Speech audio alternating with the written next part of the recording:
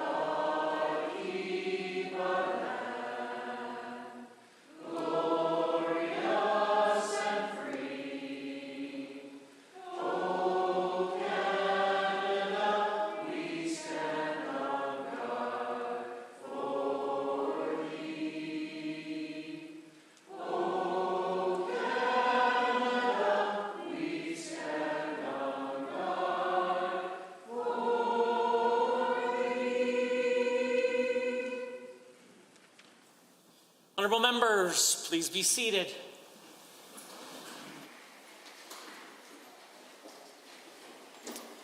Introduction of visitors. Introduction of guests. Members seated in the members gallery are special guests of the Minister of Education. A very warm welcome to Gabe Williams and Emily Williams, who are seated in the members gallery with their mom, Nicole Williams, Chief of Staff to the Minister. Also seated in the galleries are Mary Veldhuizen, Kyla Queering, and Haley Queerling. I'd like you all to rise and receive the warm welcome of the Assembly.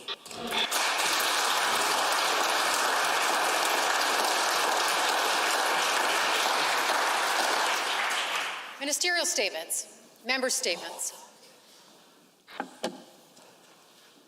The Honourable Member for Grand Prairie. Thank you, Mr. Speaker.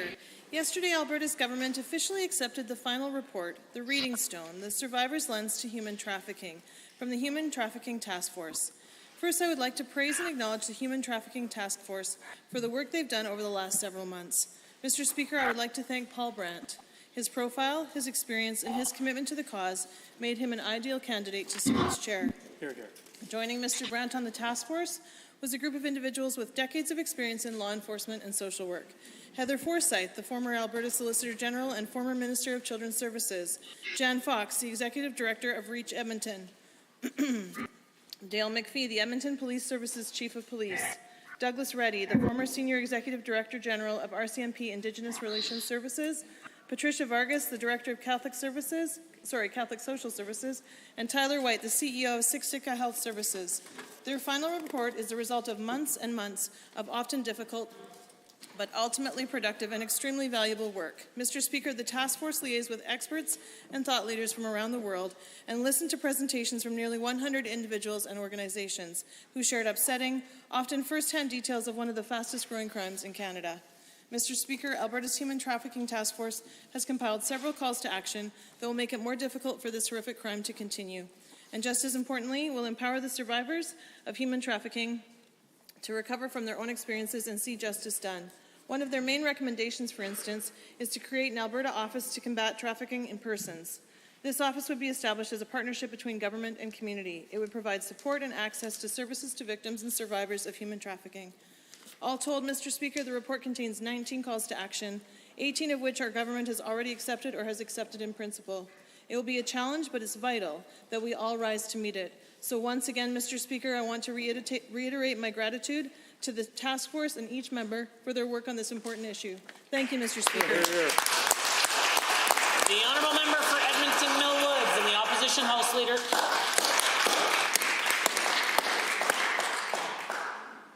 Mr. Speaker, no one is surprised that someone currently caught up in an investigation by the RCMP for their leadership race is again raising countless corruption red flags around their leadership review.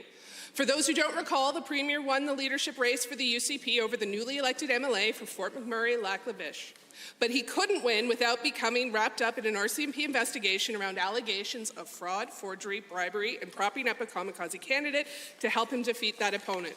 Shortly after becoming the Premier, he fired the election commissioner who was looking into his leadership campaign. The commissioner was fired after placing over $200,000 in fines around that highly suspect UCP leadership race. This Premier also changed elections laws by allowing wealthy friends to buy over 400 party memberships a year for their closest friends, coworkers, employees, or whoever's information they have on hand without getting that individual's consent. The Premier legalized the exact corrupt practice he was already being investigated for. Albertans cannot trust this Premier to run a fair leadership review, and he's made a mess of Alberta's election finance laws. Now, each and every one of us have heard the anger UCP members have with this Premier's shenanigans. Rule change after rule change to help the Premier prevent an almost inevitable defeat at his leadership review. Well, inevitable if it was run fairly. Just yesterday, we learned that the increase in memberships is from the Premier's organizers securing thousands of memberships in bulk, again, likely without the knowledge and consent of individuals who are now members. We cannot trust this Premier anymore, and that's why my colleague is calling for the RCMP to look into these allegations with the upcoming leadership review. UCP members deserve to determine their own leader. This Premier is up to old Tory tricks. A decade ago, we had ghosts on government planes. Now we have a phantom party members. And it's not lost on me that both haunted premiers like to hang out in the Sky Palace. Here's hoping UCP caucus can finally make the change Albertans deserve. The honourable member for Sherwood Park. Thank you, Mr. Speaker. There are exciting times ahead for the children and parents within my constituency of Sherwood Park. The balanced budget presented last month has introduced funding to begin the design process for a new school in Sherwood Park. This new school would replace Sherwood Heights in a Campbelltown and provide children in Sherwood Park with a new school facility in which they can grow and thrive in. Mr. Speaker, there are a few groups and individuals I would like to thank for advocating strongly for this funding that will ensure the best for the students of Sherwood Park. I would like to thank Pine Street, Brentwood, Westboro elementary schools, as well as Sherwood Heights Junior High School and Campbelltown parents for their advocacy for a new school and has made this investment a reality. The dedication of these parents to the children's success is inspiring and admirable. Next, I would like to thank the Elk Island Public School Board of Trustees and their chair, Trina Boymuk. This group of parents and community leaders has been working tirelessly to ensure the best educational experience is provided to the children of Sherwood Park. Last but certainly not least, I would like to thank the principals of Sherwood Heights and Campbelltown schools, Mr. Amit Mali, principal of Sherwood Heights, and Mr. Greg Probert, principal of Campbelltown, are two individuals who are invaluable members of the Sherwood Park community. Their dedication, along with the dedication of the school's administration and teaching staff, ensures the children of Sherwood Park receive the quality education that will set them up for success in the years to come. Mr. Speaker, we love and support public education. Thank you very much. The honourable member for Edmonton Meadows is next. The allegations made concerning UCP election practices are deeply concerning. The idea that anyone in the UCP would think it's okay to use someone's ID without their knowledge to acquire their votes is horrible. It's corrupt and it cuts directly against the democratic values that come with being Canada. The idea that anyone in the UCP would think it's okay to take advantage of those with a language barrier to win a political contest is simply disgusting. But sadly, this is where we are with this Premier and those around him. The RCMP has been investigating the leadership race that elected the Premier for over 3 years now. Allegations of fake emails, stolen personal identification numbers, the use of software to hide where the votes were being cast, and stolen votes. People have found out from the media and the RCMP that votes were cast in their names using emails that weren't theirs. The Minister of Jobs, Economy and Innovation, the Minister of Infrastructure, the Minister of Seniors and Housing, the Minister of Community and Social Services, the former Minister of Culture, the Deputy House Leader, and the member for Sherwood Park were also questioned by the RCMP in this investigation. But it hasn't stopped there.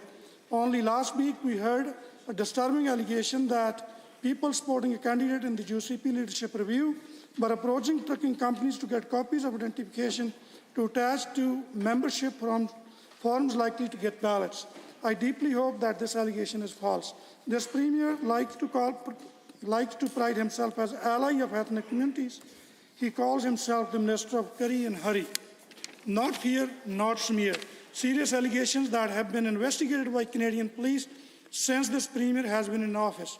If this premier has any real respect for these communities and their families who make their homes there, he will stand today, condemn anyone who attempts to campaign like this. He will welcome transparency into his party to ensure that this isn't happening, and he will do it now. I hope the Premier does the right thing. The honourable member for Calgary-Curry. Thank you, Mr. Speaker. Last week, your United Conservative government voted for Budget 2022, and for the first time since 2014, I can say this: the budget is balanced. Now, and this is very important, the budget is balanced on the projection of $70 oil. For context, right now, Western Canadian Select is about $100.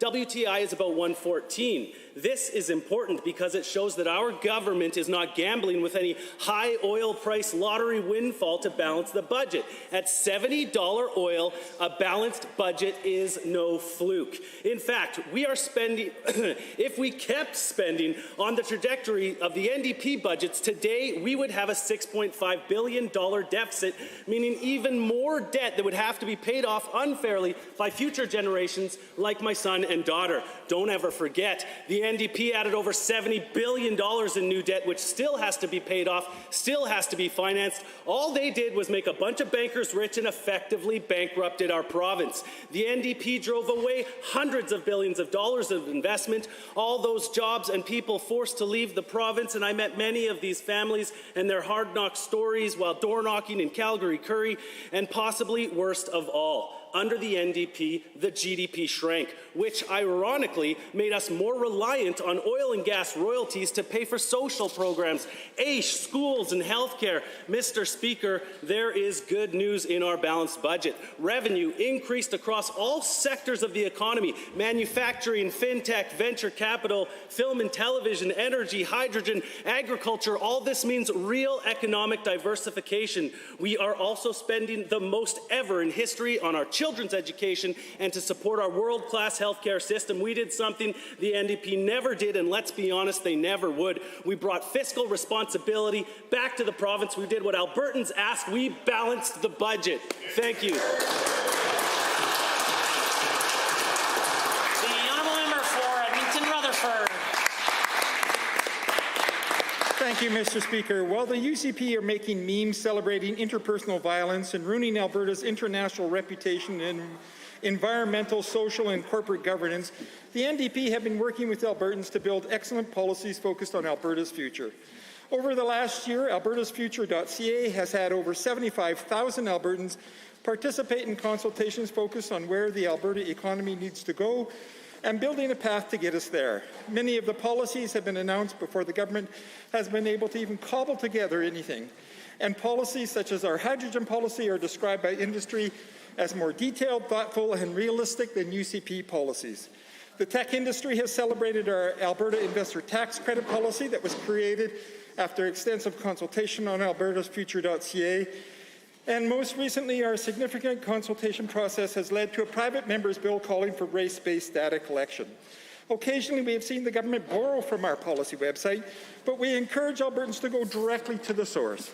At albertasfuture.ca, you will find policies on economic expansion, agricultural innovation, infrastructure development, affordable childcare, protection of the eastern slopes, renewable energy, post-secondary education, tourism, hydrogen, lithium, making life more affordable, and many others. Albertans want a government that is focused on building our province, not a government that wastes its time on an internal fighting day after day. While this government is wasting $82,000 a day on a useless war room that hasn't produced anything of value in over 3 years, albertasfuture.ca has produced dozens of policies that will make life better for all of us. We will help you fight inflation by re-indexing personal income tax and seniors benefits. We will create new jobs in the fast-growing tech, agriculture, and renewable energy sectors, and we protect the history and the environment on which we all depend. Albertans, join us at albertasfuture.ca. The honourable member for Lac-Saint Anne Parkland. Thank you, Mr. Speaker. Over the last year, there was a disproportionate amount of interest in my health by the mainstream media and the NDP. Heck, even one of the members hacked into the public health care system. Given a position with the NDP, it begs the question if the leader actually put him up to it. In contrast, I maintain that people's choices for vaccination was their own, and they would do what's right for their families, their communities, and themselves with the information that was made available. When it comes to personal health information, in my opinion, the only thing a waitress or a server should be asking you when you're taking your order for a burger is, do you want fries with that? Not what your health history is. I never asked for a QR code. I paid for my own testing results that were showing negative.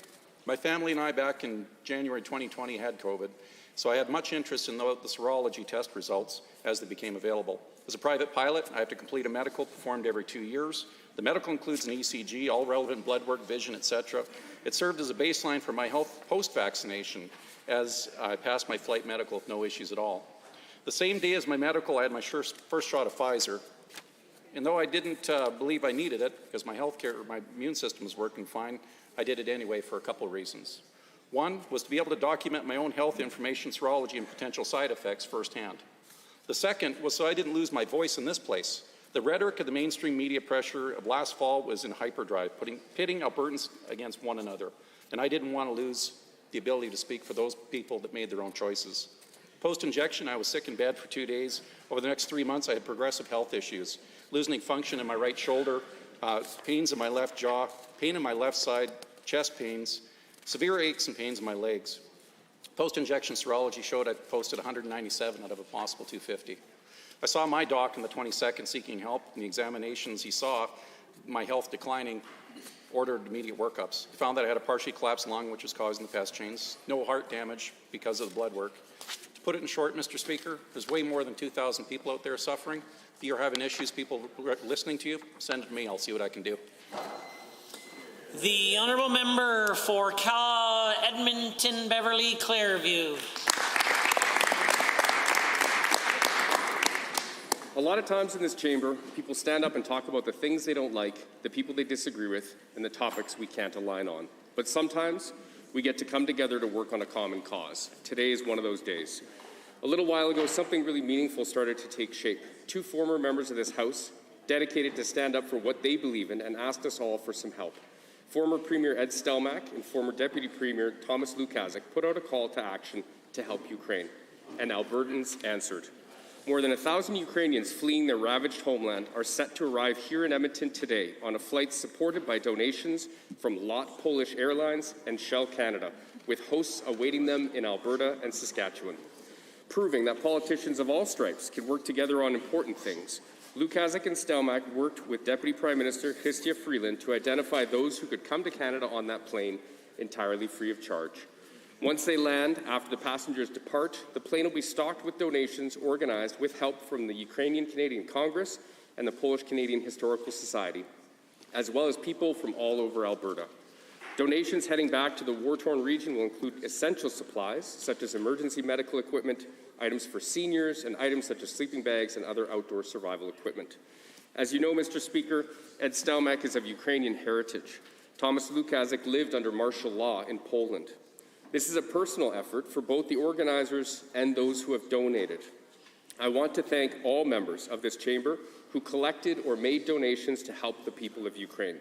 Albertans' hearts are with Ukraine and with those going through unimaginable trauma, fleeing a war zone while missing their families, their homes, and their country. This is an important initiative, and I want to thank these 2 former members for this important work helping 1,000 Ukrainians and the many Albertans opening up their homes and hearts. But there is more to be done, and I'm calling on the provincial and federal governments to step up and do more to people who need their help. Slava Ukraini.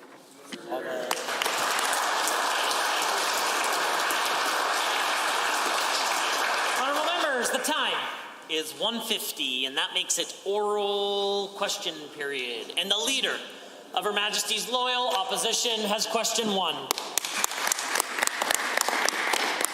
Thank you very very much, Mr. Speaker. Thanks to the generosity and support of donors, corporate partners, and organizations like the Stelmach Community Foundation and volunteers like former Premier Stelmach and former Deputy Premier Dukazik, tonight about 400 Ukrainians will arrive in this province after fleeing war with Russia. Albertans are united behind the people of Ukraine, and they are fighting this conflict with compassion. Mr. Speaker, this may be the first plane, but we all know it likely will not be the last. So my question to the Premier is, has he been advised on how many more Ukrainian refugees are expected to arrive in Alberta? Is there a number he's preparing for? The Honourable the Premier.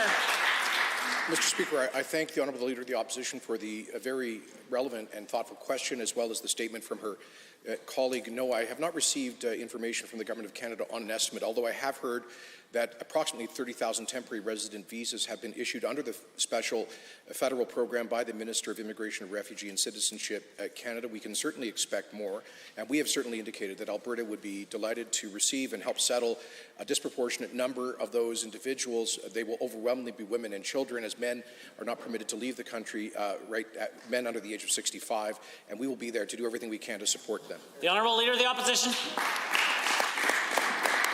Well, thank you very much for that answer. And I want to acknowledge that Alberta has been providing both humanitarian and non-lethal aid on an overseas basis. Beyond that, though, as folks arrive, we must do work to prepare with our immigrant settlement agencies. And I know that when we engaged in settling 4,000 Syrian refugees, that work was complex, as we had challenges related to trauma and integration. As such, at the time, we increased funding for settlement by about 30%. Has the Premier considered targeting more funding to settlement agencies to help meet these challenges? The Honourable the Premier. I thank the Leader of the Opposition for another good question on this, Mr. Speaker. The answer is yes. When refugees are resettled, as government-assisted refugees, they are typically supported by the Government of Canada, including through the Refugee Assistance Program and their funding to immigrant settlement organizations. However, these folks coming from Ukraine are not classically de jure refugees. They are rather temporary residents, and therefore there is no automatic federal support for them, either through RAP or the settlement organizations. We are prepared to provide that support should it be necessary. We're working with the settlement organizations on it. The Leader of the Opposition. Well, thank you again for that answer. We know this is the largest displacement of people since World War II, almost 4 million people. Imagine the population of our entire province fleeing war and violence. Folks curled up in train stations and humanitarian aid tents and evacuation convoys, hoping for the chance to come to places like Canada. This pressure means we're going to have to look at support services in other areas like mental health counselling and schooling and healthcare. So to the Premier, what type of work is being done now to prepare our children's support, social services, education system for the arrival we are anticipating? The Premier. Thank you, Mr. Speaker. First of all, I can inform the House that the government, through the Department of Culture, has already provided $350,000 to the Ukrainian-Canadian Congress Alberta chapter, partly to help with their efforts to begin welcoming those individuals. Because I think many of them could be provided special support through the community that speaks their language, is familiar with their culture and context. But we certainly are working across departments and ministries to prepare for the additional kinds of social services that will be required by this population that has been traumatized. The Honourable the Leader of the Opposition for her second set of questions. A change of pace, Mr. Speaker. Last week, our party put forward ideas to protect Albertans facing utility shut-off because they can't pay their bills, to prevent coal mining in the eastern slopes, and to create more jobs in the tech sector. Meanwhile, this UCP government is collapsing. Shocking court documents, leaked recordings, more allegations of wrongdoing and corruption. A premier who, in his own words, calls his party an asylum and his members, quote, lunatics. My question is simple. When does this end? How much longer do Albertans have to put up with this callous, corrupt, and chaotic government? The Honourable the Premier. Speaker, that's all ridiculous, and that word I was applying to people we have not permitted to run for us because of extreme views outside of the mainstream. of Alberta politics, Mr. Speaker. This government is leading Canada in economic growth, in job creation, almost historic diversification across our economy, which is why last week we passed through this place the first balanced budget in 14 years. Mr. Speaker, a government that has kept 88% of our campaign commitments, and that I understand why the NDP is concerned, Mr. Speaker, because they're now falling behind in the polls because Albertans want a government focused like they are on economic growth, jobs and pipelines. So, Leader of the Opposition.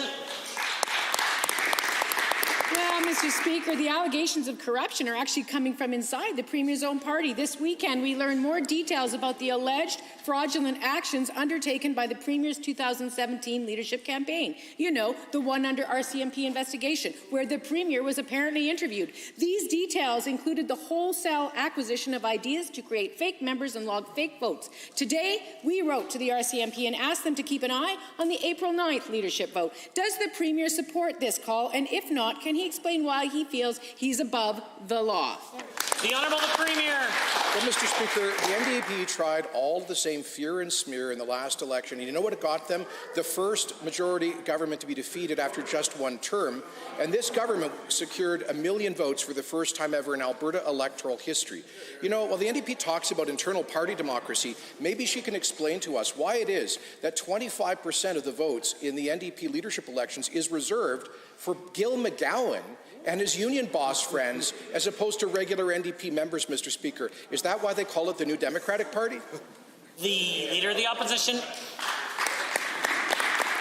Well, you know, Mr. Speaker, the Premier keeps claiming he has nothing to do with this stuff. Deny, deny, deny, deflect, except we also now have sworn statements from his former associates made to a public investigator, you know, the one they fired, saying when it comes to the Kamikaze campaign, he was in the room. He gave the orders. He talked about the money. He poured the dark horse. Mr. Speaker, these allegations of illegality keep coming one after the other after the other. My question is this: is the least trusted Premier in Canada really saying that it's everybody else being dishonest, not him? The Honourable the Premier.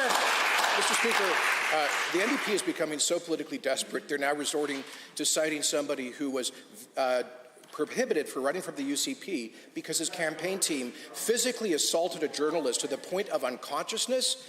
Now, that's just about what you would expect from the NDP, who had one of their members break the law to seek to violate my personal privacy and did violate the privacy of another Alberta citizen. That was acceptable in the NDP because of the campaign of personal destruction led by their leader, Mr. Speaker. The Honourable Member for Calgary, Boular-McCall. Thank you, Mr. Speaker. I stand here today on behalf of our democracy.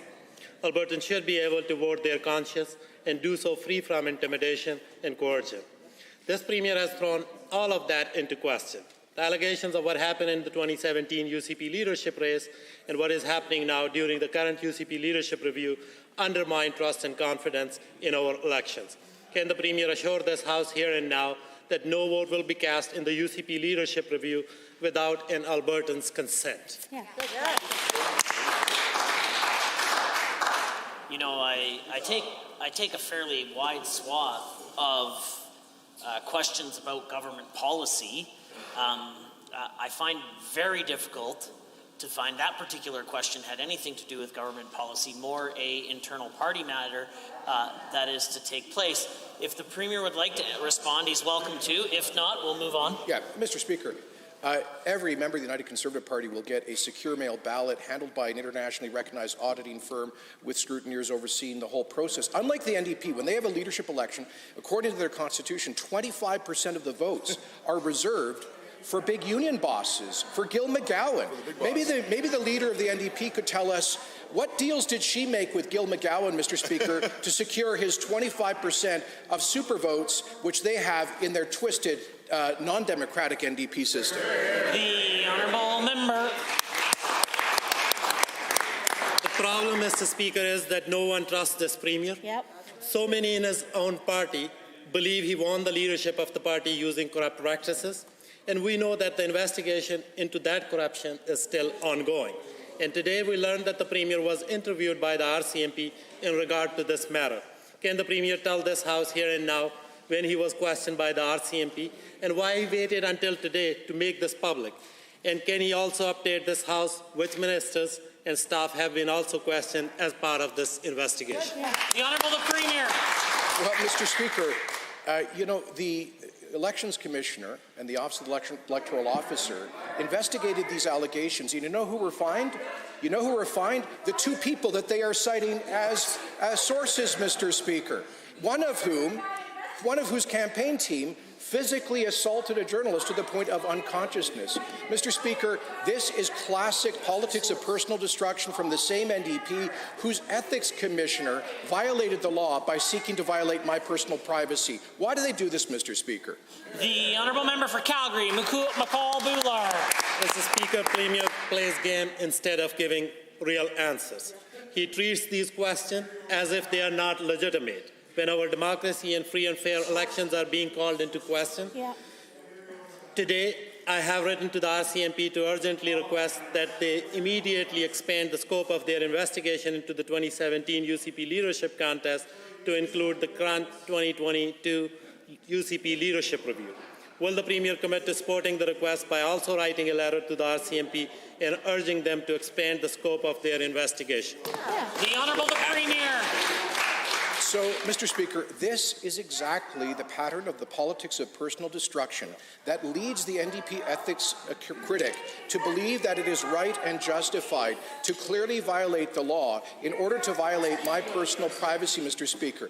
They are reckless about this. But here's the good news. Albertans observed their politics of fear, smear, and personal destruction in the spring of 2019, and they sent the job-killing, high-tax NDP packing.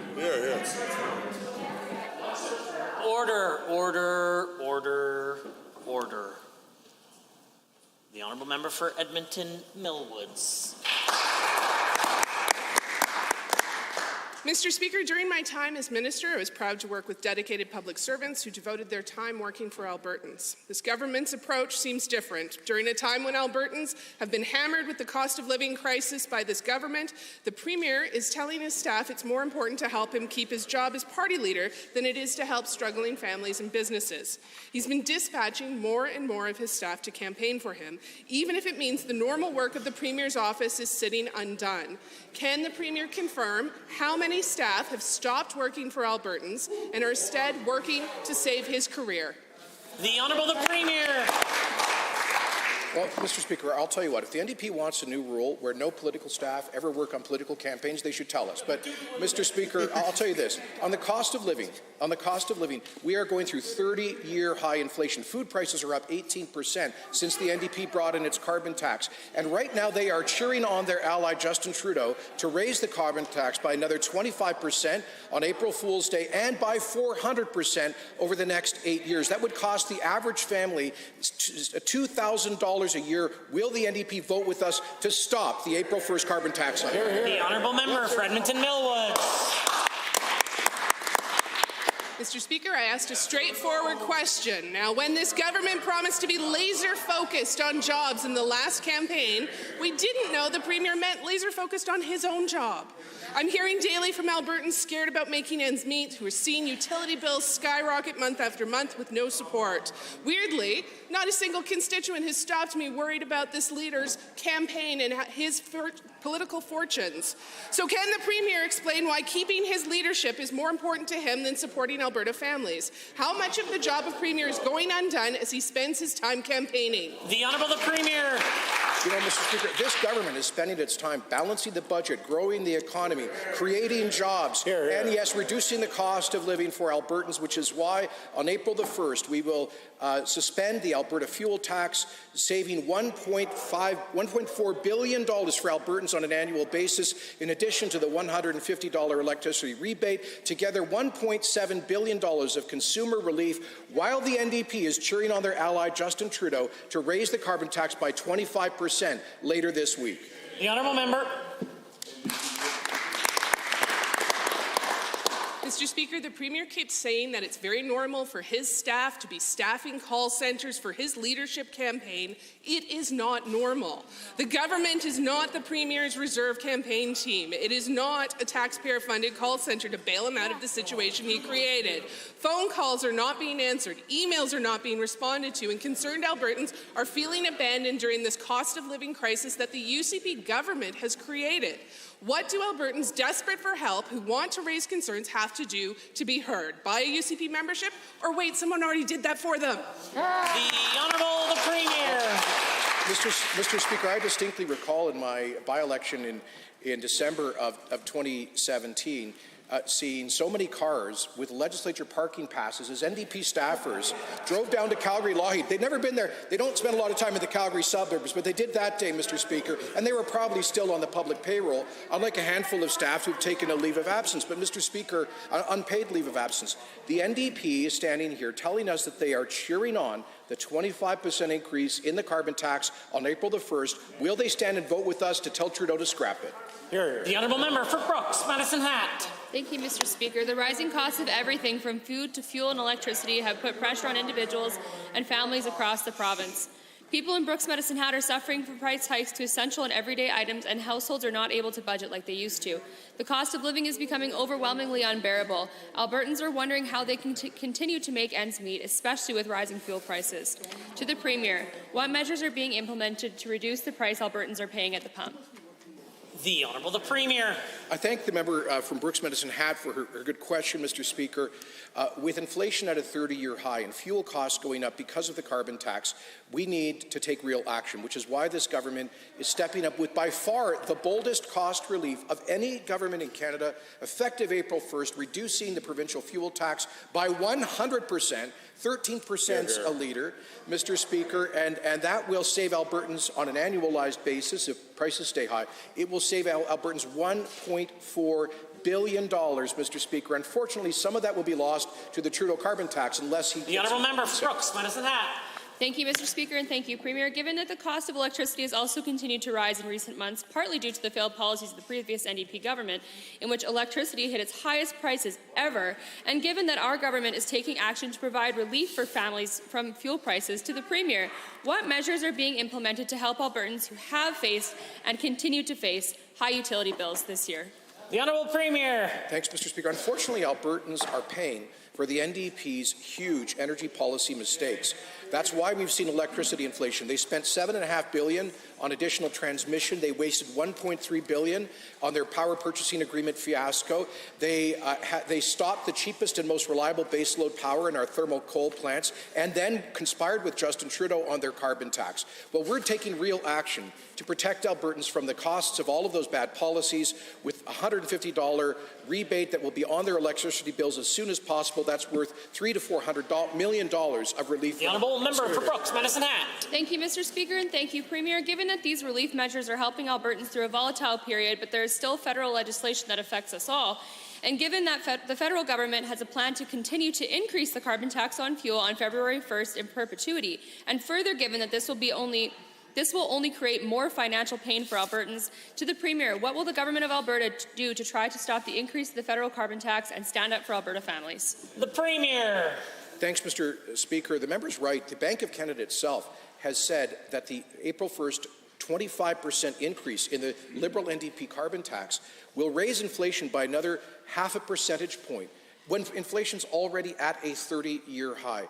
So, Mr. Speaker, that is why we today have tabled a motion calling on the federal Liberal NDP coalition to stop the scheduled increase. I've also signed a letter with the premiers of Saskatchewan and Manitoba with the same call. And, Mr. Speaker, please, to Justin Trudeau, just show a bit of common sense and a little regard for people who can barely pay the bills today. The Honourable Member for Edmonton-Glenora is next.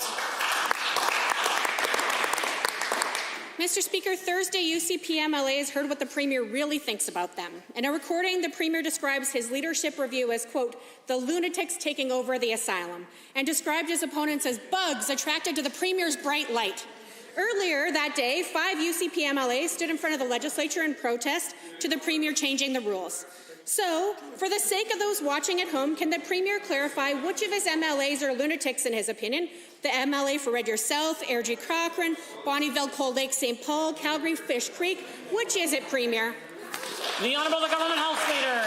Well, Mr. Speaker, as the Premier already said today, some of the people that he was referring to are not members of our party and have not been allowed to run for our party, including a member who the NDP are using as their sources, whose campaign beat a member of the press to unconsciousness, Mr. Speaker. Shame on the NDP. And let me tell you, Mr. Speaker, this side of the House is never going to be lectured by that member who referred to Albertans as sewer rats, Mr. Speaker. Shame on her. She should never stand up in this place and try to lecture people on how to speak about Albertans, Mr. Speaker, after her despicable actions when she sat on this side of the House. The Honourable Member for Edmonton Glenora. A point of order is noted at 2:10.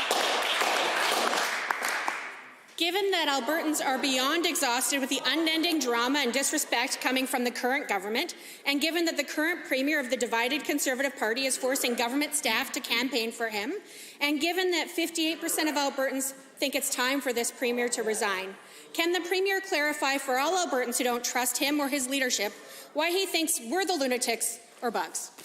The Honourable the Government House Leader. Mr. Speaker, the desperation from the NDP, Mr. Speaker, is quite humorous. The more their polls go down, Mr. Speaker, the more you're going to see this. This is the only playbook that the NDP has. Complete fear and smear, Mr. Speaker, trying to hide from the great things that are taking place inside this province, Mr. Speaker. But don't worry, Mr. Speaker, we're not going to fall for it, Mr. Speaker, and Albertans can rest assured this side of the House is going to stay united and make sure people like that, Mr. Speaker, never get power again inside this province. The Honourable Member, a point of order is noted at 2:10 to 11. The Honourable Member for Edmonton Glenora. Given that the current Premier fired the Culture Minister after she criticized him for his Sky Palace patio party, but given that the Premier stands behind his liquor cabinet and will defend them to the bitter end, like the Health Minister who shouted at doctors in his driveway in front of his family, like the Justice Minister who tried to interfere with the administration of justice, then there's a Minister of Environment and Parks. Since the current Premier cares more about loyalty than the ministers being competent at their jobs, will the Premier admit that he believes his own UCP MLAs are the lunatics and bugs, or why won't he kick those guys out of cabinet and put in the some... Honourable Government House Leader. Mr. Speaker, the deputy leader of a party who hid the member from Edmonton South, hacking members of this party's personal records, Mr. Speaker, their health records, who has had, Mr. Speaker, we want to talk about RCMP investigations. There's only one party in this House who's had their doors kicked in by the RCMP with search warrants, Mr. Speaker. You will continue to see this behavior from the NDP because you know why, Mr. Speaker? They're losing and they're desperately panicking as their poll numbers go down. This side of the House is not going to focus on junior high politics, Mr. Speaker, because we came here to make life better for Albertans. The Honourable Member for Edmonton City Centre. Thank you, Mr. Speaker. The UCP's war on health care continues to harm Albertans and their families. At the Tom Baker Cancer Centre in Calgary, a quarter of the facility's medical physicists have resigned, including the program director. 2 more are expected to leave soon. These highly trained specialists are a critical part of the care team for cancer patients in Alberta. Why is the Minister of Health putting Albertans with cancer at risk by driving these essential healthcare professionals away? Honourable the Minister of Health. Thank you, Mr. Speaker. I'd like to thank the Honourable Member for the question. These medical physicists play an important part in providing cancer care to Albertans, but I'd like to set the facts straight, Mr. Speaker. There is an issue in regards to personnel, Mr. Speaker. There are currently 4 out of 22 vacancies in Calgary. I've been speaking with AHS. They have a plan to be able to fill those vacancies and work with the University of Calgary to be able to hire more. But let me be clear, Mr. Speaker, this will not impact treatment for cancer patients now, nor in the future. We will get this solved. The Honourable Member for Edmonton City Centre. Given, Mr. Speaker, that if there was not a problem, 24 physicians would not have tried to speak out, and given that if there was not a problem, this government would not have tried to muzzle those doctors at the cancer centre by telling them not to speak with reporters. And given that a letter signed by those doctors says, we are concerned that we will be unable to provide our current standard of care or indeed any treatment. The safety of our routine daily cancer treatments are put at risk by a medical physics department that's understaffed, overworked, and inexperienced. Does the Minister understand his failure to act highlights exactly why Albertans cannot trust the UCP on health care? The Minister of Health. Thank you, Mr. Speaker. And Mr. Speaker, the honourable member may not know this, but AHS has already acted. So just put this in context, Mr. Speaker. We have 50 of these types of positions across the province. There is an issue in Calgary, which has been identified. AHS has already made an adjustment of pay to be able to better attract and retain, and they are working to be able to fill the 4 vacant positions. Mr. Speaker, we understand how important these positions are. We're working to fill that, and we're also working with the University of Calgary to be able to create a pipeline for the future. Honourable member. Given, Mr. Speaker, that as his government understood we would not be repeatedly coming down to the wire with physicians in this province, the work done by these medical physicists is crucial to world-class care in Alberta, and they're expecting that the Calgary Cancer Centre will deliver that. And given the UCP hasn't set aside a single dollar to staff that facility, and given now it seems his government can't even hold on to the staff they have, will this minister admit responsibilities for his failure, or simply admit that the member for Athabasca Barhead Westlock was right, and their plan for the Calgary Cancer Centre was simply to have a fancy box? The Honourable Minister. Mr. Speaker, as already indicated, I'm very pleased with the work that's going on in building the Calgary Cancer Centre. Mr. Speaker, this will be one of the largest cancer centres in North America, and we have committed to be able to provide funding for the Cancer Centre. And in fact, Mr. Speaker, we have committed to increase the capacity of our entire health care. $600 million this year, $600 million next year, and the year after that, an increase of $1.8 billion. Mr. Speaker, we are making significant investment in terms of capital. And Mr. Speaker, we have more healthcare professionals than ever in this province. 28,735 nurses, up to 30,000. The Honourable Member for Central, Peace Notley. In recently leaked remarks, the Premier took a page out of his buddy Trudeau's name-calling playbook and compared his opponents to, quote, bugs and lunatics. Yet there's been no apology for this disgraceful, dehumanizing remarks. The Premier's complete focus on mudslinging means he's failed to deliver on many items, including the Recall Act, which is still not in force. The result is a recent poll showing a majority of Albertans from every region of the province want this Premier to resign. To the Premier, is it current government policy or just current practice to refer to 57% of Calgarians and 62% of Edmontonians wanting you to resign for failing to deliver on key promises as, quote, lunatics? The Honourable the Government House Leader. Mr. Speaker, that's not what the government said at all, but I can tell you what I heard from a lot of constituents about that member is his close friendship with Brian G., Mr. Speaker, who's called for a coalition with the NDP similar to what we've seen in Ottawa, Mr. Speaker. In fact, that member and his friend Brian Jean have called for putting the leader of the official opposition, the NDP leader, into cabinet, Mr. Speaker. So I guess my question to him, does he support her as well with mandatory vaccinations? And what's next? He's going to stand in this place and call for door-to-door vaccinations like the leader of the official opposition? The Honourable Member for Central Peace Notley. Given that's more fear and spear, just like the NDP from that member, and given that the Premier's slanderous leak, the Premier stated, I quote, the lunatics are trying to take over the asylum, and given the, quote, lunatics the Premier is referring to include duly elected members of the UCP caucus and cabinet.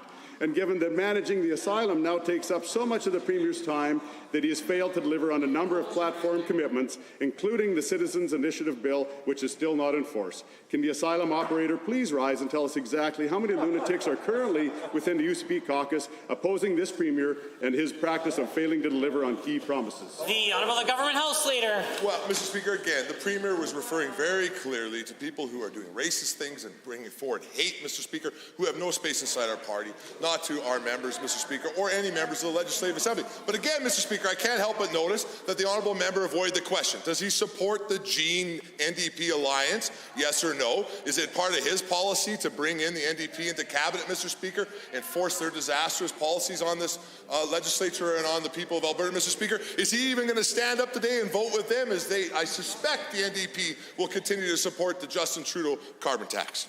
The Honourable Member for Central Peace Notley. Continues to give misinformation, and given that the way things are going, the Leader of the Opposition won't need a kamikaze candidate in the next provincial election because she has this Premier, and given how the Premier's failed leadership was felt in the most recent federal and municipal elections, and given this Premier is so wrapped up in his own drama and scorched earth politics that he can't get any work done for the people of Alberta, including failing to deliver on this government's Fair Deal agenda, to the Premier, were you really Alberta's kamikaze candidate all along, or is it just your government's policy to fail to deliver on key promises? The Honourable the Government House Leader. Mr. Speaker, while this honourable member focuses on playing junior high politics, Mr. Speaker, this Premier and this government, Mr. Speaker, have been hard at work, Mr. Speaker, doing things like balancing the budget, Mr. Speaker, restoring 130,000 jobs or so just recently, Mr. Speaker, recovering all the jobs lost by the NDP, Mr. Speaker, on and on and on. While that member plays junior high politics and works on trying to develop his coalition with the NDP, Mr. Speaker, like you see in Ottawa,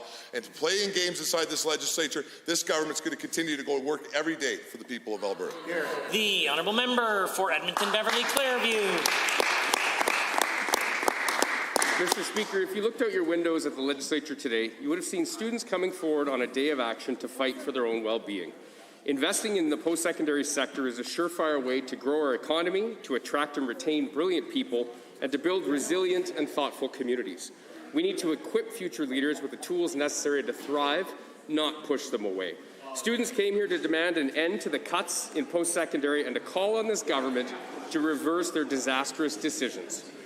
What does this government have against students, and will a minister listen to them and restore funding to our post-secondaries, and if not, why not? The Minister of Advanced Education. Well, Mr. Speaker, we have nothing against students. In fact, we're doing the opposite to implement many of the objectives and goals that students have asked us to implement. The students have asked us to provide more funding for low-income students. We've done that. The students have asked us to put more into work-integrated learning opportunities. We've done that, Mr. Speaker. As well, we're providing over 171 million in new funding to create 7,000 additional spaces in our post-secondary institutions to ensure that every student has the opportunity to pursue. The Honourable Member for Edmonton Beverly Clareview.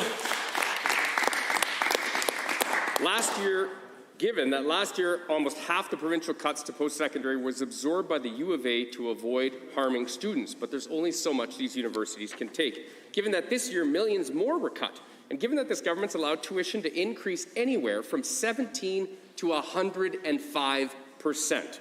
Given that these massive increases will deter students from coming here, therefore shrinking our talent pipeline.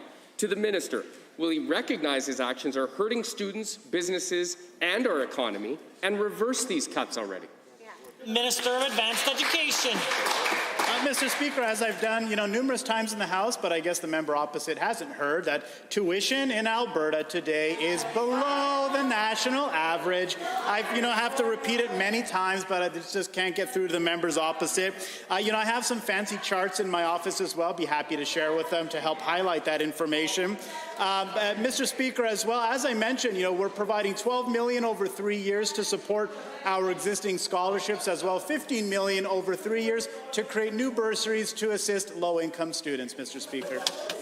I'm not entirely sure what sort of hand gestures the government deputy whip is making, or opposition house leader, or you know who I'm talking to. But whatever this is not appropriate inside the Assembly. The Honourable Member.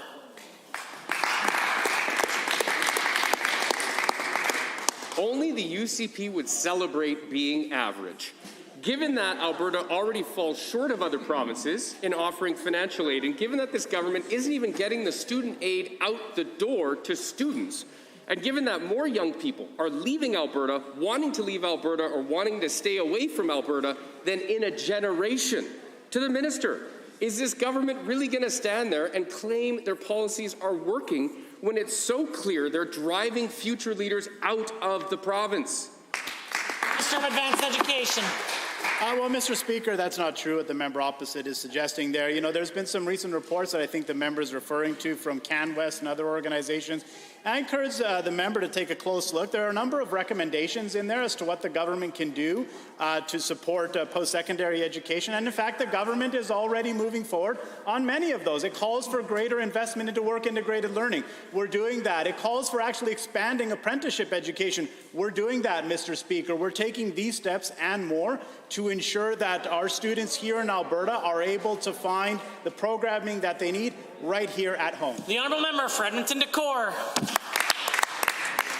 Mr. Speaker, recently I received a message from Margaret. She has a child with a disability and cannot afford this month's gas bill. She's looking for assistance from this government, but all this government chose to do is create a fake gas rebate plan that won't impact her and doesn't come into effect until next year. I know that the Associate Minister is proud of his plan to do nothing for Albertans, but how can he hear this story of Margaret and refuse to do anything? Why do big-time CEOs get billions and Margaret gets nothing? She's drowning in debt and this government won't lift a finger. The Honourable the Associate Minister of Natural Gas and Electricity. Thank you for the question, Mr. Speaker. First of all, we are empathetic with any Albertans that is struggling with the high cost of utilities. What I would encourage the member to do is to speak to that individual and let them know that there are options and there are supports. And the place that they should start, because they don't have to do the work themselves, they can actually contact the utility consumer advocate, and they can actually speak to people online, and they will give them advice not just on different contracts, Mr. Speaker, but also on the supports that are available for Albertans that are struggling. So again, that's the utility consumer advocate, and I advise the member to share that information. Very good. The Honourable Member for Edmonton Decor. How about a real gas rebate? Given that another constituent of mine, Amir, recently received $500 electricity bill, and given, rather than stepping up and helping these Albertans, the Associate Minister is high-fiving himself and boasting over a $50 a month rebate. $50, as in they're covering a measly 10%. Can the minister explain to my constituents what are they supposed to do to cover the other 90%? Take out a loan, another credit card, or sit in the dark freezing? The Honourable the Associate Minister of Natural Gas and Electricity. Thank you, Mr. Speaker. The fear on the other side of the House is just palpable. Yeah. I guess they have access to the same polling data that we do. Anyway, Mr. Speaker, I can only impress upon the member that we have brought in meaningful supports that will help Albertans. Things like the $150 electricity rebate, such as cancelling the 13 cents a litre gas tax on April 1. But, Mr. Speaker, the number one thing that we can do to keep utility prices low is to keep the NDP away from the natural gas and the electricity grid. Order. The Honourable Member for Edmonton Decor. Well, given that I have more stories for the minister, like my constituent Marilyn, who got a $402 electricity bill, Charlene's bill has doubled, Danielle got a $246 bill for natural gas alone, and Lori a $300 electricity bill. These are real people with real struggles who can't make ends meet. What message does the Associate Minister have for all of these people? Will he finally take responsibility and commit to a real support program, or pass the buck and ignore the concerns, since he's done that since day one? The Honourable Minister of Finance. Well, thank you, Mr. Speaker. And we certainly acknowledge and understand that electricity prices have been going up. We are in a time of real inflation, driven in part by high energy prices. And, Mr. Speaker, we're doing all we can to position Albertans well to deal with these higher costs.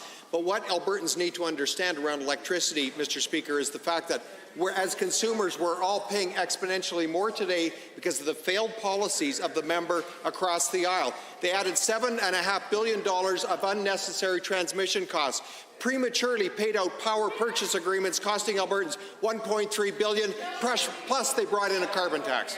Honourable Member for Sherwood Park. Mr. Speaker, the Alberta 2030 Building Skills for Jobs strategy aims to improve student access, and the UCP government has shown a commitment to doing so by prioritizing targeted enrollment growth at post-secondary institutions with a strategic investment of $171 million in Budget 2022 to ensure students can meet labour market needs. To the Minister of Advanced Education, can you quantify the seat expansion the $171 million will create for Alberta students? In what programs will these seats become available, and when? The Honourable Minister of Advanced Education. Oh, Mr. Speaker, great question, and yes, happy to provide more details. The $171 million, the historic investment, in fact, that we're making over 3 years in Budget 2022, will create over 7,000 additional spaces in our post-secondary institutions, and just to be clear, more spaces than the NDP ever created when they were in government, Mr. Speaker. We will create these seats in programs where there is additional demand, high-demand programs including aviation, tech, healthcare, finance, engineering, and other areas so that we can ensure that students are able to access in-demand programs. The honourable member for Sherwood Park. Thank you, Mr. Speaker, and thank you to the Minister. Given that Budget 2022 provides over $600 million in additional funding over the next 3 years for Alberta at work to ensure access to post-secondary education opportunities, and the fact that expanding work-integrated learning opportunities is a key component of the Alberta 2030 strategy, to the same Minister, how will students have guaranteed access to work opportunities within the province both during and after their programs of study so they can remain right here in Alberta? The Minister of Advanced Education. Another great question, Mr. Speaker. Indeed, you know, there are many recommendations from CanWest and the Alberta Colleges Economic Recovery Task Force and many other organizations that have outlined the importance of strengthening work-integrated learning. And so, Mr. Speaker, we're listening to them and we're doing precisely that. In fact, in this recent budget, there's $6 million over 3 years to increase work-integrated learning opportunities. As well, we provided in previous years $15 million to create new internships with MyTax. These internships and co-ops will help ensure students graduate. The honourable member. Thank you, Mr. Speaker, and thank you to the Minister. Given that a core part of Budget 2022, Alberta 2030, and Alberta's recovery plan is ensuring that individuals develop the skills needed to thrive in the workforce of today, and given that the changing nature of work demands that people remain agile in learning and skills development, to the same Minister, what pathways exist for students and workers who want to reskill, upskill, and how to do micro-credentials? How do these feature in Alberta's post-secondary degree landscape? The Minister. Thank you, Mr. Speaker, and the members bang on. You know, there are a number of reports, again, Conference Board of Canada and other organizations who point to the changing nature of work and point to the importance of fostering and developing reskilling opportunities within the province. And so we're doing precisely that. Within this budget, there's $8 million over 3 years to create additional micro-credential programs. These will help all Albertans reskill and upskill for the new economy as well. This past summer, we announced new funding for additional micro-credential programs as well. The honourable member for Edmonton Ellerslie. Mr. Speaker, I'm honored to represent the people of Edmonton Ellerslie and bring concerns of my constituents into this legislature. My constituents are struggling because of the decisions of this government which cause utilities to skyrocket. I hear from them every single day. Families cannot afford to wait. They should not have to choose between paying utilities and putting food on their table.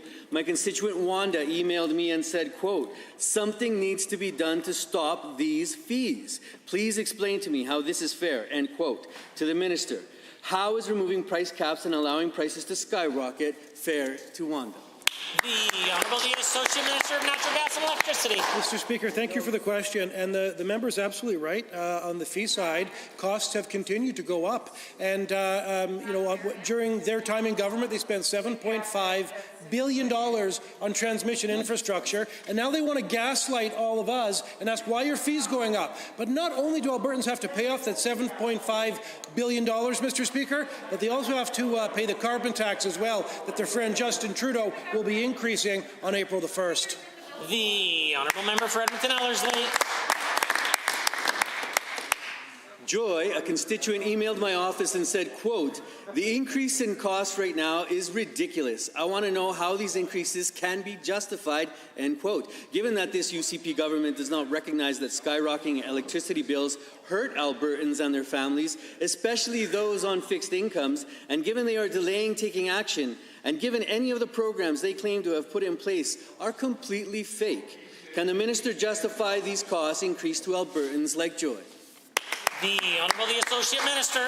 Mr. Speaker, the member's is correct, and the constituent is correct. Costs are rising, and at the end of the day, there's one reason, and one reason alone, is that's because the NDP broke it. Mr. Speaker, we are going to fix the issue that we have with transmission and distribution costs in this province, but it is going to be a longer-term fix. While we're doing that, we have given all Albertans the $150 rebate to give them some short-term relief. But again, Mr. Speaker, the best thing that we can do is to make sure the NDP never gets near the natural gas or the electricity grid again. The honourable member. Not taking action is almost as bad as taking terrible action, and with this government, it's always one or the other. Given that less money in the pockets of Albertans is less money that goes back into the local economy, and given that in the fall, the Associate Minister of Natural Gas and Electricity boasted in the legislature that he would do nothing to help Albertans from massive price increases, will the Associate Minister acknowledge that the UCP government is responsible for this mess? Do the job of government, step up, lead now, and stop living in the past and help my constituents.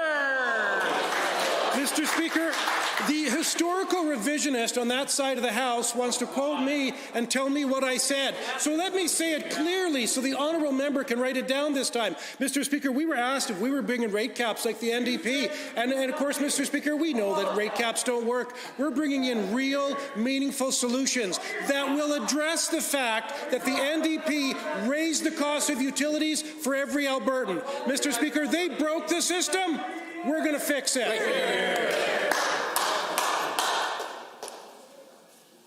The honourable member for Edmonton Riverview. Homelessness is increasing across the province. Shelters are overwhelmed and the UCP are inconsistent with funding. Shelters such as the Hope Mission and the Mustard Seed expressed in an Edmonton Journal article today that they want to be a temporary place where they can redirect people experiencing homelessness to permanent housing. Shelter staff are burning out, and the UCP are ignoring requests from the City of Edmonton to fund permanent supportive housing.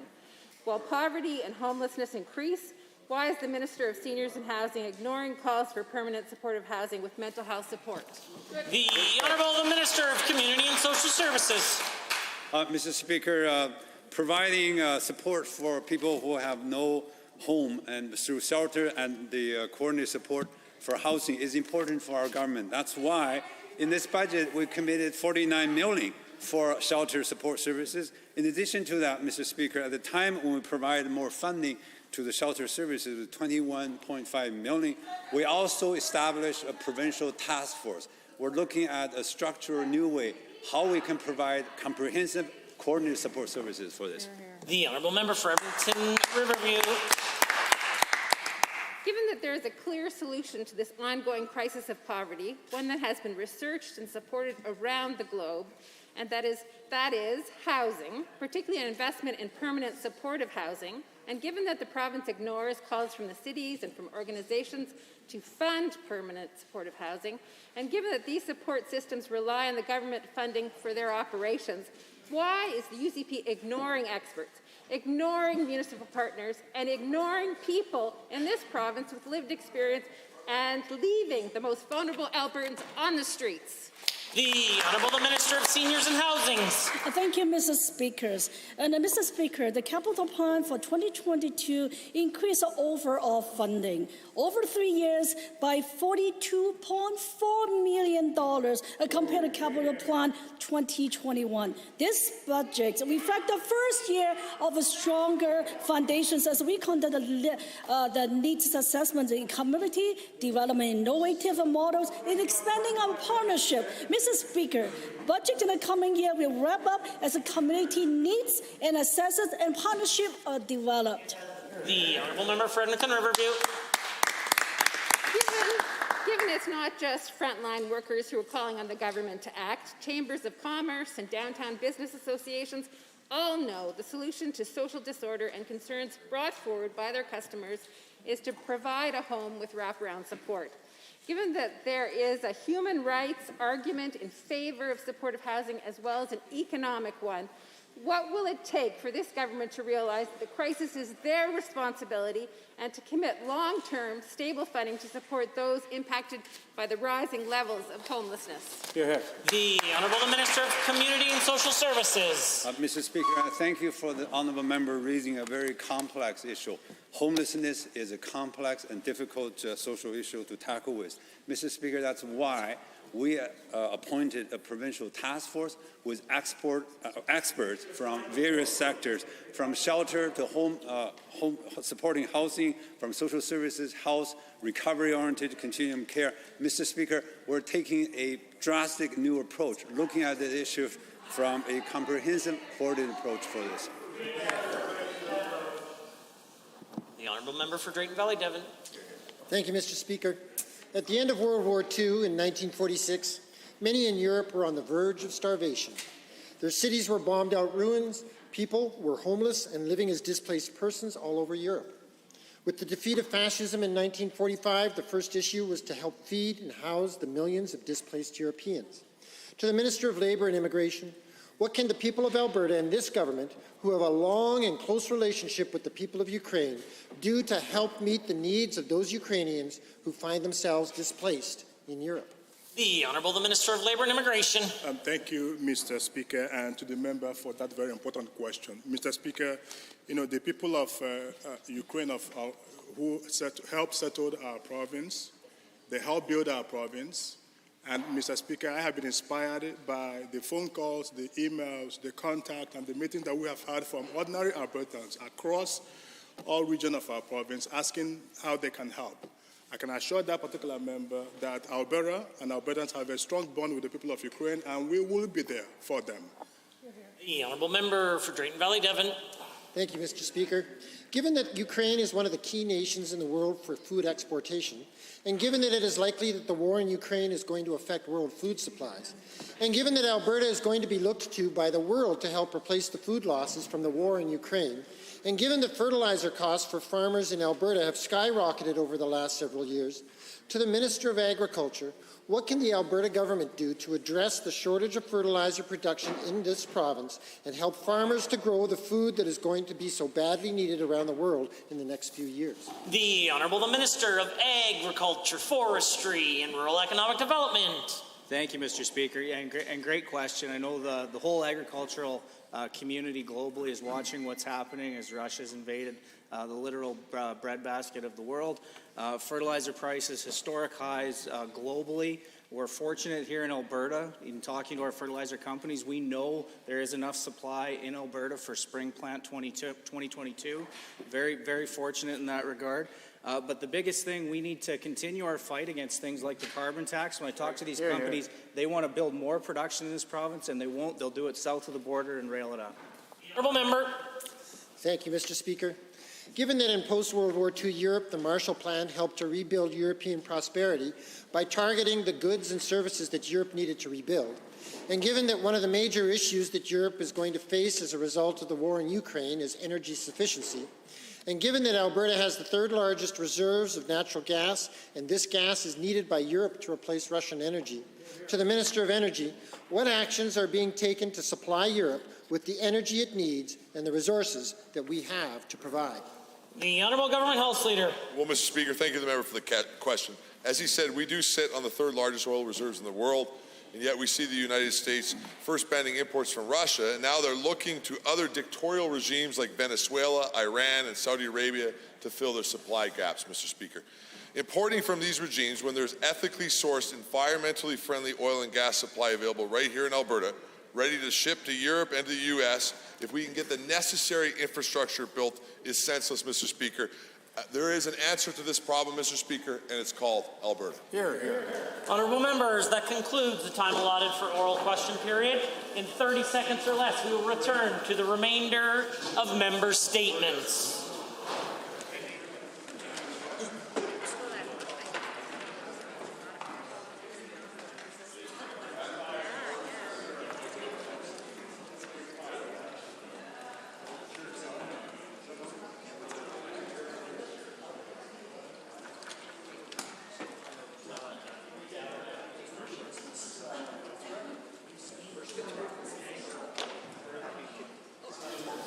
The Honourable Member for Cardston-Siksika. Thank you, Mr. Speaker. Albertans can be proud to know that their elected government has balanced the books for the first time in nearly a decade. Hear, hear. Despite the constant fear and smear from the NDP, this is good news for Alberta.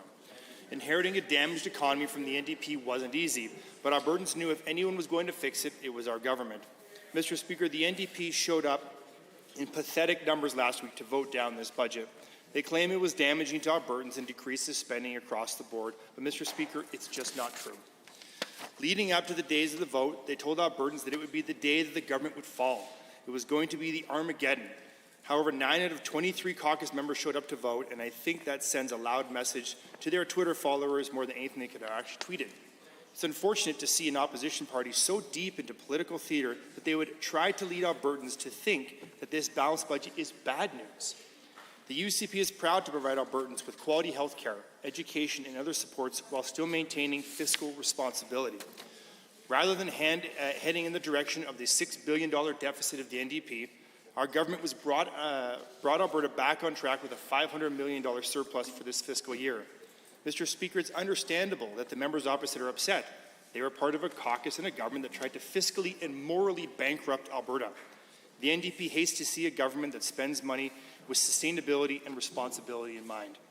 The UCP did what the NDP could not. We balanced the books and worked hard to deliver on promises despite the challenges presented by the COVID-19 pandemic. I know that Albertans are happy to see those promises being kept, and that is what they will remember when they vote in 2023. Thank you, Mr. Speaker. Presenting reports by standing and special committees. The Honourable Member for Leduc-Beaumont. Thank you, Mr. Speaker. As Chair of the Standing Committee on Private Bills, Private Members' Public Bills, I am pleased to present the committee's final report on Bill 201, Eastern Slopes Protection Act, sponsored by the Honourable Member for Edmonton-Strathcona. This bill was referred to the committee on March 14, 2022. Mr. Speaker, the report recommends that Bill 201 not proceed. I request concurrence of the Assembly in the final report on Bill 201. Thank you. Honourable Members, the motion for concurrence in the report on Bill 201, Eastern Slopes Protection Act, is debatable pursuant to Standing Order 18.1b. Are there any members wishing to speak? There is. Honourable Members, given that members wish to speak to the motion for concurrence in the report, that debate will take place on the next available Monday under the item of business, motion for concurrence in reports on public bills other than government bills. This procedure is in accordance with the ruling that I made Monday, June 7th, 2022, with respect to then Bill 218, Provincial Parks Protecting Boundaries Amendment Act, which will afford some time for members to prepare for concurrence debate. The next available Monday is anticipated to be April 25th. Presenting petitions, notices of motions. The Deputy Government House Leader. Thank you, Mr. Speaker. I rise to give oral notice of Government Motion 18, sponsored by the Minister of Environment and Parks. It reads, be it resolved that the Legislative Assembly call on the Government of Canada to stop its planned April 1st, 2022 increase of the carbon tax to $50 per tonne and its further plan to increase the carbon tax to $170 per tonne, given that Canadian families are struggling with the highest inflation in 30 years. Introduction of bills. The Minister of Health. Thank you, Mr. Speaker. I'm honoured to rise and request leave to introduce Bill 11, the Continuing Care Act. Mr. Speaker, this bill establishes clear and consistent authority and oversight for the licensing, accommodations, and delivery of publicly funded care in the continuing care system. Alberta's current legislation falls under multiple acts and regulations, some dating back to 1985. The delivery of continuing care has evolved, and existing legislative requirements do not reflect present-day practices, services, or settings. And the COVID-19 pandemic revealed further gaps and inconsistencies. Mr. Speaker, as a result, the government is introducing new streamlined legislation under one act. It will strengthen government accountability and transparency and enable better coordination and alignment of care. Therefore, I move first reading of the Continuing Care Act. Thank you. The Honourable Minister of Health has moved first reading of Bill 11, Continuing Care Act. All those in favour of the motion for first reading, please say aye. Aye. Any opposed, please say no. In my opinion, the ayes have it. That motion is carried and so ordered. Bill 11, Continuing Care Act, is now read a first time. Tabling returns and reports. Are there tablings? Seeing none, the clerk. Tablings to the clerk. I wish to advise the Assembly that the following document was deposited with the Office of the Clerk on behalf of Honourable Mr. Luan, Minister of Community and Social Services. Responses to questions raised by Ms. Renault, Honourable Member for St. Albert, and Mr. Hunter, Honourable Member for Tabor-Warner. On March 10, 2022, Ministry of Community and Social Services 2022-23 main estimates debate. Honourable members, points of order. And at 2:10 and again at 2:11, the Opposition House Leader rose on a point of order. Thank you very much, Mr. Speaker. Mr. Speaker, I believe that these are two points of order. However, my arguments for the two are the same. So with your indulgence, I will make the argument a single time and I look forward to your ruling. My Point of order under 23HI and J is specifically because in this place, in this assembly, the language that we use in relation to other members is very important, Mr. Speaker, as outlined in Ernst and May, as well as the House of Commons practices and procedures. One of the basic principles of this House is that proceedings be conducted in a respectful manner. Page 110, or 610, my apologies. At 2:10 and then again at 2:11, the government House Leader, in response to questions from the Deputy Leader of the official opposition, was using language that I believe could cause disorder in this House, and very specifically showed a lack of respect for another member in this place. I do not have the benefit of the blues, but Mr. Speaker, what caught my ear at 2:10 was the government House Leader telling the member she should never stand up in this House, which I think is particularly problematic, unparliamentary, and likely a point of order. And well, at 2:11, referring to a colleague in this chamber as people like that. A very disrespectful and insulting disparagement that I believe is unparliamentary and should be considered a point of order. Certainly, this government has spoken about raising the bar in this chamber a number of times, and yet we continue to see patterns of behavior like this and talking down to other members in this chamber. I believe that these are a point of order and did not live up to the standard of this assembly that we should all be trying to reach, and I look forward to the arguments in your ruling, Mr. Speaker. Deputy Government House Leader. Well, Mr. Speaker, I think context is everything, and I think that would apply to this as well.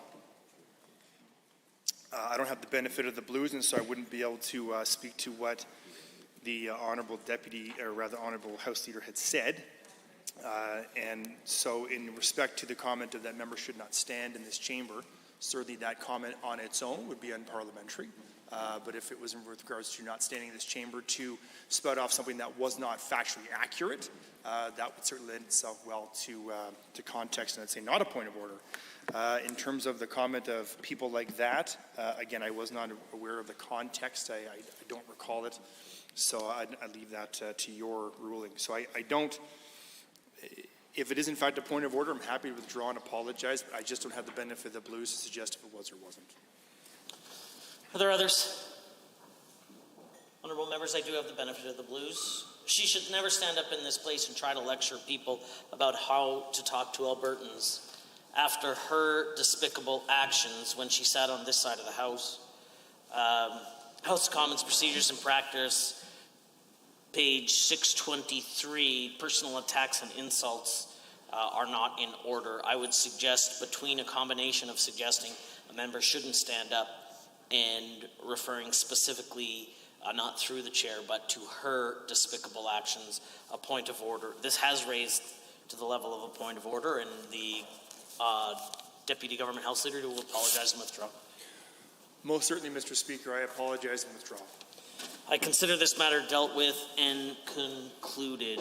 Honourable members, I am prepared to rule on the point of privilege that the Government House Leader raised on March 23rd, 2022. The question has to do with statements made by the Honourable Member for Edmonton South in the Assembly on Tuesday, March 22nd, 2022. The Government House Leader provided notice of the question of privilege to my office at 11:15 on March 23rd with a copy to the Member of Edmonton South, therefore fulfilling the notice requirement under Standing Order 15.2. This matter was raised at the earliest opportunity as required under the Standing Order. In his notice, the purported question of privilege, the Government House Leader indicated that on March 22nd, the member for Edmonton South stood in this chamber and asked questions while denying that he was guilty of using personal information of the Premier to hack vaccine records. The Government House Leader argued in his submissions to the Assembly on March 23rd that publishing a document publicly detailing the steps that the member for Edmonton South took to use another MLA's identity was enough to form the conclusion that the MLA was admitting his guilt.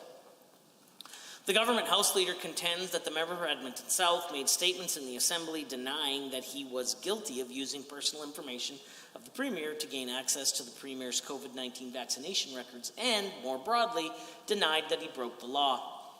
The government House Leader claims that in making such statements that the member for Edmonton South was deliberately misleading the Assembly and therefore committed contempt. Members can find these submissions on page 358 to 360 of March 23rd, 2022 Hansard.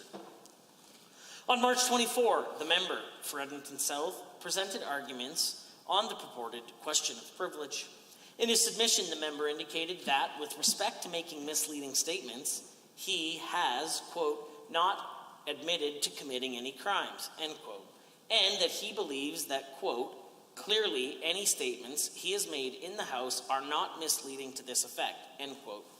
These submissions can be found on pages 410 and 411 of the Hansard for March 24th.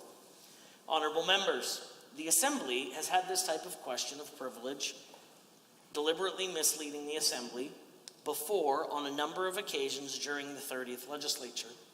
As noted in past rulings, this type of question of privilege is treated as purported contempt of the Assembly. The reference is found in Erskine May, Privileges and Practices under and Usage of Parliament, 25th edition on page 307.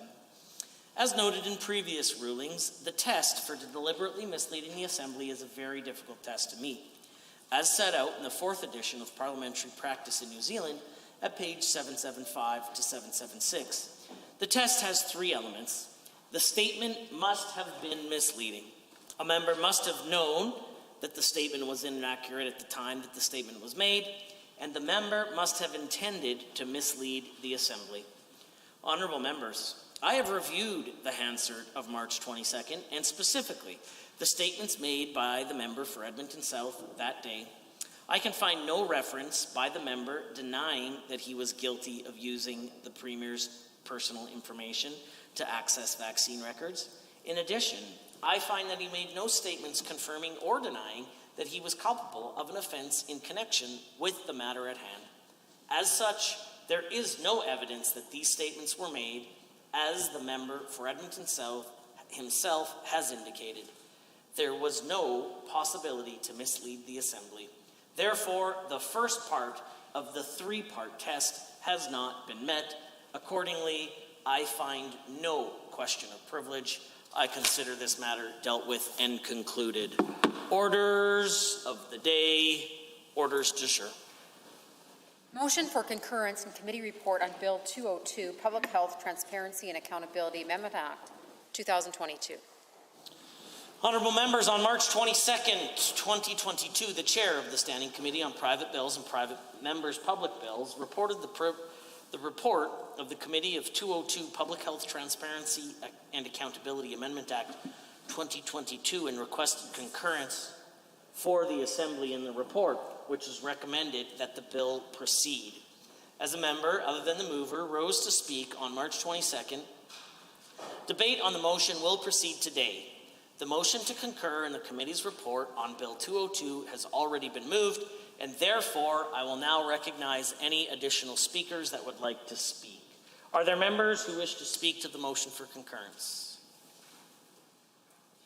The Honourable Member for Central Peace Notley has risen. Thank you, Mr. Speaker. It's an honour and a privilege for me to rise today and speak to concurrence of Private Members Bill 202. That's my proposed legislation to amend the Public Health Act. Now, before I get into the details, I just want to offer my sincere thanks to the folks who helped me determine the substance of this bill. The Select Special Public Health Act Committee put forward a list of recommendations, and this bill aligns with those recommendations. These recommendations have not been implemented yet. These recommendations encourage checks and balances and transparency, which is what Bill 202 does. So I listened to people from across Alberta, and I came up with Bill 202 because it was of great concern, the Public Health Act and how it was used during the pandemic. It takes a firm commitment to listening to all constituents, regardless of political affiliation. However, in my experience, it is well worth the effort because no single person, party, expert, or interest group has a monopoly on good ideas. The recent pandemic has impacted the life of every single Albertan over the past 2 years. So I wasn't entirely surprised that pandemic management was a top concern of the majority of those people who provided input. Bill 202 aims to address three main concerns: transparency, accountability, and democratic oversight. The importance of addressing these issues cannot be understated. I am certain that every single member of the Assembly has heard from Albertans directly and through correspondence about these matters. We also know that these concerns were raised as part of the legislative review of the Alberta's Public Health Act conducted more than a year ago. The report issued following the review specifically recommends the Public Health Act be amended to enhance transparency and democratic accountability. Speaking to the Select Special Public Health Act Review Committee on August 27, 2020, the Chief Medical Officer of Health, Dr. Dina Hinshaw, stated, and I quote, "There needs to be checks and balances. There needs to be assurances that there's not going to be use of this act in an inappropriate way. I would advocate that tools not be taken out, but rather, if additional checks and balances are needed, that those be put in," end quote. Recommendations included in the committee's report included three key measures. First, the committee recommends that the Public Health Act be amended to ensure that an order declaring a state of public health emergency under Section 52.1 cannot lapse and subsequently be reinstated without the approval of the Legislative Assembly. Secondly, the committee recommends that ministerial orders issued under Section 52.1 cannot be renewed without the approval of the Legislative Assembly. And thirdly, the committee recommends that sunset clauses be included under Section 52.1 to ensure health orders are reviewed in a timely manner to ensure they are removed when no longer necessary. While these recommendations have gone ignored for more than a year, it is perfectly clear that the public wants action when it comes to transparency, accountability, and democratic oversight. MLAs and all Albertans need access to timely, accurate information concerning public health orders during declared emergencies. Furthermore, MLAs need to be seen taking an active and public role in pandemic management. It is important to me to ensure that Bill 202 ensures MLAs can carry out our duties while ensuring Cabinet and medical officers of health can take swift action to protect the public when necessary. And while there is room for improvement in many other areas of the Public Health Act, Bill 202 is limited in scope to sections of the Public Health Act concerning states of emergency, particularly pandemics. So I just want to take a quick dive into the details of Bill 202. Every MLA here today has a duty to represent the families and communities they were elected to serve. Bill 202 provides MLAs with additional oversight powers during a public health state of emergency.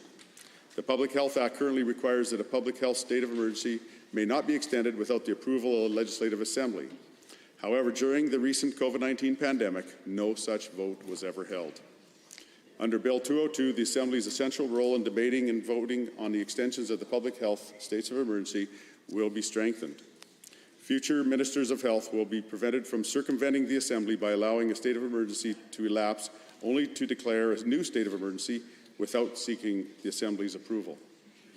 Albertans have told me repeatedly that it is not acceptable for Cabinet bureaucrats to operate for months on end without a democratically expressed mandate. Democracy matters more during an emergency, not less. If Justin Trudeau and the federal government must seek House of Commons and Senate ratification for the Federal Emergencies Act, there is no good reason why Alberta's government can't seek similar ratification before extending a public health state of emergency. In addition, Bill 202 proposes a new section to be added in the Public Health Act. This new section provides a framework by which the Assembly may opt to review, revoke, or amend some public health measures during a public health state of emergency. Under Bill 202, any two members of the Assembly may file a written request with the Minister to initiate the Assembly's oversight process. This process must be carried out within 2 sitting days. It must include a debate of at least 2 hours, and a vote must follow the debate. Bill 202 also includes some simple and straightforward transparency measures. During the recent COVID-19 pandemic, some elected officials and many public members grew frustrated and concerned regarding the emergency powers being exercised by the government and public health officials. Bill 202's transparency measures are designed to ensure Albertans have timely access to specific and accurate information regarding public health orders. Bill 202's transparency requirements are limited to 3 specific sections of the Public Health Act. Number 1, under Bill 202, medical officers of health will continue to be able to issue isolation and quarantine orders, as well as exemptions to these orders. Bill 202 requires that such orders be tabled in a legislature in a timely fashion to ensure legislators and the public understand the nature of the orders, including which specific section of the Public Health Act is being invoked. Bill 202 applies to general orders only, and not to orders that may allow private citizens to be identified. Number 2, under Bill 202, Cabinet will continue to be able to issue orders that may be necessary to protect public health, including the emergency closure of specific facilities. In addition, for example, the government may request that the Lieutenant Governor delay an election. Bill 202 requires that such orders be tabled in the legislature on a timely basis to ensure legislators and the public understand the nature of the orders. Under Bill 202, the Minister of Health may declare a public health state of emergency in consultation with the Chief Medical Officer of Health. Bill 202 requires that such declarations be tabled in the legislature on a timely basis to ensure legislators and the public understand the nature of such declarations, including which specific section of the Public Health Act is being invoked. These 3 measures are necessary to provide clarity to legislators and the public alike. In addition, I think we all recognize the impact that misinformation spread on social media has had on public morale over the past 2 years. There are those who believe the answer to this is to restrict speech.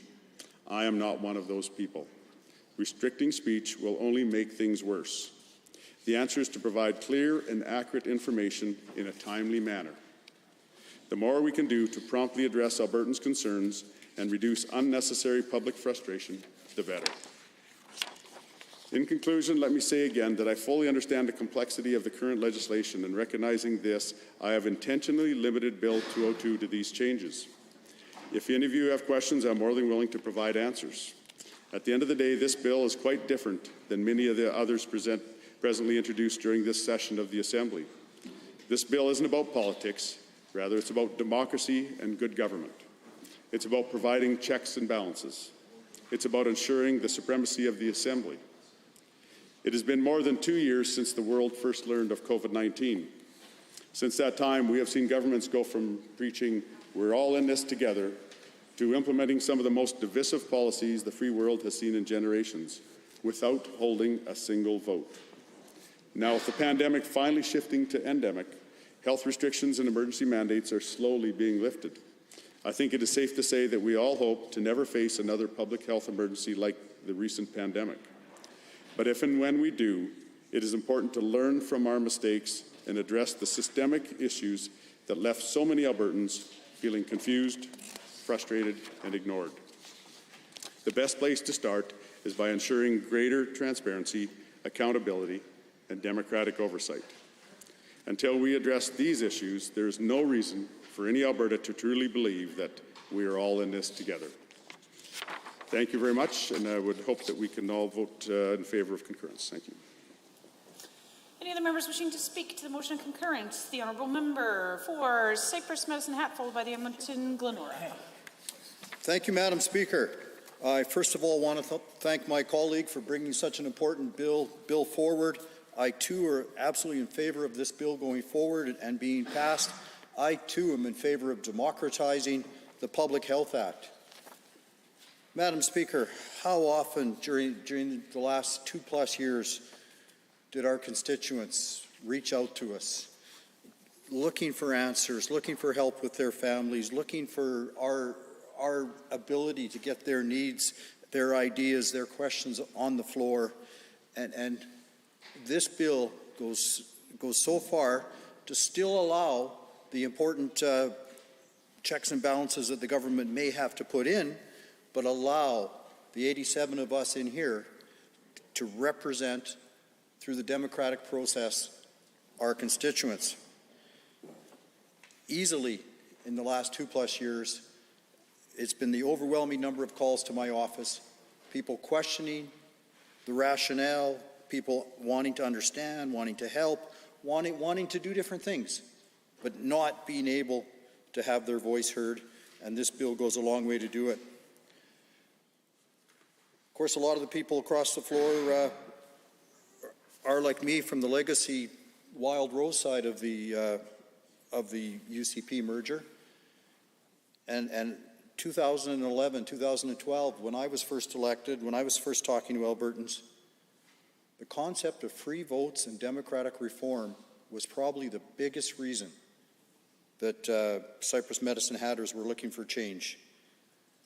What an opportunity that my colleague from Central Peace Notley has put forward for Albertans that want to protect each other, but want to have an opportunity to be heard. And not only, Madam Speaker, in 2011, 2012, were Albertans crying for democratic reform and free votes, they still are today. The number of times that I've heard recently, how come we couldn't get, votes on this in the legislature? How come we couldn't get this talked about on the floor of the legislature as the Public Health Act was in place? I hear it every day when Albertans say to me, how come citizen-initiated referendum? How come recall hasn't been passed and put fully into law with proclamation and put in a more realistic form? Every day, Madam Speaker, Albertans are looking for the opportunity to be involved in their government, for the opportunity to reach out to the one of the 87 of us and have a say. And again, my honourable colleague from Central Peace Notley has come up with a step that will allow this to be enhanced. And as he pointed out, the Chief Medical Officer of Health suggested that it was necessary.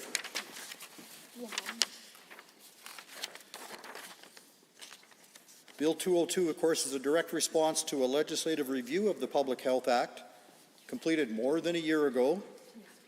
And speaking before the Public Health Act Review Committee in 2020, the Chief Medical Officer of Health stated that checks and balances may need to be added to the Public Health Act to provide, and I quote, assurances that there's not going to be use of this act in an inappropriate way. Well, again, Madam Speaker, my colleague has presented an idea where two MLAs can get an idea on the floor, where all relevant documentation relating to changes and orders of the Public Health Act have to be brought here. What a better way so we can make it so 4.4 million Albertans can have their voices heard. And again, clearly, it's something that the people that had to deal with this daily highlighted as important. I'll also say that we're not through this yet. Hopefully we are at the endemic stage. But there's a lot of healing that Alberta needs in our business community, in our families, going forward. So to me, this is the sooner the better. The sooner that we have the opportunity, so Albertans know when they phone my office or email another MLA's office that their ideas have a realistically chance of being heard, debated, and their individual rights protected.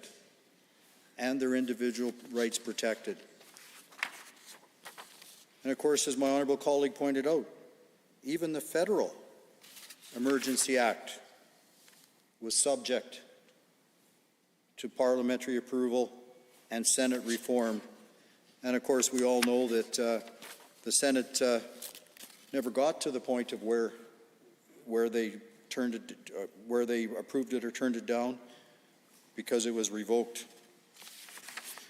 And Madam Speaker, I want to end with an example. Do you remember when the Premier apologized at about the 6-month mark for getting it wrong when it came to small businesses? Do you remember how at the start the guideline was essential could be open, non-essential couldn't? Do you remember, Madam Speaker, how many of us said, no, this is wrong. It should be safe versus non-safe. If you're a business with safe practices, you should be allowed to be open, just the same as the big box store with its social distancing and safe practices. And Madam Speaker, it was approximately 6 months. We're not having the opportunity to debate that in this House. not having the opportunity to fully expand upon why the decision was different, that decision stayed in place. And Madam Speaker, here's what happened. The Canadian Federation of Independent Business put out that after 6 months, the average small business was $170,000 in debt. And if you were a hospitality business, you had probably incurred over $200,000 of additional in debt because of the COVID mandates. So when the Premier came forward and apologized for getting it wrong, for not listening to the fact that some of us were saying it should be safe versus non-safe instead of essential versus non-essential, although I think the apology was welcomed, it still didn't change the fact that Albertan business people had individually lost hundreds of thousands and collectively lost tens and tens of millions. So, Madam Speaker, this is our opportunity to further democratize Alberta, to further democratize the Alberta legislature, to add accountability and transparency and democracy to the Public Health Act. And for that reason, I will fully support it every step of the way. And I thank my colleague from Central Peace Notley for bringing it forward. The Honourable Member for Edmonton-Glenora. Thank you very much, Madam Speaker, and to the mover and the last speaker for their comments as we consider Bill 202, Public Health, Transparency and Accountability Amendment Act 2022. I know it's not every day that private members have the opportunity to bring forward bills to this place, so I want to recognize the member for Central Peace Notley for the work that's gone into crafting a bill, and the staff, of course, who supported him along that journey. And while I do appreciate the work that went into this bill, at this point I am not comfortable supporting it as a member of the Assembly. And I have to say that I appreciate that the last two speakers spoke about this bill in relation to the current pandemic, the global public health emergency that we've all been living through for what feels like way, way, way too long. But legislation doesn't just apply to one point in time or one public health crisis. It's in place until the law changes yet again. So with that in mind, I'm going to share a few examples of public health emergencies that have taken place in the last few years. The one I'm most closely aware of, and the one when I was the Minister of Health, was, of course, the wildfires in Fort McMurray. And when I think about the importance for being nimble and being able to adapt in a time of crisis, I have concerns that the procedures that are laid out through the proposed bill today would impede our ability to act in the public interest and to save lives. One of the concerns I have is noted that it's just 2 MLAs to basically stop the business of the House and change direction completely to consider the ideas that those 2 MLAs have as it relates to an ongoing public health crisis. And I can tell you that when I was getting regular updates, and we had essentially daily cabinet meetings, sometimes more than once a day, because of course the wind changes, the trajectory of the fire changes, and of course the response needs to change as well.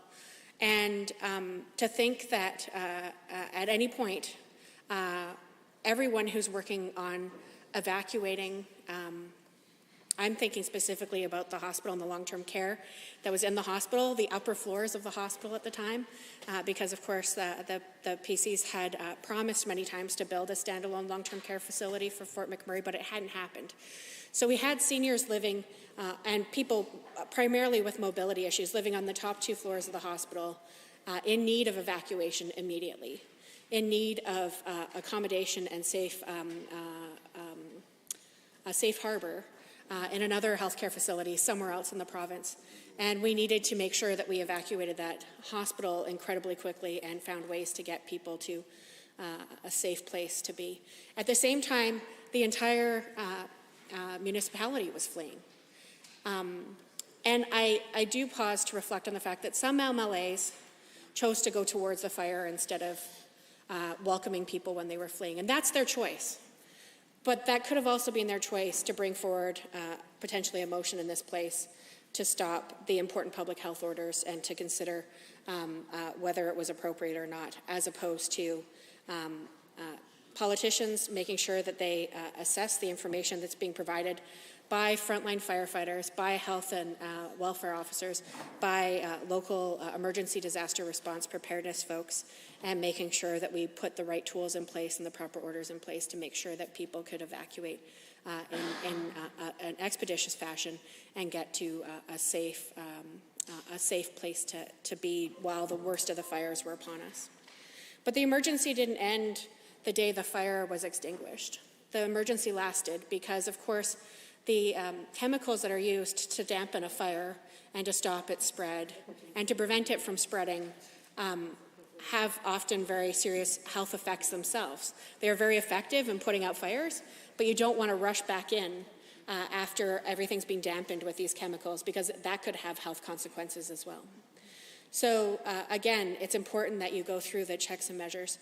Where I do absolutely agree with the remarks of the prior two speakers is that there has been significant lack of transparency, a deep lack of trust with the citizens of this province, and the actions that we have experienced felt like they were covert, that they were in the darkness of chambers that nobody would be able to access. And for those reasons, we've put forward a number of proposals on how to address issues as it relates to this pandemic specifically and other pressing public health issues. So one is that we've called on the creation of an independent COVID-19 advisory panel. We've called on that for about a year. And it's following what's happened in some other provinces where there have been others who have actually brought forward science-based advisory panels that report back to the government in a public way so that all Albertans, it would be Albertans in this case, but I'll insert the name of other provinces here, would have an opportunity to receive that unbiased, unfettered, open and honest information. We've also asked questions about the appropriateness of the current reporting structure between the Chief Medical Officer of Health as a member of I'm trying to remember the term. There's 4 different models that you can have in which public health officers report. But what's in place here in Alberta is that the Chief Medical Officer of Health reports through the department to the Minister of Health to the Premier. That is very removed from having what the government would like to pretend is a relationship directly with the public. Just because you tell somebody to talk to the media doesn't mean that they are indeed able to be open and transparent and speak publicly to Albertans. So we have asked many times if this is the proper reporting structure and proposed, again, about a year and a half ago, that it might be time to consider independence, making the officer an independent officer of the legislature, which would enable greater opportunities to receive public reporting in this place, to be able to hold the recommendations made to government to account, and to allow for greater transparency. But again, what's being proposed in this structure is that 2 MLAs can get together and they can say, we need to put a stop to this, we need to make sure that we change course. And they can't necessarily change course, but they can sure put a stop to it, because what they would require is, I believe it's within 2 sitting days of the Assembly for that business to take priority over everything else. And really what it would do when you have folks at the POC, the Provincial Operations Centre, seeing this type of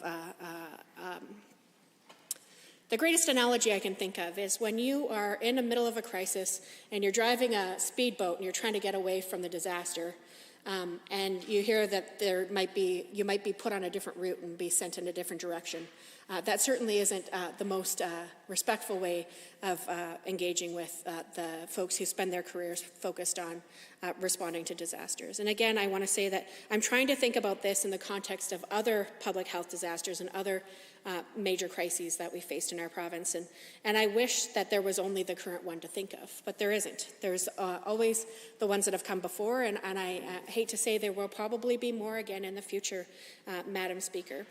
So to pass legislation just thinking about one specific point in time, and the frustration that I think all members of this Assembly, or at least those of us who are able to speak freely without being given direction from the government House Leader, I think we have felt a very strong sense of undermining the public's right to information, the right to fair, transparent government, the right to all of us having an opportunity to have the government present in a fair and open way so that we can have trust the government's acting in our best interest.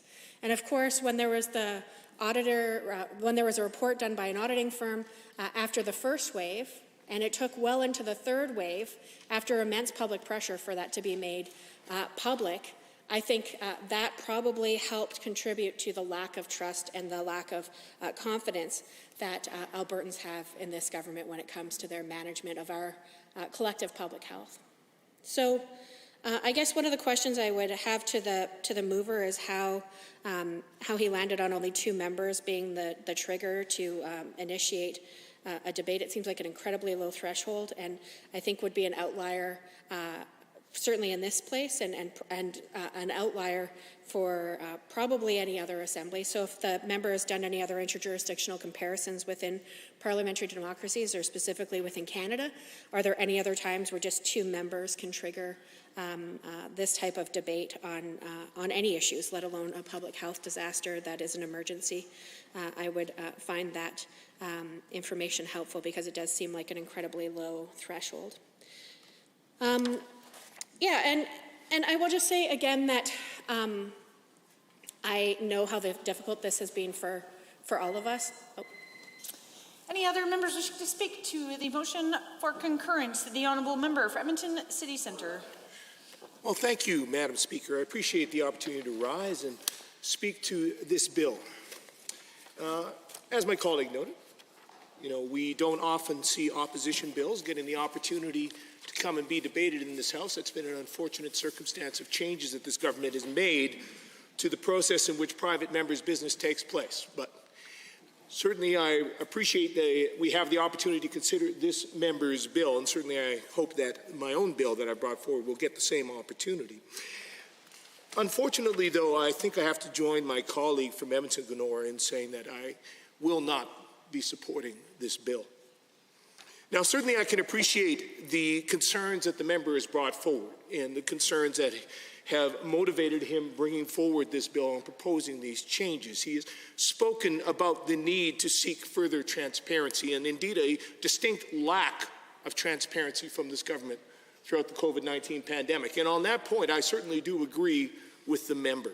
They have noted that Dr. Dina Hinshaw, our Chief Medical Officer of Health, indeed commented that there need to be checks and balances built into the system, and I would also agree with that, Madam Speaker. Indeed, as my colleague from Edmonton-Glenora outlined, we have made repeated calls throughout this pandemic, first of all, for the government to release the data on which it was making decisions. So we called for the release of all modeling data. We asked for them to be transparent with all recommendations that they had received from the Chief Medical Officer of Health, and indeed we called repeatedly for a full public review or inquiry of the government's handling of the pandemic. Unfortunately, on every one of those points, at every turn, this government has rejected those calls for additional transparency. And they have continued to undermine the trust of Albertans in the decisions that they were making, and indeed seem to repeatedly demonstrate that in many instances they were indeed making decisions that were far more motivated politically than they were by protecting the public health. We just have to look back at how things went throughout this pandemic, how during this second wave, the government indeed sat on its hands and refused to take action until case counts were soaring, Madam Speaker, well into December before we saw any significant action from the government. Indeed, before they took the actual significant action that we knew had been recommended and that we'd seen other jurisdictions taking, the government made a number of small measures that did nothing but actually create more confusion amongst the public, because they seemed like seemingly arbitrary measures. And so again, that is why we called for the government to provide all the information it was actually looking at to help restore that faith from Albertans. We saw that again in the midst of the third wave, Madam Speaker. Now, and that speaks exactly to the substance of this bill, where this member is suggesting, as my colleague from Edmonton-Glenora noted, is concerning that 2 MLAs, only 2 out of 87, would be able to stop the business of this House and force a debate on any public health measure.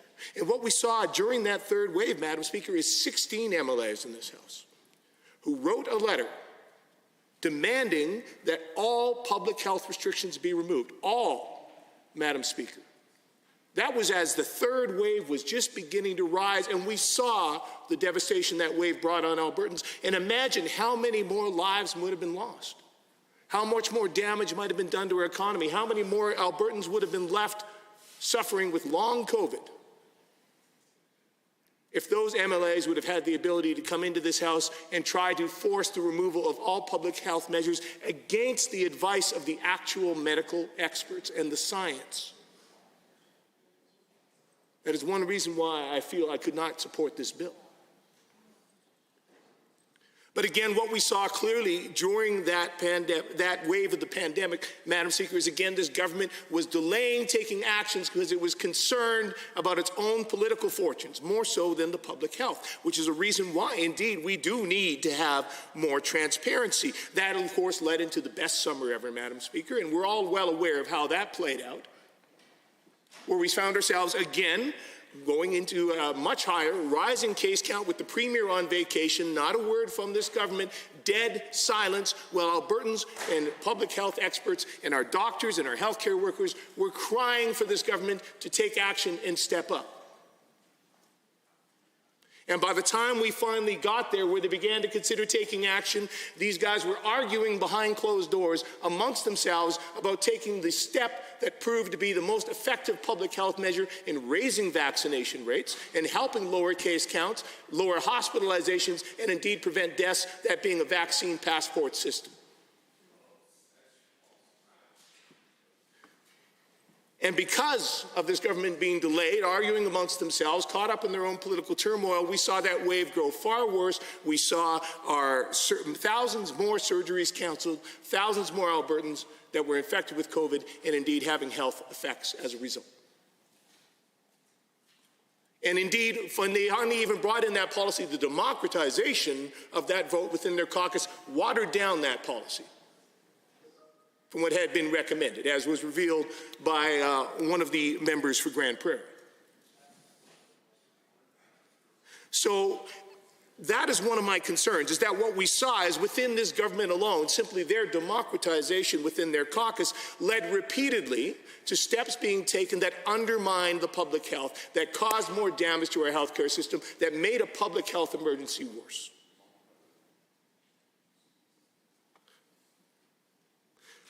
Not only that, Madam Speaker, I would say from the first wave through the fifth, what we repeatedly saw is this government's lack of transparency led to them releasing not enough information about the actual public health measures they brought in place. Indeed, the health measures were confusing. They constantly shifted and changed. They made no sense initially before they finally got to the measures that were actually effective. And when they brought those measures in, and even when they went to lift measures, Madam Speaker, this government's communication was so incredibly poor, my office continued to field hundreds of phone calls and emails from individuals, organizations, businesses trying to make hide or hair of what this government was in fact asking them to do.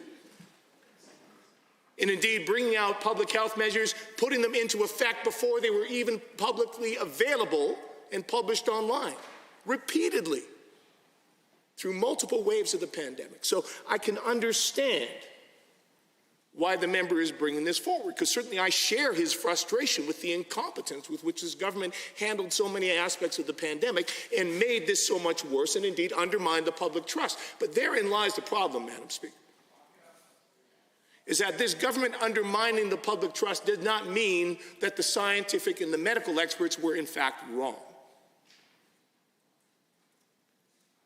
And it's unfortunate that perhaps our Chief Medical Officer of Health was undermined repeatedly on so many turns by this government's own political decisions, to the point where her own reputation began to be undermined. Because as others have noted, Madam Speaker, we have had a serious epidemic of misinformation during this pandemic, and indeed spread at times by some of these government members who sit and heckle now. Perhaps they'd like to get up and speak for themselves at some point. But the fact is, Madam Speaker, the member said no single expert, no politician or interest group has a monopoly on good ideas. Madam Speaker, the medical consensus was clear. The vast majority of medical experts said that drugs such as hydroxychloroquine and ivermectin were not effective in treating COVID. That is what the vast majority of peer-reviewed studies said, yet that information continued to be spread.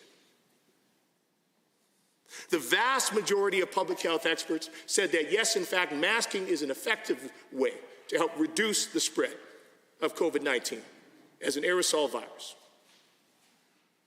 But yet, misinformation about that spread, and indeed has been actively undermined by or spread by members of this government. That is why I do not support this bill in terms of trying to give MLAs the power to override the actual public health experts, because we have seen it repeatedly demonstrated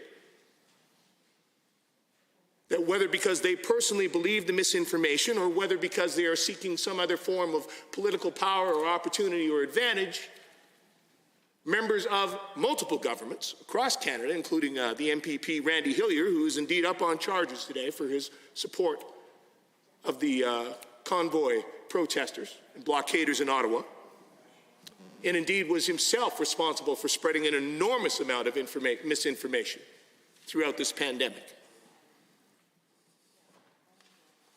I cannot support the idea that those sorts of individuals should have the opportunity to override actual medical experts, the actual public health advice. Now, I do appreciate some of the points that the member did bring forward. For example, one of the changes in this bill is to make it so that medical officers or the cabinet must provide a copy to the health minister when they make an order. Now, certainly again, any members wishing to speak to the motion for concurrence? The honourable member for Calgary Mountain View, followed by the honourable member for Drayton Valley Devon, who I saw afterwards.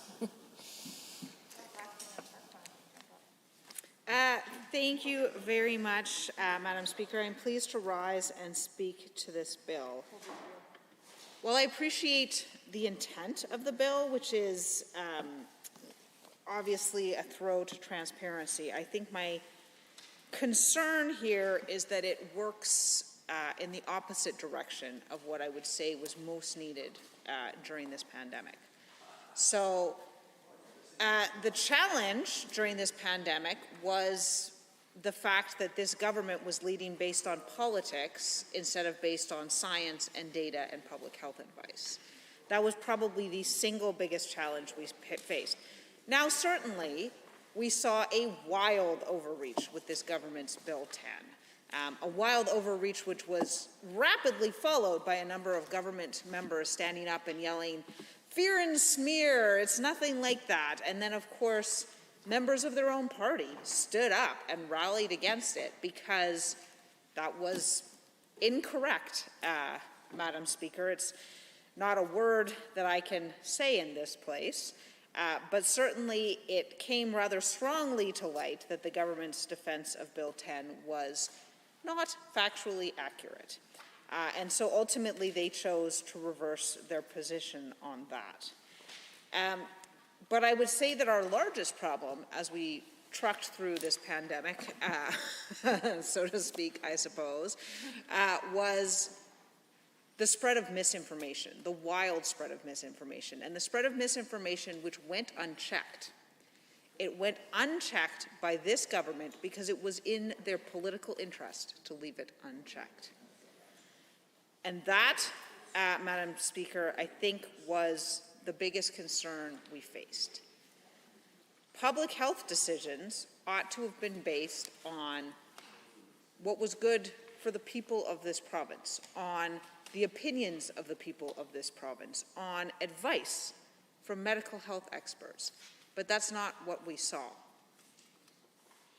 Instead, we saw a flailing government desperate to bolster its own support, being blown around by wherever the political winds happen to be blowing. A government so desperate to hang on to the support of people their own premier has now called all sorts of names, has referred to as the inmates running the asylum. That's their own premier that said that.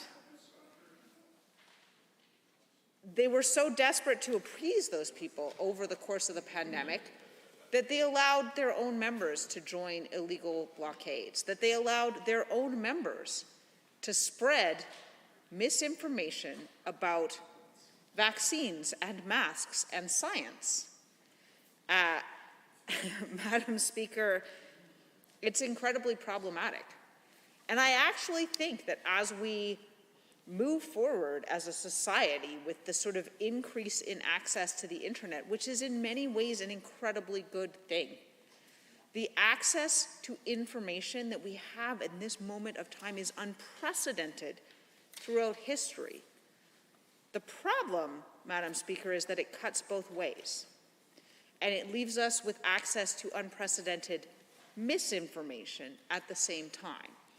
And most people, unfortunately, or many anyway, lack the ability to determine what's a credible source. And we all sort of suffer from natural and inherent cognitive biases, but many people are not informed about these cognitive biases and therefore are not able to counter them in themselves. You know, we see these stories online, these sort of trumped up stories where someone happens to have gotten sick and there is some sort of linkage in time to the point at which they were vaccinated. Now, many of these things have been undercut very clearly by science. I think back to, for instance, the well and truly debunked myth about the MMR vaccine and autism, which was sort of started by a media celebrity figure whose child turned out not to have autism at all, and it certainly wasn't caused by a vaccine. So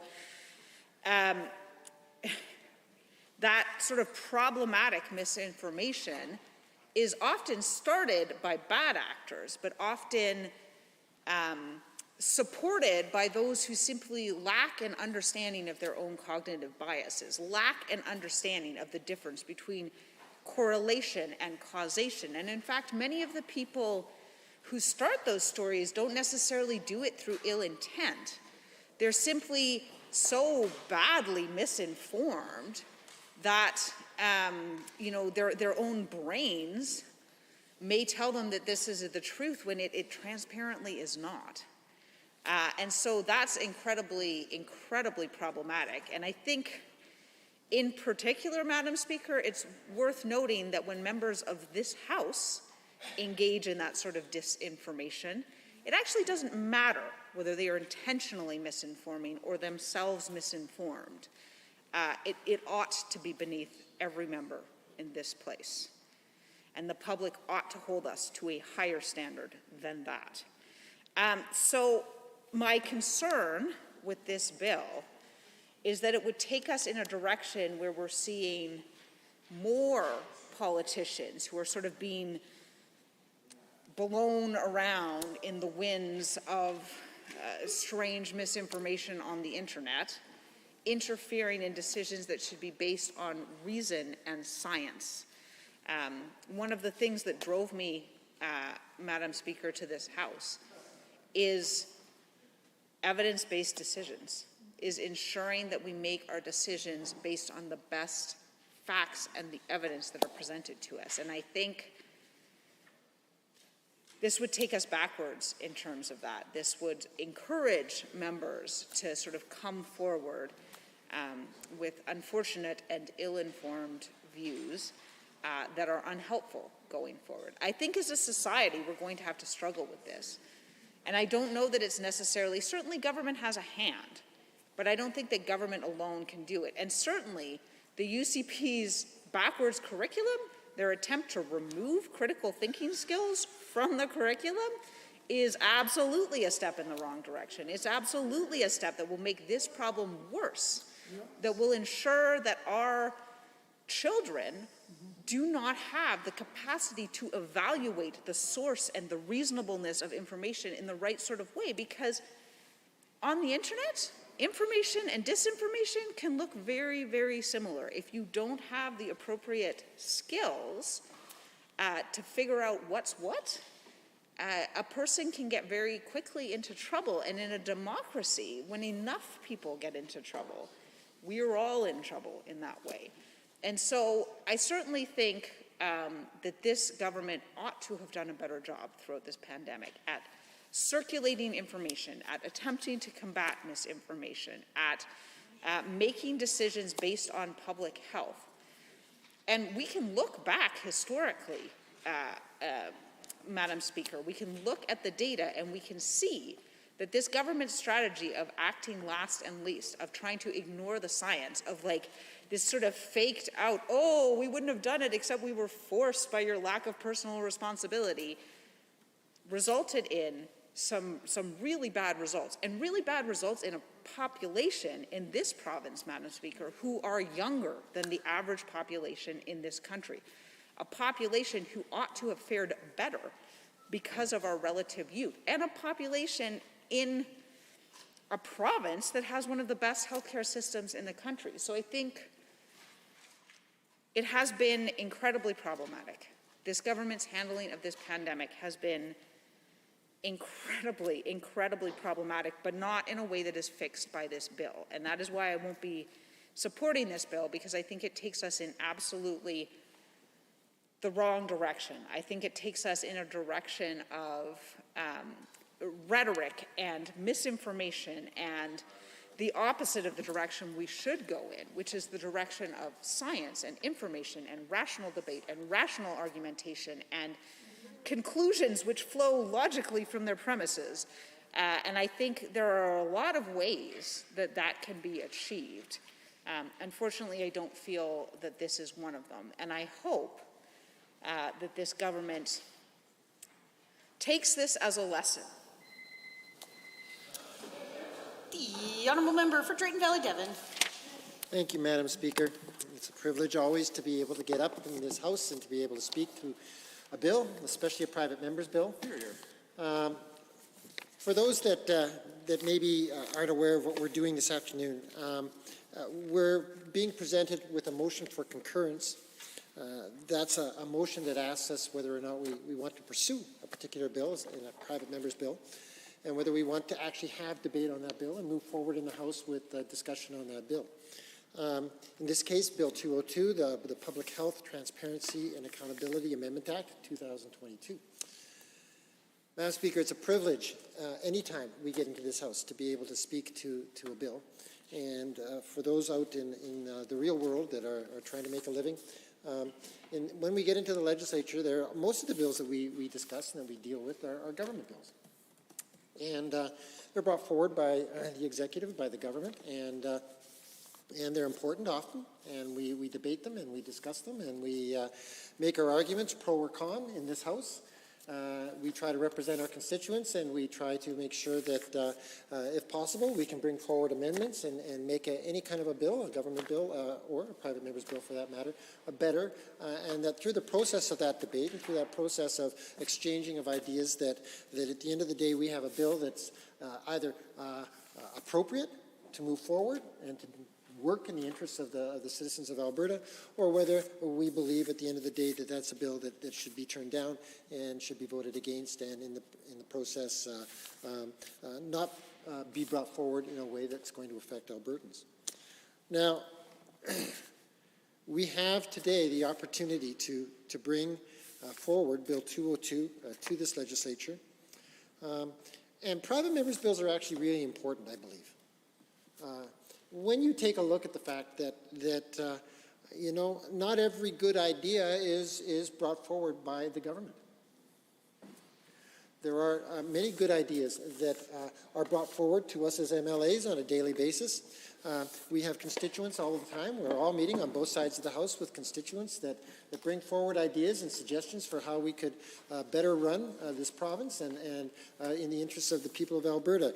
And so, as MLAs, it's important for us to have a private members process that allows us to bring forward bills that will make this province better, make it work better for the constituents that we all face. And so whether it's an MLA's idea for moving forward, or whether it's something that's come from our constituents through the MLA, you know, I can remember bringing forward and standing up in this House to speak to what I call the Silver Alert, which would help seniors that get lost. And it brought forward and passed in this legislature. And that came from stakeholders within the seniors across this province. It was an idea that was brought forward to us. I liked the idea, and we worked on that, and it was brought forward and passed in this legislature. Now, this is a way through these bills for people in Alberta to be able to use their elected representatives to bring forward good ideas that can represent them. And I believe that it's an important part of the process. I think that when we talk about a motion for concurrence, that we should be very careful that when we actually speak to a motion of concurrence, that we're actually speaking to the bill. And that it's not about, for instance, past rights or wrongs that we may have thought in this House that have come forward with government policy. You know, it's not about, for instance, whether or not it was a wise thing for the NDP to spend $7.5 billion spending on electricity infrastructure, and that's jacked up the electricity prices and bills for all Albertans. That's not what Bill 202 is about. No.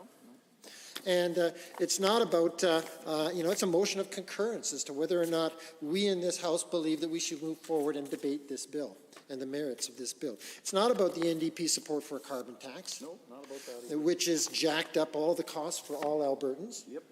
So, I'm not sure that we get very far on private members' business when we don't speak to the actual bill. And so I want to just focus for a couple of minutes on this bill.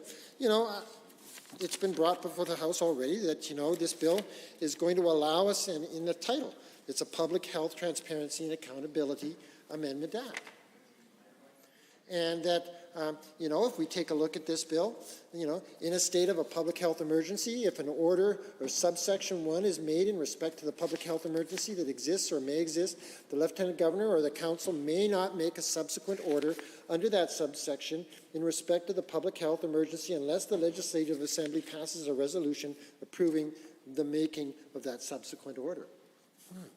Maybe the legislature should get involved in these kinds of situations. Mm-hmm. Under Section 52.2, amended as followed by repealing subsection 1 and substituting the following. And Part B3, if an order under subsection 1 is made in respect to the public health emergency that exists or may exist, the regional health authority may not make a subsequent order under the subsection in respect of that public health emergency unless the Legislative Assembly passes a resolution approving the making of that subsequent order. Again, an opportunity for the legislature to become involved in a public health emergency and any order that is coming out of a public health emergency. That a member of the Legislative Assembly may, in accordance with this section, bring before the Assembly a request to revoke or amend any term or condition of an order or exemption, a copy of which is tabled under Section 29.7, 38.2.1, and 52.4. And that on receiving a request under subsection 2, the member of the Executive Council must, within 2 sitting days of receiving it, bring the request before the Assembly and consider the request for at least 2 hours and dispose of the request by a resolution. Madam Speaker, this Bill 202 is speaking to the fact that the author of this, the MLA for the Central Peace Notley, would like to see the legislature become more involved in that process of public health emergencies. Now, we can debate the issues, should this come before the House, as to whether this is the piece of legislation that should actually move forward, or whether it should be amended, or whether it should be, maybe we at the end of the day decide that it shouldn't go forward, that it should be voted down.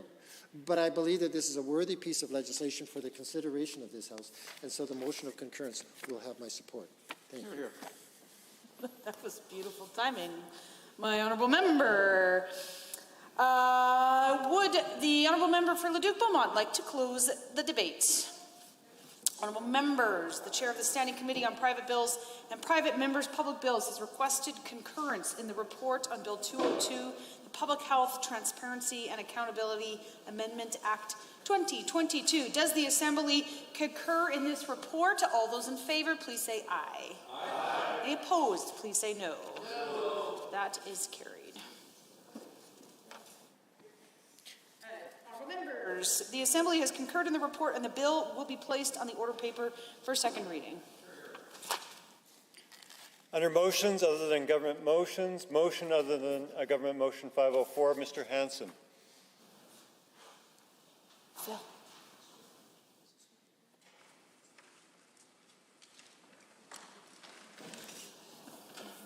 The members. The honourable member for Fort McMurray, Wood Buffalo.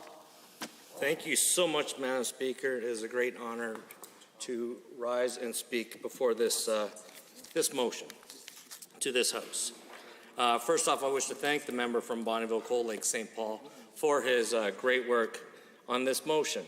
It is often paramount to invest in post-secondary.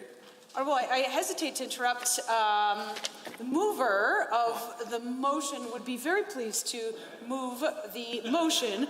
The honourable member for Bonneville, Cold Lake, St. Paul. Thank you very much, Madam Speaker, and my apologies to the House. I was on a Zoom meeting with the local municipality and one of the ministers. So motion 504, be it resolved that the Legislative Assembly urge the government to continue working to improve access to health care for residents of Northern Alberta by increasing opportunities for post-secondary training in healthcare fields for rural students who agree to work in areas of rural Alberta that require medical professionals once they have completed their training. So the one error, if I might say, in the motion 504, it says that for residents of Northern Alberta, and it's for residents of the entire rural area of the province. Thank you for that, Mr. Reid. So Northern Alberta has been struggling to have adequate access to health care for several years. It's not the first time I've got up and spoke about that in this House.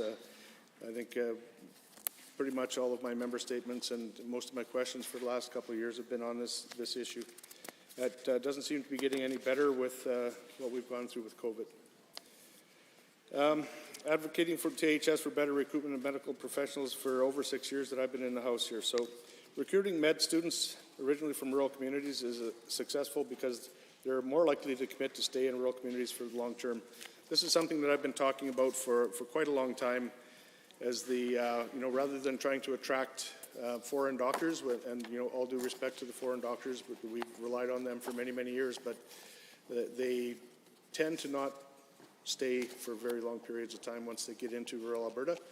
And we can't really blame somebody that's grown up in a country with the average temperature of 28 to 30 degrees Celsius, and they come up to Northern Alberta and discover what minus 30 feels like, right? So it's not a surprise to me that not a lot of these folks stay. So I guess my priority is to work with the government, and I know we've had some success working with the Minister of Advanced Education and Minister of Health to create some more spots in U of A and U of C, which I think is where we need to concentrate to get some more seats and get our rural students accepted. I know that the program that we came out with on March 29th, the Minister of Health announced the $6 million program to help pay for students' medical school costs.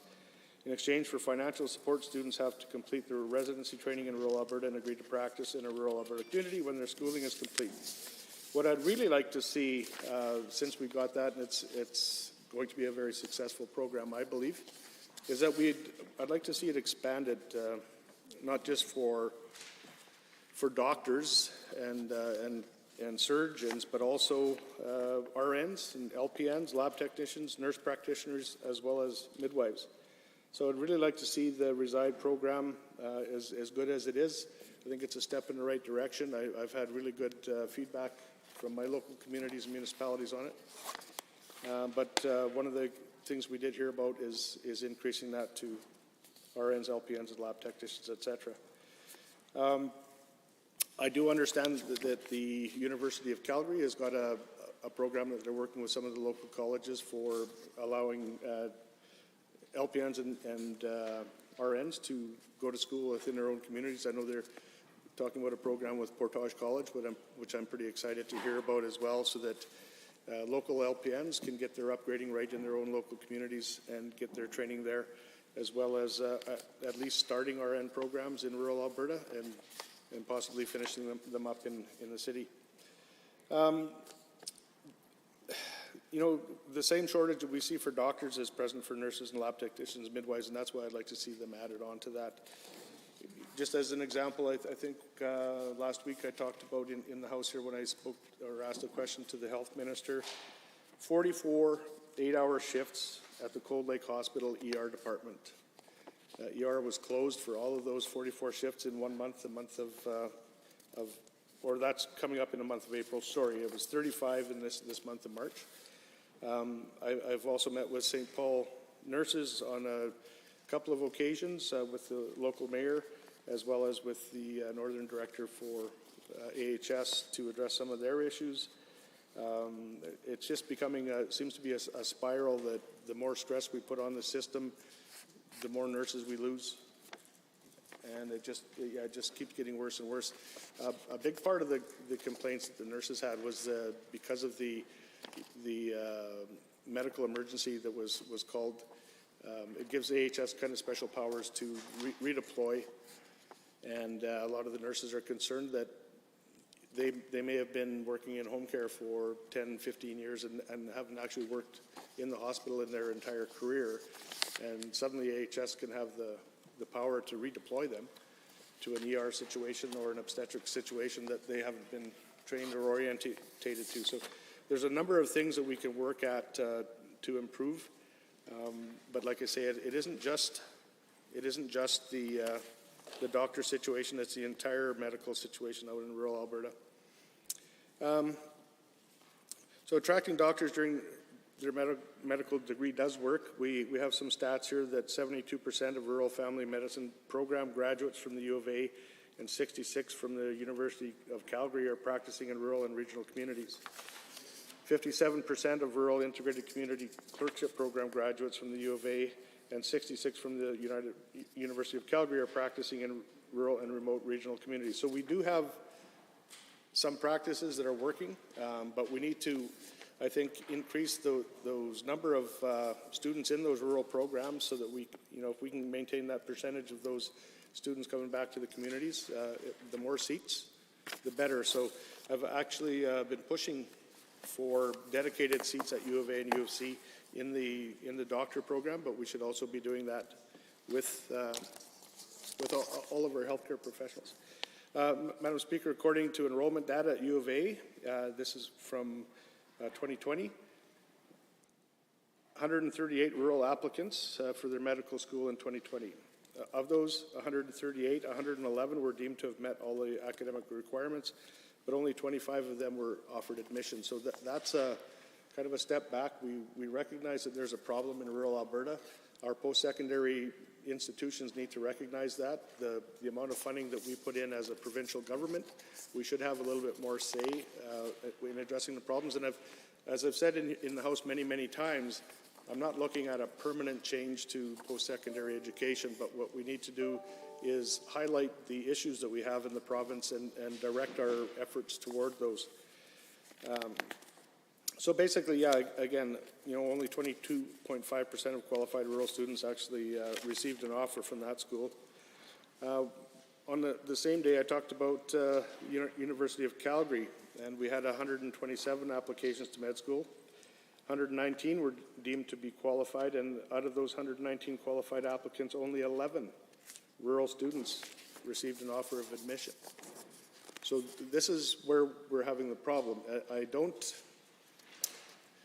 expect students that have grown up in Edmonton, Calgary, or major centres to be as attracted to a small town setting. But if we can take our students from those small areas of Falera or Northern Alberta St. Paul, my son's a good example of that.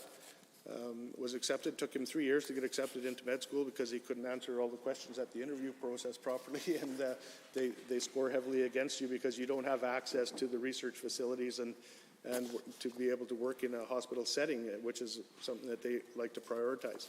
You know, I've often said that they need to change the questioning to, you know, a little bit more rural standards, like maybe talking about cattle. I know it has nothing to do with med school, but it might get a lot of these kids accepted a little bit earlier. So these are the things, like I say, nothing against urban students at all, but we need to address the fact that we have a problem in rural Alberta. And I think it's far more likely that a student that grew up in that town gets accepted at U of A or U of C, gets some help from the provincial government with tuition, and maybe get some help from their municipalities as far as living expenses and that, with the agreement that they're going to move back to that community. Because we're really seeing in our small rural settings that we're trying to attract young families to come back and live in those communities. And you know, as a young couple that wants to raise a family and you're looking at moving anywhere in the province, one of the big things that you look at is access to health care. Are you going to be able to have a obstetrics facility to go and have a baby? Right now we're in a crisis situation in Bonnyville, Cold Lake, and St. Paul when it comes to delivering babies. I look out at the snowstorm that we had this morning. We got about 3 inches of snow last night. Again, the highways were glare ice for 30, 40 miles coming in. We're getting it again. So, you know, putting these people into a situation where they have no choice but to travel down these highways is tough. So these are all things that we have to consider when we're looking at expanding and promoting our rural physicians and rural medical professionals. So, I mean, The Honourable Member for Edmonton City Centre. Well, thank you, Madam Speaker. I appreciate the opportunity to rise and speak to Motion 204 brought forward by the member from Bonnyville, Cold Lake, St. Paul. I appreciate him bringing this motion forward, and admittedly, I have not been advocating on this file nearly as long as this member has.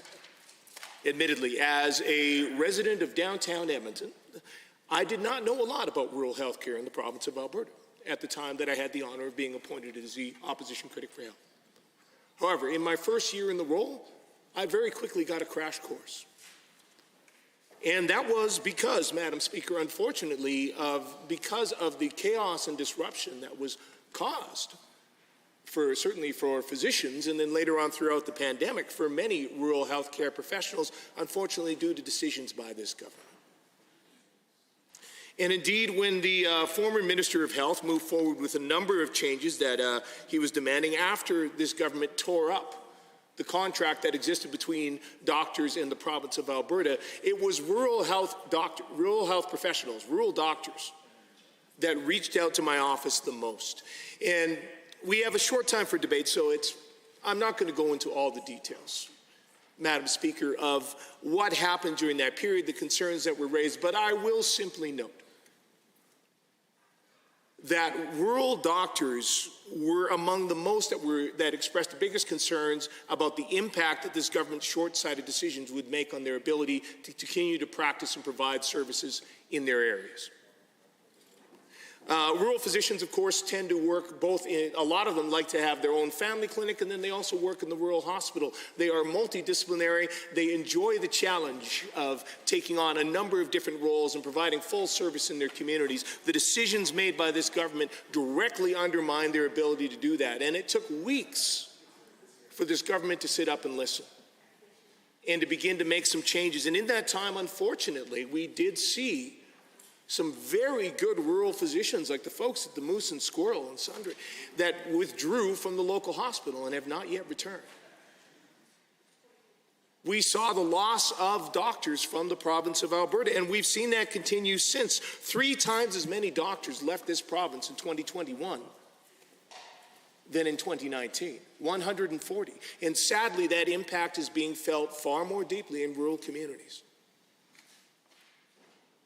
So I appreciate what the member said about this being a long-standing issue, but absolutely this problem has been badly exacerbated under this government. Now, that said, the proposals that the member is bringing forward, the things that he's talking about in terms of how to remedy this, absolutely, you know what, I would agree with him on those.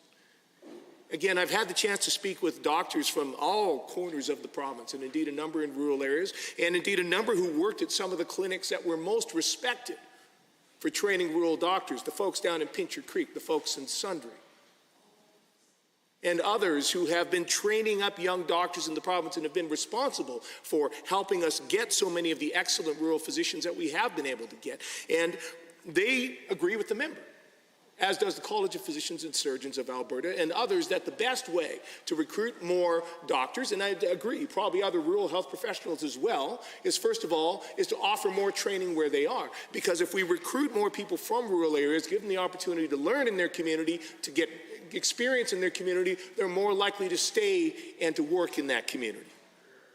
So absolutely, that is a good investment, and I'm pleased to hear that this government, after some of the real damage that it did, is taking steps to try to correct that. And that is one step that absolutely I would agree with. The Reside program, certainly it's a small step, again, compared to the damage that has been done, the doctors that have been lost, but indeed, I've heard support for that from some of the folks that I've talked with, some of the rural physicians who feel that can indeed help work towards that. And I would agree with the member that perhaps looking at other incentive programs to bring in other health professionals into some of these rural areas, absolutely, I agree. That could help solve some of these problems. But frankly, Madam Speaker, I think the most important thing that we need to get if we want to attract more health professionals is we need to actually have a fair contract. And sadly, that's been undermined by this government. It's been dragged out far longer than it had to be. The initial contract, when it was unilaterally canceled by this government, let's be clear, let's remember, this government went on an incredibly aggressive campaign to attack and smear physicians. The then Minister of Health went on social media. They put up an entire website accusing these doctors, including many of these rural doctors, of abusing their position, misusing the billing system. For 2 years, as these doctors, including many rural physicians, called on this government for virtual codes to be extended to add the complex modifier so that they could provide care to their patients in the midst of a pandemic, this government sat on its hands and refused to act and refused to listen, in large part at the beginning because they were intentionally trying to grind doctors down to try to get a better budget line. So this government has created an atmosphere, and again, I have talked to physicians as recently as last month, talking to physicians in Red Deer who said, you know what, they lost contracts with anesthesiologists who definitely specifically named the lack of a contract, the antagonism of this government as the reason why they decided not to come to Alberta. Now, I know that the member who brought this forward was himself advocating and that he was demanding that the healthcare minister take action.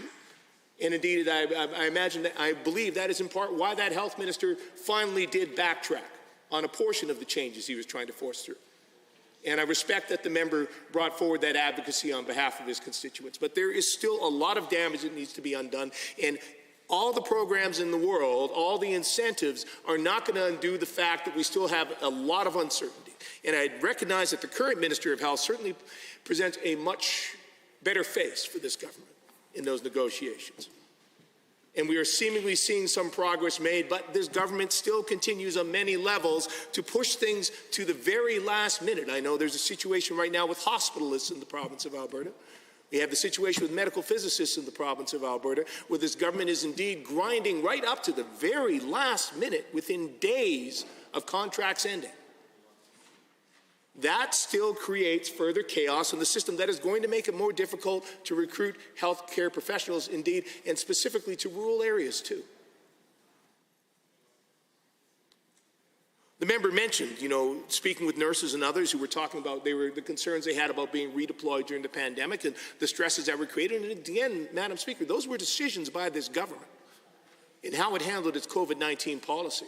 And again, repeatedly seemed to use our healthcare professionals, doctors, nurses, others, as a crash mat to take the impact of their political decisions. That they were more concerned about their ability to stay in office than they were about doing the right thing for Albertans and indeed our healthcare system. And as a result, we exhausted many of our healthcare professionals, which led us to the situation which began last May, where, as the member noted, we had these rolling closures of emergency rooms Closed beds. The Galahad Seniors Care Center still closed. 20 seniors still displaced because of a lack of nurses and other healthcare professionals. And that has exacerbated this situation that we find ourselves in now.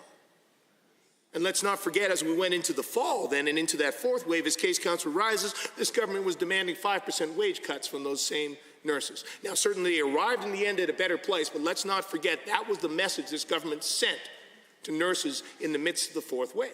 And again, that creates an atmosphere where it's far more difficult to recruit. It creates an atmosphere where it's far more difficult to convince people to go into post-secondary and study to be a nurse or a doctor when they see that their government is not going to value or respect them. And indeed, when they're going to have a premier and others who talk about them as being a cost on the public balance sheet that has to be rectified, as opposed to people who are bringing valuable services and, as the member noted, helping to support the economy in rural Alberta. Because as many members in this House have said in this House, as they have spoken up for their constituents, our rural communities depend on having healthcare services available. That is at the core of these communities. And if the hospitals are undermined, as they have been in this last year, because healthcare professionals have been undermined and attacked as they have been this last year, then that hurts those communities. But that said, I absolutely support this motion from the member from Bonnyville, Cold Lake, St. Paul. I appreciate him bringing forward. I appreciate the very practical suggestions that he is putting forward in how we begin to address these issues. It's just my hope that this government will also address the other many outstanding issues. Because again, these programs are not going to be enough to undo the lack of trust that currently exists between this government and many healthcare workers. And that is going to be the chief thing we need to overcome if we want to support our rural communities. Thank you, Madam Speaker. The honourable member for Fort McMurray, Wood Buffalo. Thank you so much, Madam Chair. I appreciate this opportunity to speak on my good friend's motion. The member from Bonnyville, Cold Lake, St. Paul has been an excellent advocate for rural health care. And though I know that we shouldn't say names, I do have to acknowledge his nickname when we were in the opposition during the 29th legislature, and it was Dialysis Dave, for his advocacy for the community of Lac La Biche in getting a permanent dialysis center, which again we can acknowledge to the former health minister for also her support in that. And it was definitely a demonstration of a good cooperation by both sides of the House to address the real needs of communities.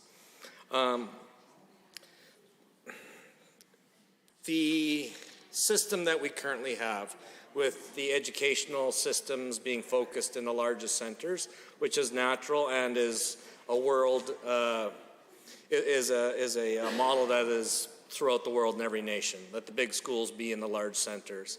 But the problem with this is when we see people getting educated in these communities, in these large centers, they certainly become attracted to and desire to live in those very same centers. And they become acclimated to all the amenities and the services available in the large cities. And I believe my good friend from Bonnyville, Cold Lake, St. Paul, hope is that perhaps more educational opportunities in rural areas will be supported. And certainly one example of this, that if we were to look at Ontario as an example, is the Northern Ontario School of Medicine. Madam Speaker, back in 2005, Ontario decided to invest in a college to produce physicians in the communities of Sudbury and Thunder Bay, two smaller communities but very far away from Toronto. And many years later, when they reviewed the success of this School of Medicine, it has exceeded expectations. It has been just a wonderful demonstration of what happens with this. So to that effect, from my understanding, approximately a large percentage of the students that are educated in this program actually stay in rural and remote communities.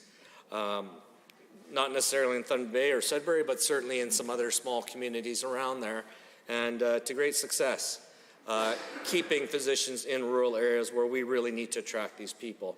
Not only that, Madam Speaker, but this school in Ontario has also succeeded in supporting Indigenous Canadians in becoming physicians, and who then practice their skills in many of these rural areas where they're from.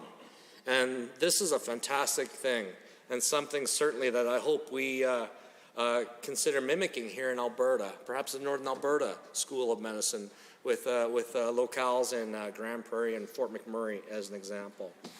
Again, when we're trying to attract physicians and other health professionals to these rural communities, we have to look at the current impacts. And certainly if we take Fort McMurray as an example, right now there's 46,000 trips a year from Fort McMurray to Edmonton just to see healthcare specialists and other professionals that aren't available in Fort McMurray.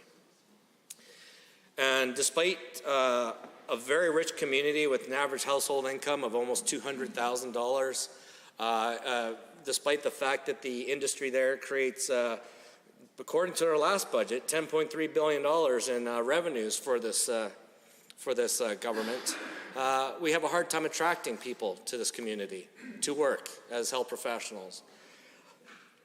The ability to have a school of medicine in Fort McMurray, as an example, would be fantastic. And it's certainly a way of not only attracting physicians, but keeping them, if not there, and in other rural areas.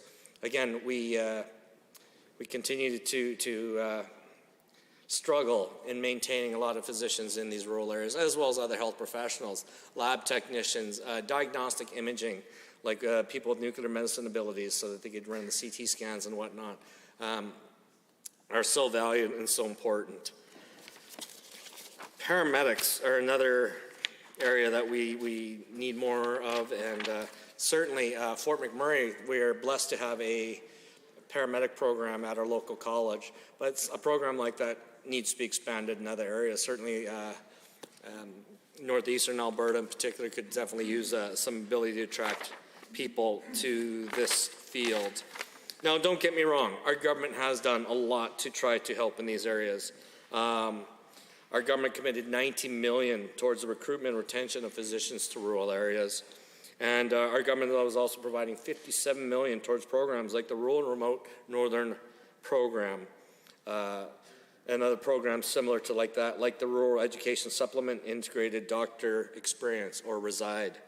These programs play an important role in physician recruitment in local areas, but again, we can do more. And we can listen to the member from Bonneville, Cold Lake, St. Paul, and start institutions that educate these people and get them acclimated to working and living in rural, northern, and remote communities. So with that, Madam Speaker, I just wish to thank you for the opportunity to speak here, and I hope the members of this House support this fantastic motion from my good friend. Thank you so much. The Honourable Member for Central Peace Nutley. Thank you very much, Madam Speaker. I do want to take a few minutes and talk about Motion 504 brought forward by MLA from Bonneville, Cold Lake, St. Paul. And I really appreciate this motion. I know this member has been working on this issue from the time he first was elected, and I likewise has been a great concern in my constituency too. I just want to read it. Be resolved that the Legislative Assembly urge the government to continue working to improve access to health care for residents of Northern Alberta by increasing opportunities for post-secondary training in healthcare fields for rural students who agree to work in areas of rural Alberta that require medical professionals once they have completed their training. And this has been an issue for quite some time in rural Alberta, of course, with not having enough physicians, and now we see, of course, a shortage of nurses too. And it's been a great concern. We need to be able to get this under control. We've seen many shutdowns in my constituency of hospitals, and I think when we look at the difference between rural Alberta and urban Alberta, again, we don't want to see urban Alberta suffering the same way as rural Alberta is as far as having hospital closures. And likewise, I don't think urban Alberta wants to see rural Alberta have hospitals shut down and not having access to health care in a reasonable distance from where you live. And recently, the Swan Hills Hospital was shut down, and I've got a daughter that lives there, and she's 34 weeks pregnant. And of course, it caused me alarm when she was having some issues in her pregnancy that she wouldn't be able to get to a doctor without a minimum hour's drive, maybe even more. And depending on the roads, it might have been inaccessible altogether. And because the weather in that area is very temperamental. We've seen the Fairview Hospital close down beds from nurses shortage. We've seen McLennan Hospital shut down many times for a lack of physicians. And I think there's many issues, and I know this will take care of some of the issues, or will work towards some of the issues that we see as far as healthcare professional shortage in rural Alberta. But we also have some other issues too, and I just want to point out a couple things. Right now we have students from Alberta youth born and raised in Alberta that want to become doctors, want to become nurses, and can't get into the Alberta educational program, post-secondary educational program, and so they travel outside Canada to be able to get their license. And the problem is there's barriers to get back. I know, for instance, a young lady in northern Alberta that grew up in a small rural town. Her grandmother was a doctor. She wanted to be a doctor too. She couldn't get in Alberta, so she traveled to England to become a doctor.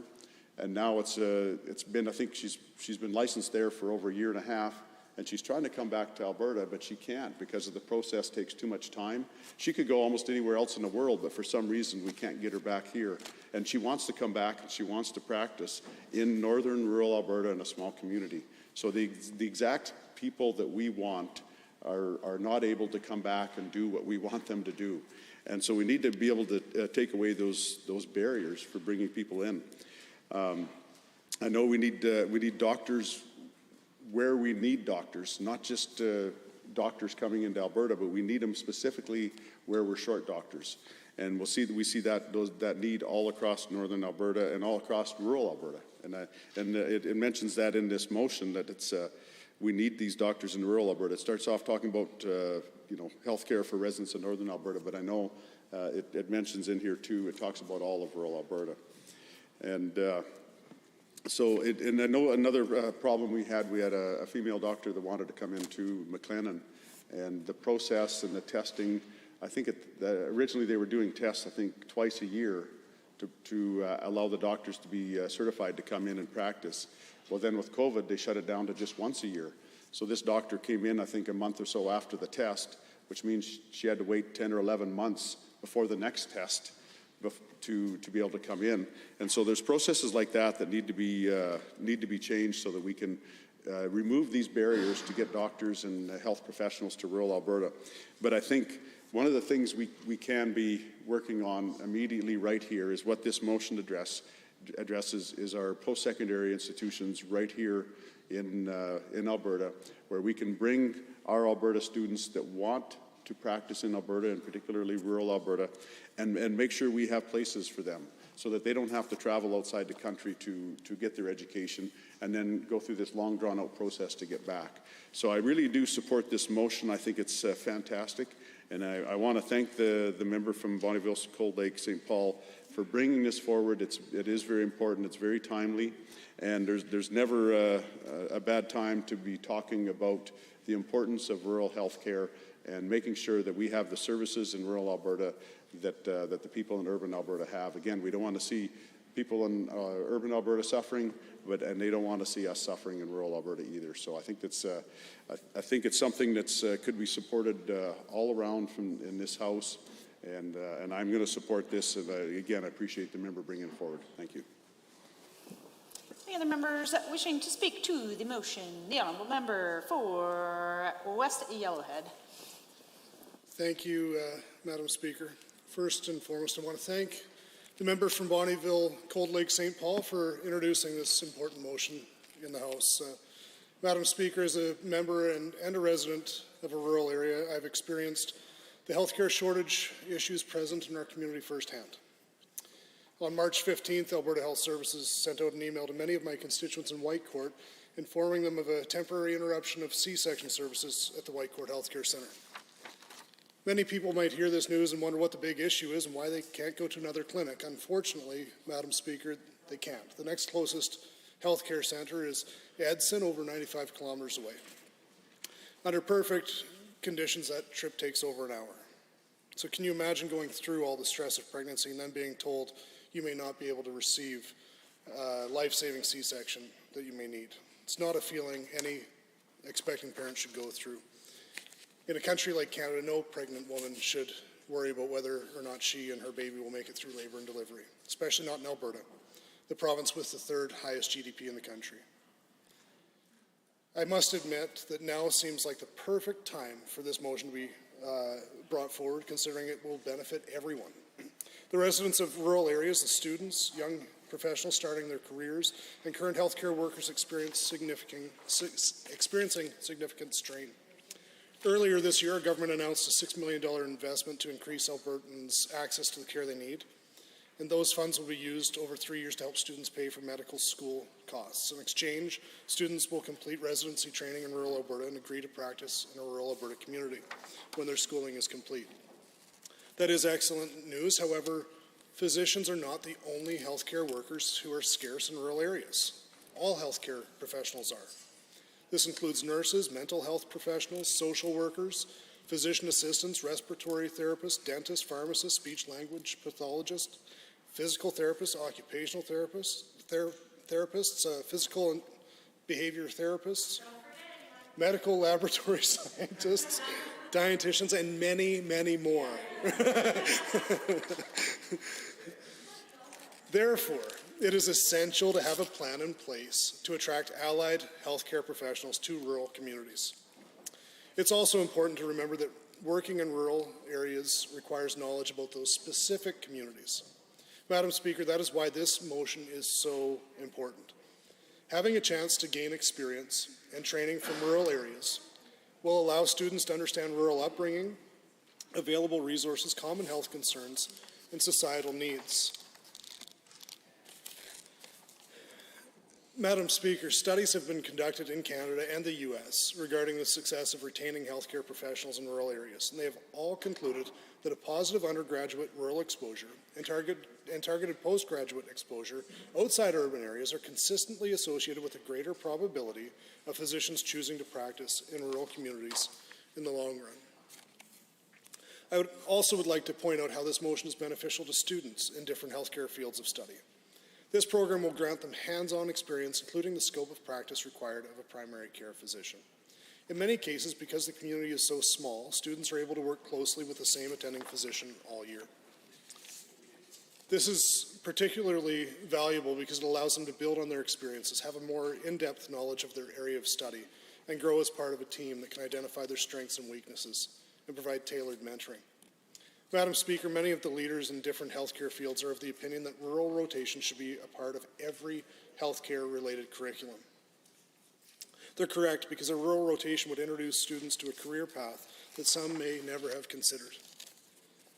What is more, according to a 2019 study, in the long run, working in rural communities has resulted in practitioners being less burnt out than their urban counterparts. This is mainly due to the strong presence of community and family in rural areas. So often, healthcare workers will take care of whole families. They will see and help them through birth, death, trauma, and really all parts of individual lives. In rural Alberta, our healthcare professionals forge relationships with their patients, which is vital for patient care as well. Madam Speaker, an increased number of rural training programs alone won't solve the crisis in rural healthcare. Most pressingly, we need additional government funding for rural residencies. In addition, the lack of adequate infrastructure in some rural areas still needs to be addressed. Currently, our government is modernizing and improving rural health facilities across the province, including in my constituency.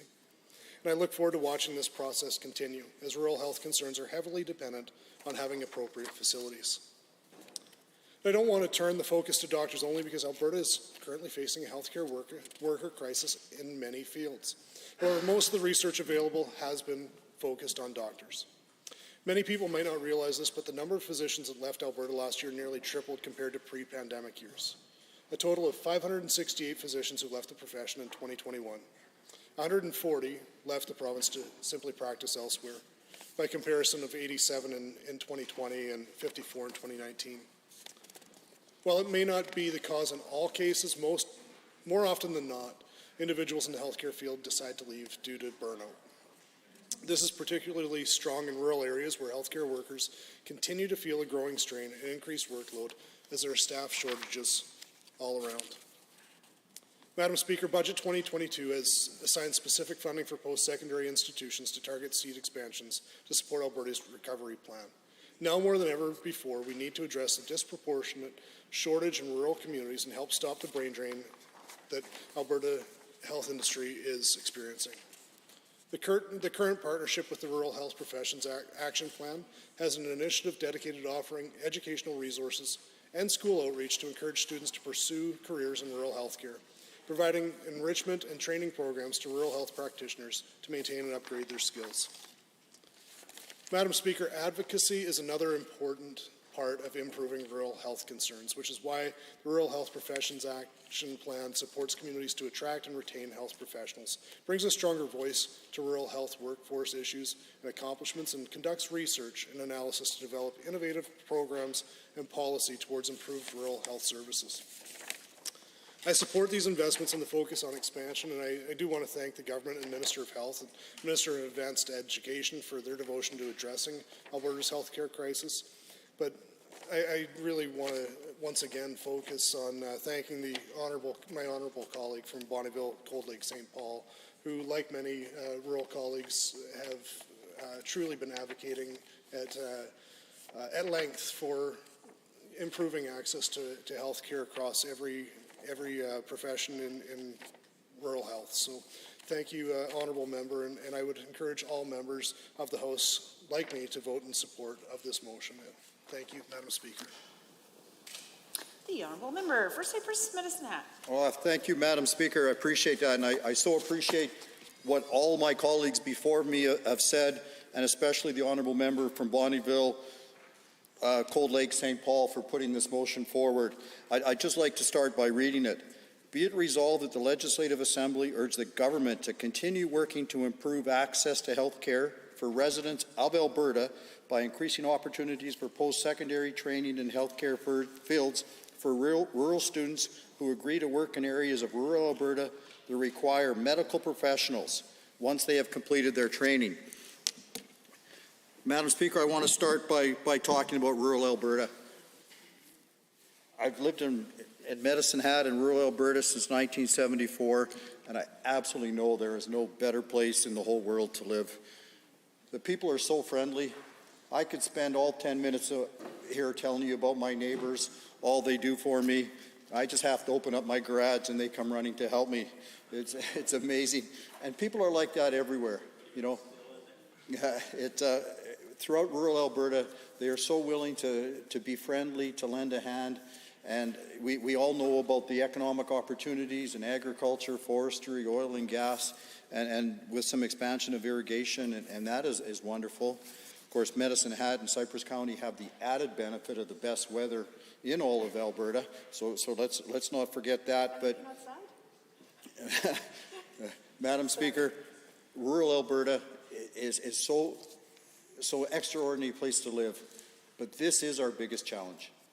Healthcare, to protect, as the honourable member said, from Central Peace Notley, our young families, our opportunity to have children and watch our families grow.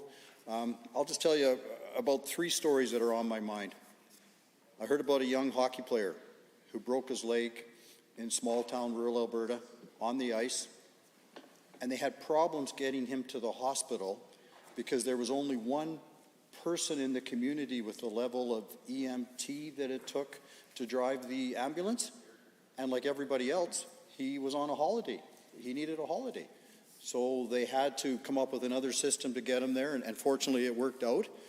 But those are one of the stories that when people think about taking their family and their friends to rural Alberta, they do it with caution. It makes them think twice. I think about when previous governments have changed some of the diagnostic laboratory testing. And I think about one lady who did it for years and years in small town Alberta and went to everybody's house and knew their neighbors and knew what they needed and when they needed it. And when that was centralized, it wasn't properly taken care of. And we all know about Halo and Hero. We're expecting good news this week on some fairness and equity there. But Madam Speaker, those are the kind of things that make people hesitate before they move out to areas that have so many other things. But also doctors. I'm so grateful for 10 years to represent Cypress Medicine Hat, and it's easy.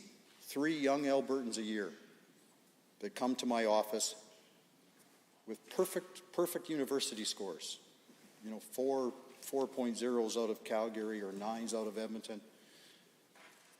Lists a mile long of volunteer work and community engagement, and for some reason, they can't get into medical school. Now, I missed some of the honourable member from Bonnyville, Cold Lake, St. Paul mentioned. I missed some of the statistics, but I think it was like 3/4 almost of those that apply can't get in. At the same time, some of our emergency rooms, we just saw last week, Ponoka's emergency room was closed overnight. What was to me was amazing about that one, it was the very day that we had just approved $25 billion in health spending from the year before with a $700+ million supplemental supply, and we're announcing an emergency room being closed. I hope they got it going again. I hope the locum or whatever was necessary figured out for that. But it's, what could have been done. But Madam Speaker, again, I think of 3 or 4 of these younger people that have come to me that have ended up leaving Canada for their training. Ireland, the Caribbean, America. I don't think a single one of them has come back. My honourable member from Central Peace Knockley talked about some of the bottlenecks to coming back, but I don't think these people, these other young Albertans, these other young doctors, ever decided to come back, where their first preference was to practice in rural Alberta, to practice in Medicine Hat. And I think of how word spreads. When their 10 or 20 or 40 friends in university or high school with similar aptitudes and similar interests hear that one of their shining stars, one of their champions couldn't get in, do you think that encourages these other people to try? I bet you not. And that's why I'm so thankful that the honourable member from Bonnyville, Cold Lake, St. Paul put this forward. This is not only about the 30 people or so, the 30 young Albertans that came to see me in the last little while. It's about the hundreds of their friends behind them that would pursue a similar career. And it's about the hundreds of Alberta patients that aren't being serviced in emergency rooms. Honourable member from Fort McMurray, Wood Buffalo mentioned, I think he said 46,000. Fort McMurray, Wood Buffalo, of his citizens and constituents come into Edmonton every year for their treatments. Okay, so it costs the citizen, costs the Albertan the money to get here and do that rather than the system, but it's a huge cost. It's a huge lack of service. Again, when it was stated that we have the 3rd biggest GDP in the world, I mentioned it in Canada. Thank you, in Canada. 3rd biggest GDP in Canada. Thank you. And anyway, regardless, 2 years ago, oil and gas royalties were $3 billion. This year, we're $13 billion. What an opportunity to put some of that money into solving a long-term problem. And of course, a motion is a value statement to the government. A motion doesn't have the means to measure the government actually doing this. But I hope that this government will give a direction to not only increase spots at the U of C and the U of A for doctors, but I hope it will also go a long way to make sure that all the other allied health professionals have the opportunity to receive service and give service. And again, the honourable member from Fort McMurray, Wood Buffalo mentioned about 46,000 people a year from his area going to Edmonton. In southern Alberta, they go to Montana. They end up spending big money to get a knee or a hip or a shoulder fixed in Montana instead. Wouldn't it be better to take care of those people here? Wouldn't it be better to give them that quality of life and that opportunity for professionals to grow here? So it's always hard to talk a bit late when a lot of the things have been talked about. But again, my compliments and my thanks to the honourable member from Bonnyville, Cold Lake, St. Paul for a motion that is bang on exactly what Alberta needs. And I hope the government will put in the measurement and the desire to make this happen, and I will be supporting it. Thank you. Any other members to speak to the motion? The Honourable Member for Fort Vermilion, Lloydminster Wainwright. Thank you, Madam Speaker. First, I'd like to thank the member from Bonnyville, Cold Lake, St. Paul for proposing motion 504. It would go a long way to ensure rural Albertans receive adequate health care services.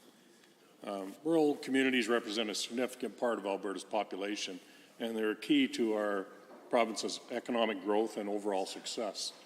I remember the same member has said it numerous times, the amount of revenue that flows into the province's coffers from rural Alberta. And it's incumbent upon us to make sure that we create a good lifestyle there where people can get medical services, which is part of a lifestyle, to maintain those places so we can continue to create the revenue that comes into the province's coffers. There's more to that contributes to ensuring local populations are met with the best health care than just building hospitals. We need the people, we need outreach programs, satellite clinics, mobile services, in-home services, digital services, which we found out this year relative to telehealth and virtual care. We also need to expand opportunities for other practitioners such as nurses and healthcare aides to shore up medical services. To achieve these services, we must first be cognizant of the differences and the challenges separating rural healthcare from urban healthcare. It's, it wasn't one of the things that I was up to date on when I first came to this house. I had certain things I wanted to work on. Healthcare wasn't one of them because I didn't know exactly how it worked, but I've learned. And I know in an urban setting, there's doctors that are clinical doctors. There's doctors that specialize in the emergency units, and then other ones that are specifically do rounds at the hospitals. In rural centers, they do all of that. And so they do their clinicals in the morning. They're available on shifts for emergency care. And so they can put in a lot of time, and that may not suit everybody. And, it takes a special person to accommodate that and work at it. They're very well known in the community. I know when I wander around my community and you get talking to people, they know their panel size, which is interesting. They know who's got the biggest client list or patient list or whatever, and they do know that. And I know they've been very involved. Like we raise a lot of money we find a specific need. For example, Wainwright needed a new CT scanner. So it became a project of the community. And actually on April 23rd, we're doing another fundraiser in Wainwright just to continue to do this. So it's, and they put the money in as well as other people in the community. And they also, but they're supporting it, and everyone knows. They know who everybody is. We did another one in Lloydminster, and it was the Health Foundation that was helping raise money to relocate our dialysis machine. Well, the doctors were there and very involved in raising money for that. And in the end, we got the money. The CT scanners going into Wainwright as we speak, and the money is in place for the renal dialysis machines in Lloydminster to get replaced. So that's good. Another thing that I found that was interesting is medical students. We met with a group of medical students in the legislature in one of the rooms up here, and and all I'd heard is how tough it was to get rural doctors.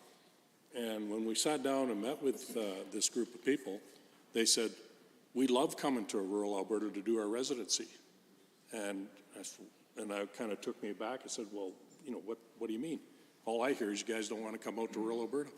And the reason they liked it is because they got a broad range of experiences. They didn't specialize and get pigeonholed into a certain certain areas. So they really enjoyed the fact that they were able to get a broad range of experience. But then they left. They went back to wherever they came from, and so it was a problem keeping them in those. And it might have something to do with the potential hours of work.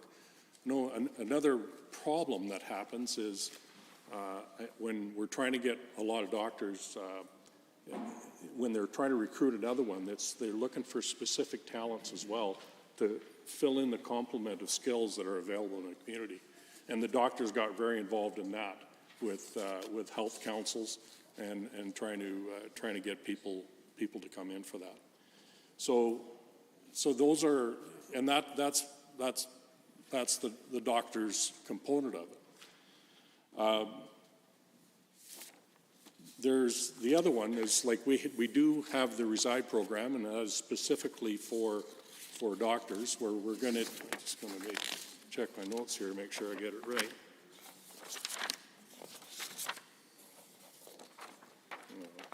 Anyway, I think it's about $2 million for 60 students in that range that are we're putting that money to, and the goal is to say, okay, come here, we'll pay money towards your tuition, but you got to commit to stay in the community for a certain length of time.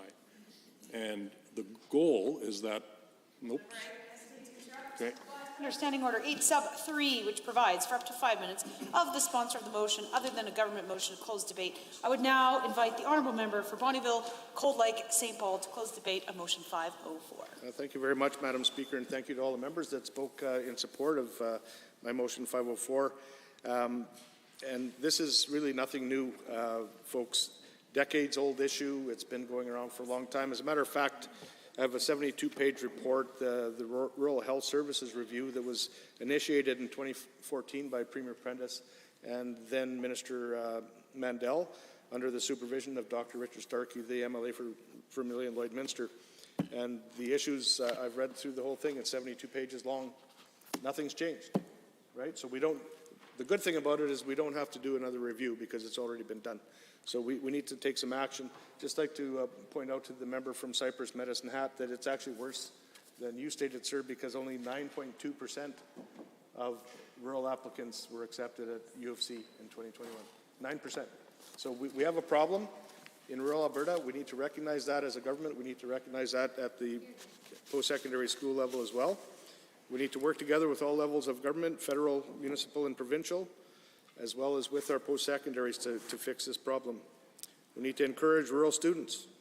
Work hard, and we will support you to improve your community and train in your community. We need to step up our program a little bit. And as a matter of fact, exactly what the member from Cypress Medicine Hat said is students watch these, super intelligent students that grew up in their school apply and apply and apply and apply and apply and get rejected and rejected. So if you're a grade 11 student, you're going to kind of change your focus from med school to something else because you see that it's just nearly impossible to get accepted to it. So I think that's something that we really need to change. I'm trying to change that at the municipal level, trying to encourage my junior high and high schools to start talking to those students in the grade 6, grade 7 levels so that they can work on their marks so that they're the top of their class and get accepted, and make sure that we have the support that finances isn't a roadblock. When we have a good student that can get into med school, they're very valuable to their community. They improve the overall value of the community for attracting young families, which is what we need to continue to make our communities grow. Remuneration may be a part of it. Like the member from Fort McMurray said, when we look at the contribution from these areas to the province and rural Alberta, maybe we need to spend a little bit more. And I know that there is a program out there, but it needs to be reviewed because it's not being very effective. We need to remove the roadblocks for assessments for our international students. I know a number of them personally from St. Paul, two young men that couldn't get into U of A and U of C, so they went and studied abroad and cannot get back in. They're willing to come back to rural Alberta, practice and stay and raise their families for 30 years. Can't get in, can't get an assessment. So we need to make it a priority with the College of Physicians and Surgeons that when we have an applicant that's willing to commit to long-term and rural, that they get the high priority for those assessments. Surgical facilities, we've got some great surgeons that are living out in rural Alberta, Cold Lake and St. Paul specifically I can speak to. You know that yellow line that runs down the highway? It's because traffic goes in both directions. And I can't see why a person from Edmonton, if they could move up 4 months in their surgical wait time, they're going to come out to St. Paul. They'll come out to Cold Lake. They don't care. If they knock 4 months off of a wait for a knee surgery, why wouldn't we do that? So I'm going to probably run out of time here, but we need to make better use of our rural facilities and our rural colleges to get the education upgraded so we can educate our rural students to come back to our rural communities. And please, everybody, thank you in advance for supporting motion 504. Honourable members, all those in favour of the amendment, all those in favour on the motion as proposed by the honourable member for Bonnyville, Cold Lake, St. Paul, please say aye. Aye. Any opposed, please say no. That is carried. Under Government Bills and Orders for second reading, Bill 9, Public's Right to Know Act, Honourable Mr. Shandro. The Honourable Minister of Justice and Solicitor General.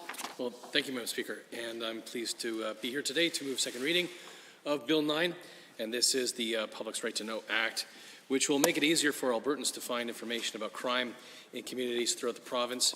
And as the name of the bill itself indicates, we believe that folks have a basic right to know how crime is affecting their community. And Madam Speaker, today we're delivering on a platform commitment to put forward legislation that's designed to uphold and to strengthen that very right. Another promise made, another promise kept. And if passed, this legislation would require the provincial government to report currently available crime and justice system metrics annually.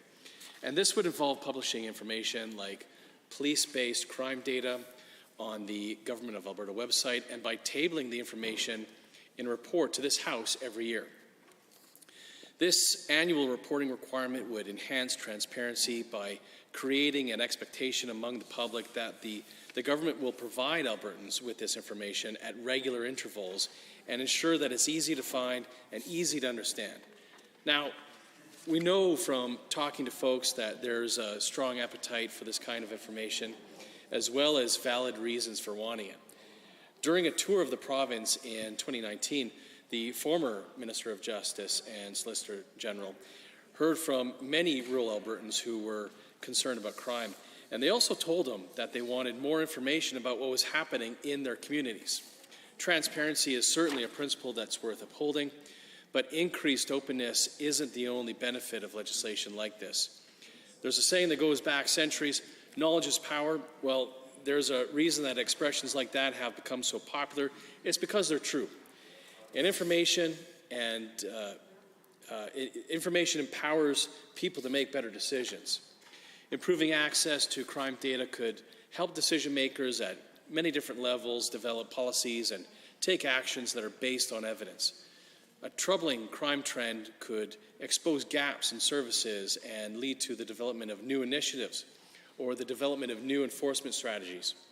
So an example, a rural crime watch group may make different decisions about the need for volunteering or volunteer patrols or public awareness efforts after they've taken a look at and they studied crime data that's in their area. At a more basic level, this is also about empowering Albertans to make better decisions about their own personal safety.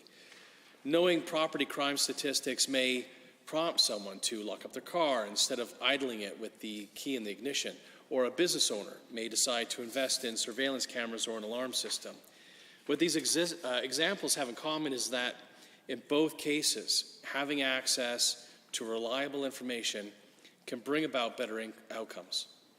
And a better informed public can help build safer communities for everyone in Alberta. And it starts with ensuring that folks have easier access to information that they're entitled to know. I hope members on both sides of the House will support this legislation, and I ask that we move second reading of Bill 9. Thank you. Any other members wishing to join the debates? Bill 9, the Honourable Member for Calgary Mountain View. Thank you very much, Madam Speaker. I'm pleased to rise and speak to Bill 9. I think to open my comments on this bill, the first thing we're saying is, what, Madam Speaker, does this bill do? And the answer is nothing. This bill doesn't do anything. So it's called the public's right to know, and it requires that the minister publish a report. And what needs to be in that report? Well, Madam Speaker, what needs to be in that report is information and data. What does that mean, one might wonder? Well, unfortunately, Madam Speaker, the answer sure can't be found in this bill. So it requires the publication of information and data that the minister considers necessary or advisable. That's what it requires. I mean, I would love for someone to explain to me how this requires the minister to do anything. Now, we certainly just heard the minister speak, and he said that it will require the publication of crime data.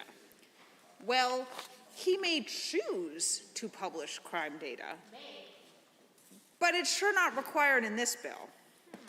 This bill doesn't require him, again, to do anything at all. It requires simply that he publish a report and that that report contain information and data. For all we know, he could publish a report entirely filled with the number of patrons at some coffee shop.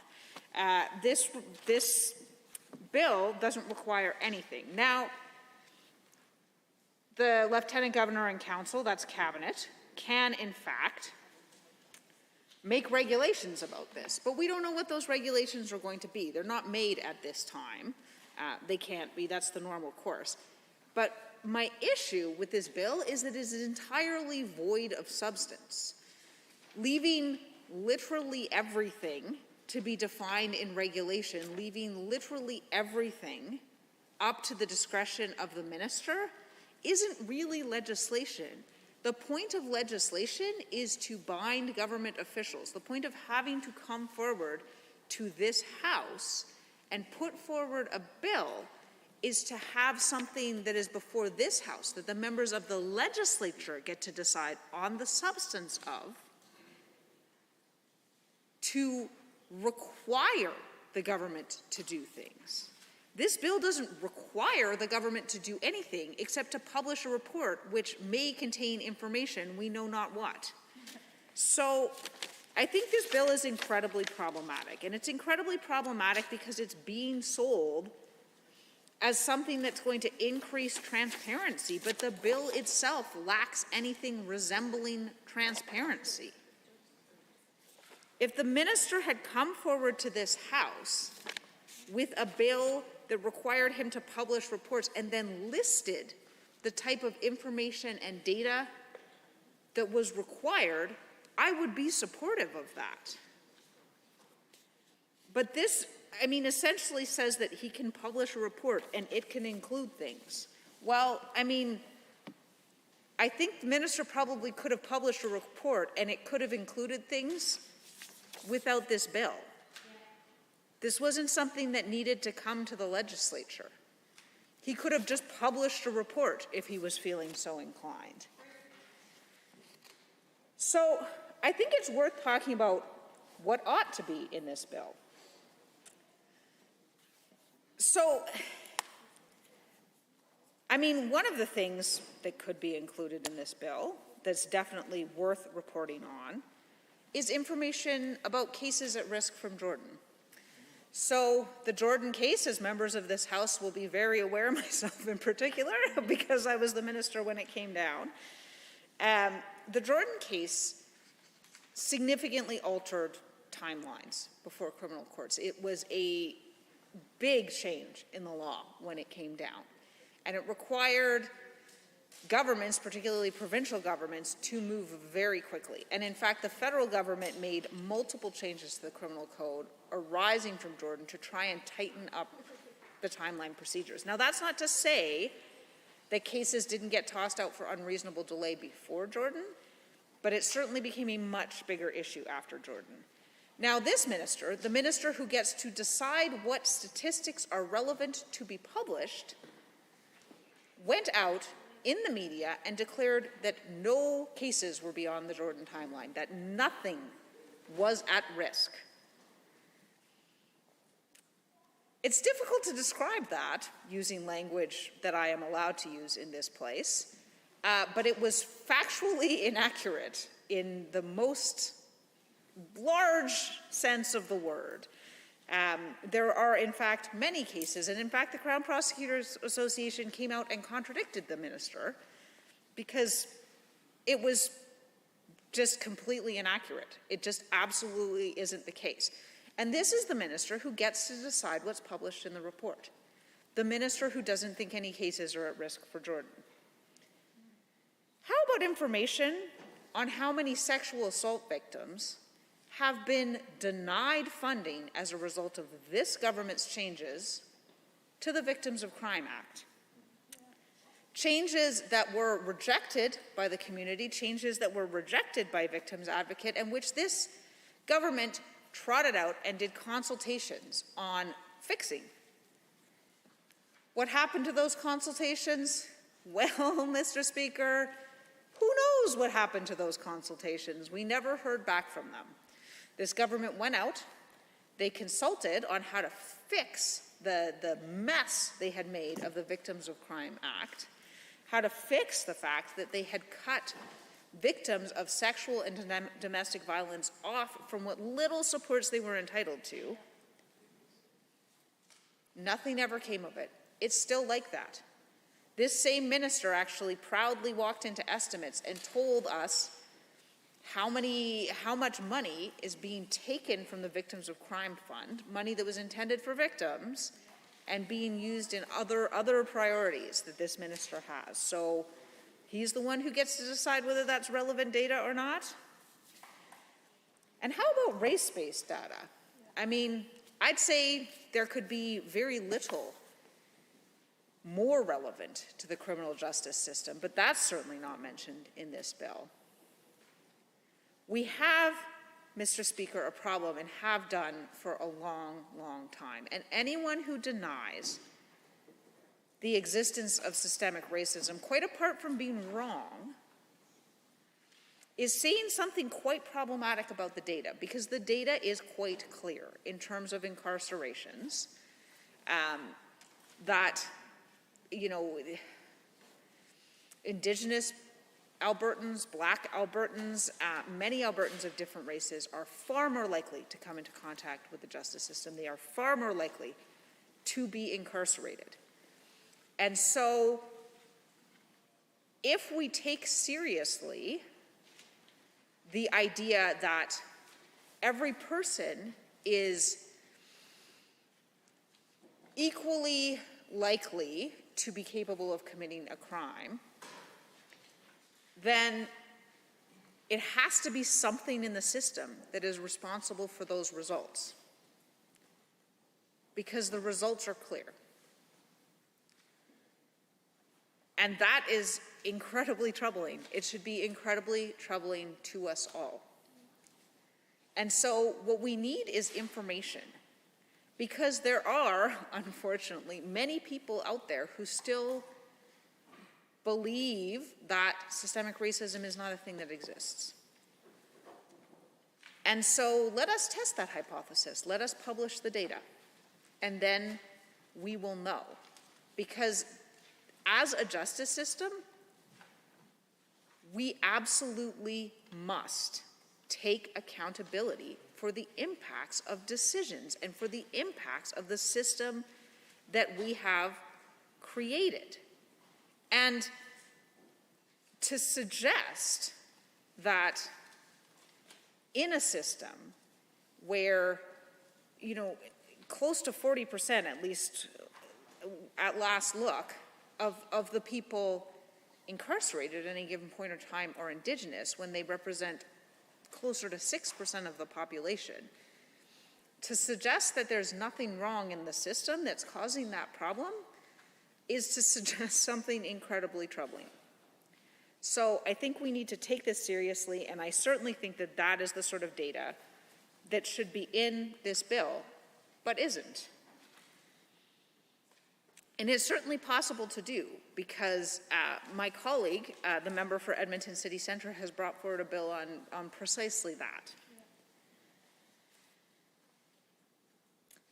Here's another thought.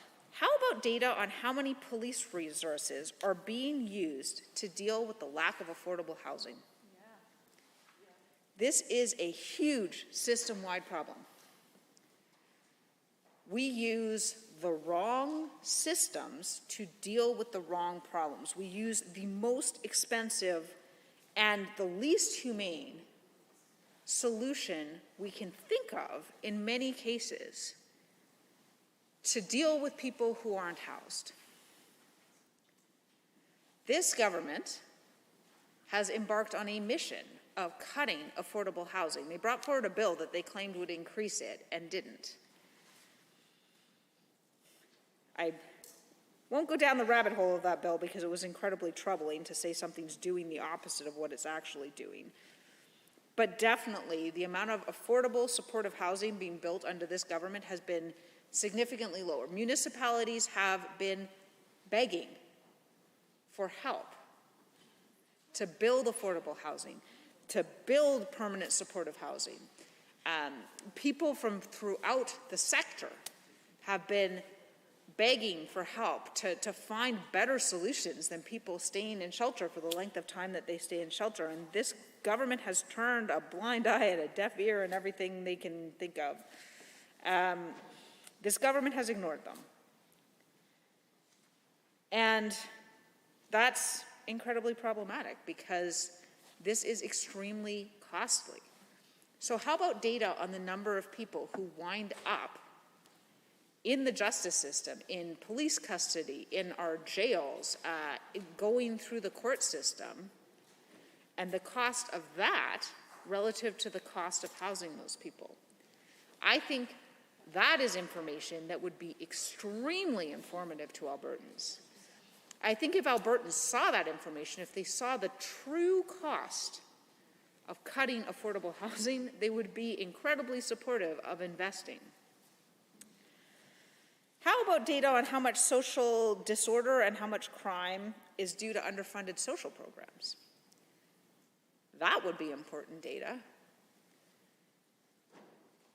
I mean, if there's one thing I heard consistently from police throughout the province, it's that they don't want to be the first line of intervention for a mental health crisis.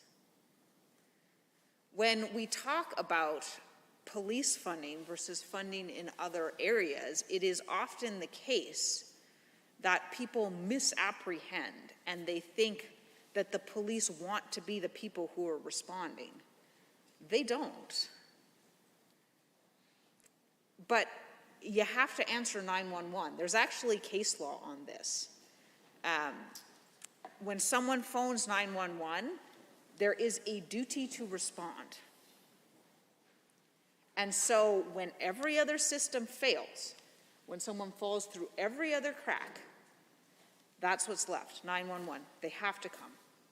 It's not because they want to come. It's not because the police want to be in charge of the most acute mental health crises in this province. It's because they are legally bound to do that. And so if we could get the data on how much we pay to essentially underfund mental health services, I think that would be incredibly illuminating information for Albertans. I think that would completely change public opinion on how we spend and where we spend. Because this is supposed to be an act about the public's right to know, the public's right to understand information about the criminal justice system. And so it should require the publication of information. And I think that this information about the true costs of not investing in affordable housing, about the true costs of not investing in social programs and mental health programs and programs that support people to not come into contact with the justice system, I think that information would be incredibly illuminating. And I think that this bill should require that information.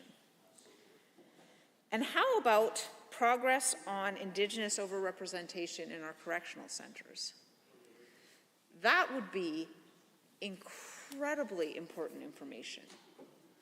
This is an issue that has plagued the justice system for decades, probably since its inception, although we probably don't have good data that goes back that far, but I would suspect that it is. How about data on that? How about if we publish that? Because I think if the people of this province truly understood the scope of the problem, truly understood the level to which we as a set of government systems have, and individuals who work within those government systems have failed Indigenous people in this province, I think that would be very illuminating information for them. And this, at the end of the day, is my big issue and my big concern with this bill, is that it allows the minister to cherry pick data to support whatever narrative he happens to choose to drive at that moment, because it doesn't require anything. It doesn't require the publication of data on any subject, and it leaves it entirely in the discretion of the minister. And that is incredibly troubling, because in the hands of the wrong minister, what it means is that the data that is being published can be used to paint an inaccurate picture. You can use truth to paint a picture that is not, in fact, the truth by simply picking and choosing what data you put forward. And that is my huge concern with what's going to happen in this bill, is that they're going to pick and choose what data comes forward based on what data happens to support whatever the narrative of the moment is. And this is a government with a demonstrated history of willingness to be blown around by political whims. They claim to be the government of law and order, and they sit silent while members of their own caucus go to support an illegal border blockade that costs hundreds of millions of dollars to the economy. Point of order is called. The honourable member for Tabor-Warner. I call a point of order on 23 H, I, and J. The honourable member knows that this has been an issue that has been talked about in this House. Speakers have made rulings on this, not made rulings, but have cautioned the members to be careful in the way that they are expressing this, the events that actually happened down at the border. And the honourable member knows this. She's been in this House many times as this has been an issue, and I would ask that she apologize and withdraw these comments. The member for Edmonton Highlands Norwood. Thank you, Mr. Speaker. This is absolutely not a point of order. In fact, this would not fall into 23 H, I, and J, as the member has been really quite measured and reasonable in her approach, and she's stating a fact in mentioning the illegal blockades. This is not a point of order, and I would love for the member to be able to continue her eloquent speech. Is there any others? I am prepared to rule. I'm not convinced that at this time this is a point of order. The member was speaking quite broadly and not specifically. The honourable member for Calgary Mountain View. Thank you very much, Mr. Speaker. So, yes, I think the point there, Mr. Speaker, that I was attempting to make is that this government's support for law and order, much though they may espouse it, waxes and wanes depending on the political will of some of their members. And that's problematic because, again, this is a bill that doesn't require them to do anything. It's a bill that allows them to pick what data they bring forward. And we've literally just seen a member of this House rise and attempt to argue that something which is illegal was not illegal. I mean, I find it problematic that that's where we're leaving this.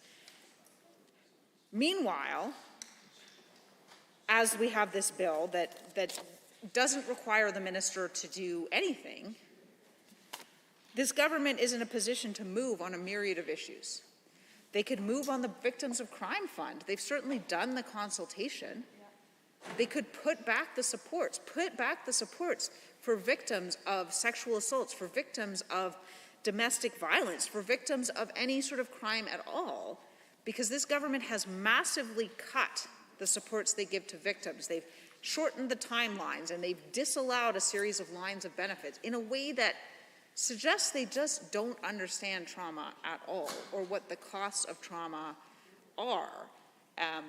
The benefits were very small, but they allowed, say, a victim of sexual assault to take some time, not a long time, but at least a few days off of work to deal with their trauma, or to pay for some counseling to deal with their trauma. So the government could be bringing forward a bill that fixed that problem.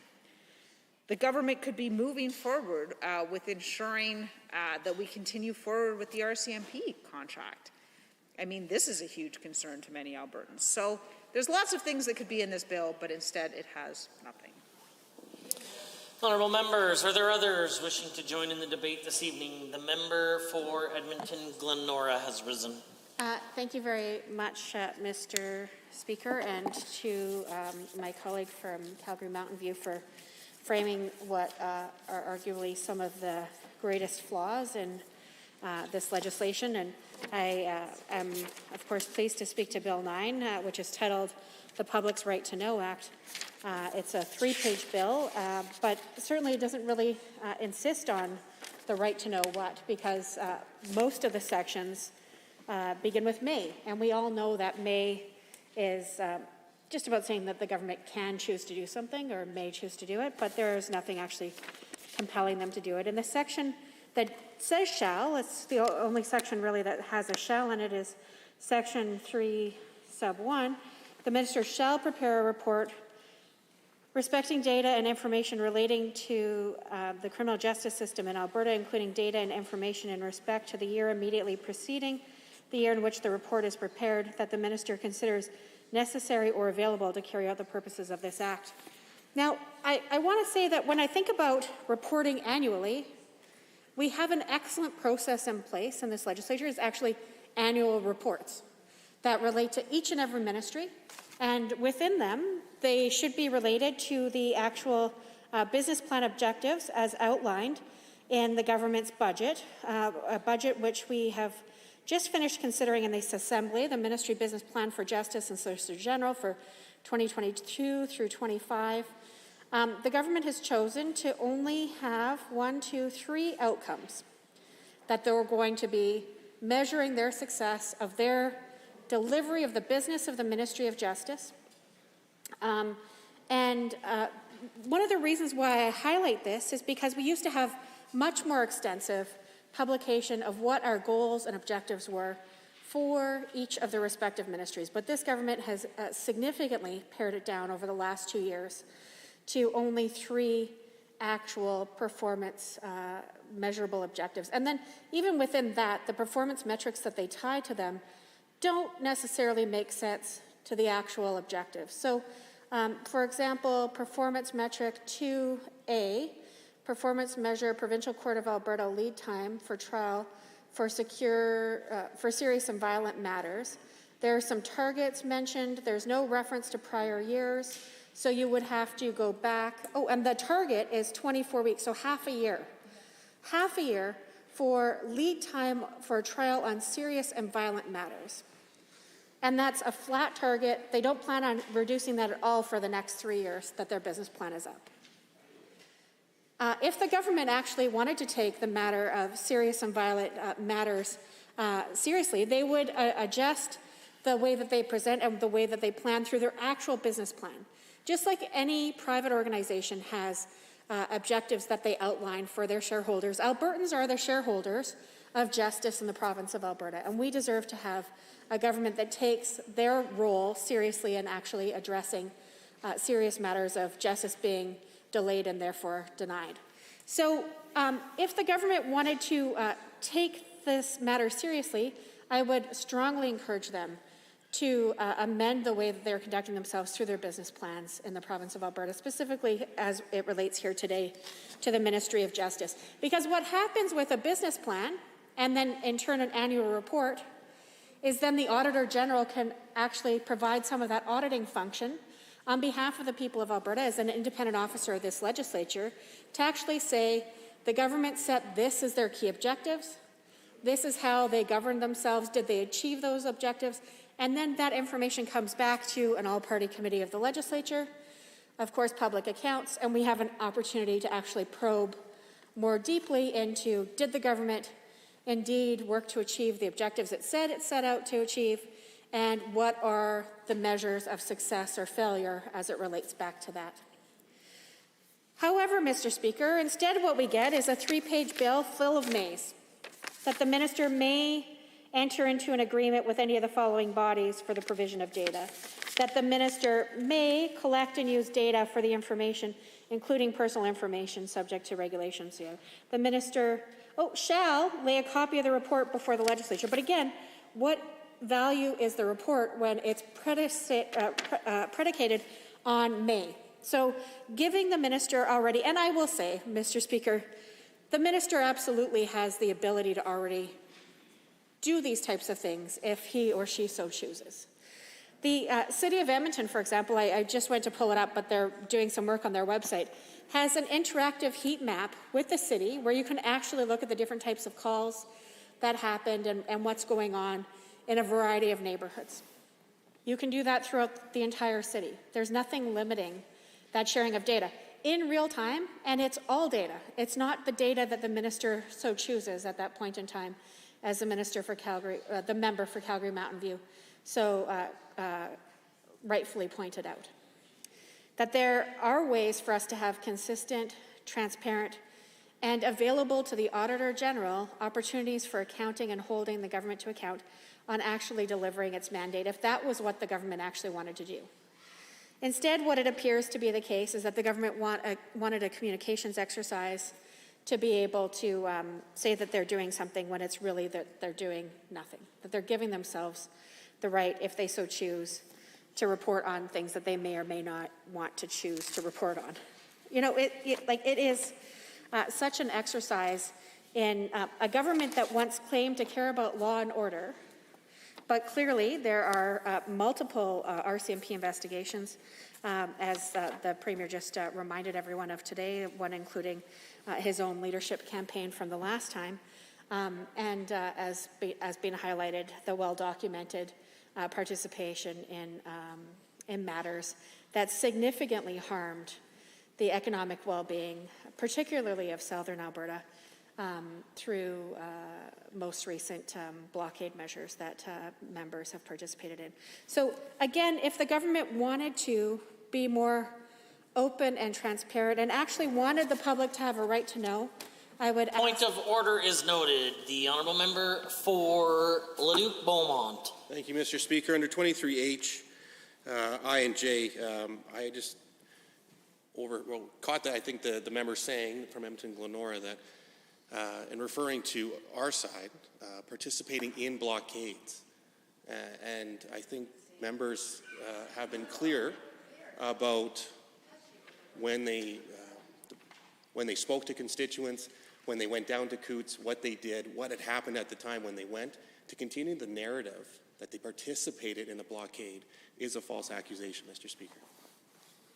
The Opposition House Leader. Thank you very much, Mr. Speaker. Mr. Speaker, I believe this is not a point of order, that this is a matter of debate, and my colleague was talking about a wide range of issues, including the reported on fact that UCP MLAs attended the blockade and attended what was happening at Coots, well reported in the media. I believe this is a matter of debate, and I was listening to my colleague's language, did not mention any specific members, did not accuse anyone of anything, and I don't believe that this falls under 23H, I, or J, but I look forward to your ruling, Mr. Speaker. Are there others? Seeing none, I am prepared to rule.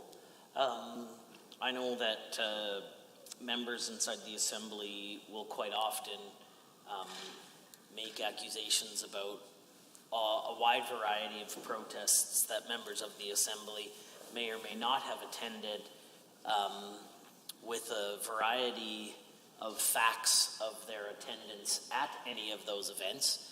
And so at this point in time, I don't find this a point of order, but a matter of debate. Edmonton Glenora. Thank you, Mr. Speaker. Let's talk about outcome 3 in the most recent business plan for the Government of Alberta. I did talk about outcome 2, but outcome 3 talks about introducing a new model of victim services delivery to ensure victims have the help they need when they need it. But of course, we know that it doesn't restore the actual victims of crime fund. That could have been a much better use of the public's right to know. This bill, in my opinion, could have been about something, and it could have been about helping those who are survivors and victims in having a path back to being able to have some compensation to help address some of the harm that's being caused to them. But the government instead has chosen simply to put a new model as one of their objectives, and no accountability with regard to that in terms of legislation. They could have brought forward a bill. Then sub 3.2 talks about continuing to implement digital transformation to improve Albertans' access to services, promote system sustainability. Sure, no measures at all to talk about what it is that they'll be measuring to determine whether or not they were successful in achieving that objective. And then 3.3, work with the courts and other stakeholders to develop options for individuals and families interacting with the justice system who could benefit from targeted services, interventions, and supports where appropriate. And again, no actual ways of measuring this identified clearly through the actual business plan and budget documents. So if the government wanted to take the opportunity to create a bill and try to package it as a communications exercise, they certainly had the opportunity to address any of the key objectives outlined in the budget that the government just passed, and could have acted on that regard. Earlier today, we had an opportunity to reflect on some of the challenges that the province has been facing in terms of crime, and the minister, I think, is right to highlight that those who have been impacted directly by crime, it has a serious negative consequence for most Albertans who've experienced it, whatever that crime might look like. And again, I want to say to folks who've already worked to ensure greater levels of transparency that unfortunately I don't think this bill is going to do that in any sort of meaningful way, given the way that the legislation is written, the vagueness, and that is simply appears to be a communications exercise rather than actually talking about the types of information that will be included or disclosed, and in what ways. And again, there is an annual report for justice each and every year, which the Auditor General reviews. And that is probably one of my other biggest concerns with this bill, is that it is simply a way for the minister, whoever that happens to be, to package some information that they want to share with people and say that they're doing it in a bill. Like, the minister can certainly write reports anytime he or she sees fit, and can present information to the public much more frequently than annually, if they so choose, and can do it in a way that is responsive to the needs of the citizens of Alberta. But this bill doesn't compel any of that, and it doesn't ensure that there's any rightful oversight when it comes to actually reviewing the information to see if it's actually responsive to the needs of Albertans. And I do want to take a moment here to say that if the government wanted to do something to take a bill and to turn it into a government bill, I suspect that my colleague for Edmonton City Centre would welcome the opportunity for his private member's bill to be taken by the government and move forward as a government bill. I think that he's done considerable outreach with the community, and we've heard repeatedly how having broken down analytics, including race-based data, would make for more honest reporting and for an opportunity to have better demographic analysis and better programming in place to address some of the root concerns that people feel with the justice system here in Alberta. And of course, it isn't just an Alberta-specific problem, but there are some serious problems with the justice system that I think we, as a society, need to address. And we could do that through a meaningful piece of legislation that talks about gathering actual race-based data to help inform better policy making decisions. Maybe the minister wants to do something around that, this minister today, in relation to this bill, but there is certainly nothing compelling that in the way this bill is written. And I don't think Albertans have confidence that this government will act on that in a meaningful and sustained way. So it really does feel like this is a bill about nothing. And that is disappointing because there are so many pressing issues as we continue to navigate through this important time in Alberta's history. And I would have loved to see a justice bill that talked about restoring some of the harm done to the Victims of Crime Compensation Fund and about having greater accountability and transparency when it comes to the government's decisions and the government's actions and the way that those are carried out in our society and how it impacts the justice system. So I think that we did have an opportunity for that, and the government's really missed seizing the day. It was sort of teed up for them, and they have really missed the mark, I think, on this. So with that, Mr. Speaker, I think I'll cede the remainder of my time to my colleagues, and thank you for the opportunity to engage on this discussion here today. Honourable members, are there others? The member for Calgary, Buffalo. Thank you, Mr. Speaker, for the opportunity to briefly address Bill 9 and to just carry on where my colleagues, both from Calgary Mountain View and Edmonton Glenora, have talked about the shortcomings in this bill. I too see that this bill does little to address the priorities of Albertans. It does little to address the key justice issues that are before this province at this time. And my colleagues identified some of those key justice issues, like the Victims of Crime Fund, where there is a report that has been laid before members of this government and could be followed up with in terms of a bill to positively impact the situation for victims of crime, serious crime. There's, again, another issue of over-representation of Indigenous persons in the correctional system and institutions.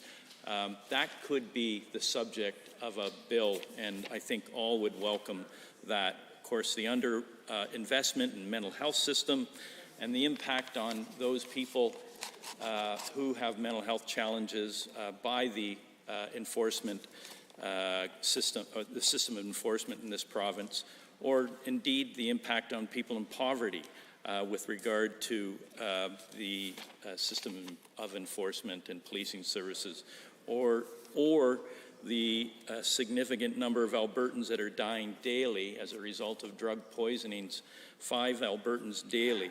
And is there better ways that could be the public could find out through the Solicitor General of how to deal with that situation?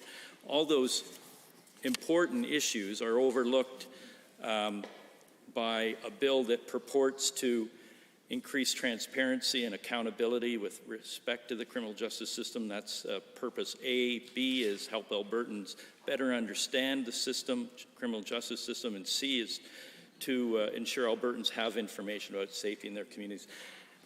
You know, when I read those purposes, the 3 of them, I'm struck with the fact that any justice minister and Solicitor General could do those things today. They don't need a bill. And the fact that it's codified to say this is your job is a failing, I think. I don't see the purpose of this, although the minister stood up and said, well, this was a platform commitment made, commitment kept, or something similar. But yeah, it's like you need to be told how to do your job.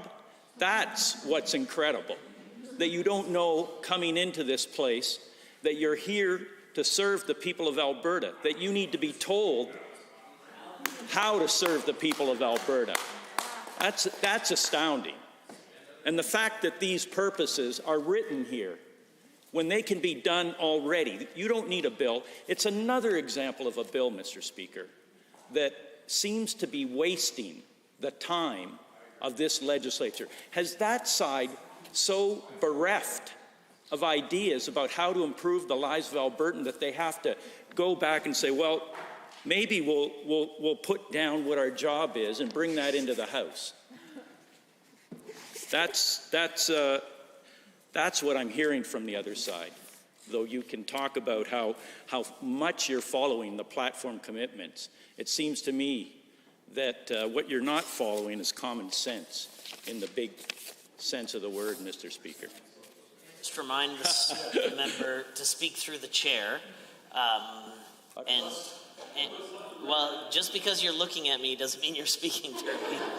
I appreciate if I say you, but I'm looking somewhere else, it doesn't mean that you're not speaking through me. So if you speak through the chair by maybe saying they as opposed to you, this is very helpful and lowers the temperature.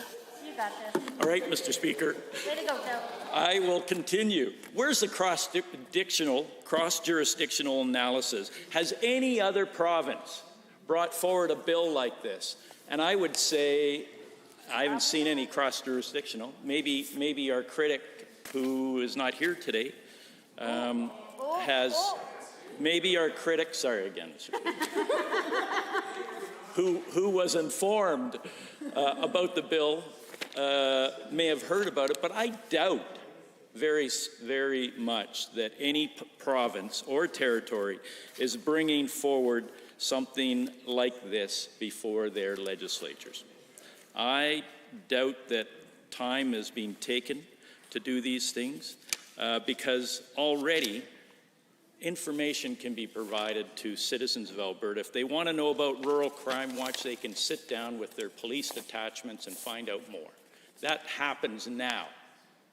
That happens every day in this province. That was an example that was used by the Minister of Justice and Solicitor General.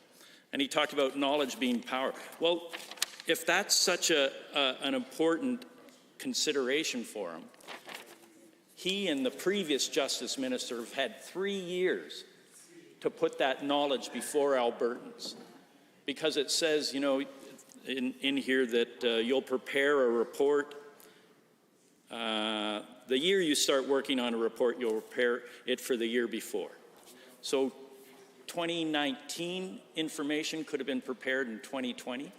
2020 information could have been prepared in 2021. 2021 information could have been prepared this year. None of that's happened because I'm not so sure that the government is all that concerned about information getting out to the communities. Or they would have started this. But here we are 3 years into their mandate, and they bring this bill that they say is as a result of a platform commitment. So why the wait? If it was so important, why wait 3 years to bring it forward? Only they can answer that, Mr. Speaker. But Bang, nice job. Way to speak through the speaker. I think this bill doesn't do much. I think I've made that pretty clear. I think that the Minister of Justice and Solicitor General should know what their job is, and they should share information that's important to Albertans with regard to justice matters, with regard to policing matters. And if they need a bill to tell them to do it, then maybe they're not the right person for the job. Thank you, Mr. Speaker. The honourable member for Edmonton Meadows has risen. Thank you, Mr. Speaker. I'm pleased to rise to speak to this bill, Bill 9, Public's Right to Know Act, on behalf of my constituents and fellow Albertans. I'm going to reiterate some of the comments my colleagues made.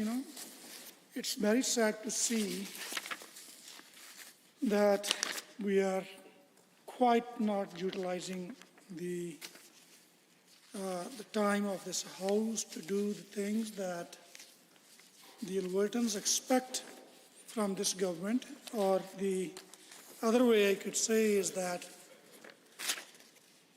so this is an obviously another example of this UCP government, how they are out of touch and still have not learned lessons from their previous 3 years experience, and discussing the legislation that does not really change anything into the law that already exists. I just wanted to go back 2 years. In June 2020, 15,000 people showed up to the legislature ground, and we hear them, and we promised we will go back to the public and we will consult with them, and we will hear their issues, and we will consult, and we will summarize the report. We will develop recommendations based on that, and we'll bring it to the House. And we have done that. Since then, we spent almost from June, July to up to the May of 2021, almost 10 months, consulting with the Albertans, hearing their concerns when it comes to racism, and summarized a broad report of 12 pages. And I just wanted to echo their concerns with regards to the justice system. What we hear, those were the individuals, racialized Albertans and community leaders, and they were experts. They were experts from universities, colleges, with their extensive experience and knowledge to the issue of hate crimes. So there were a few things they actually echoed, and they loudly said their minimum to actually,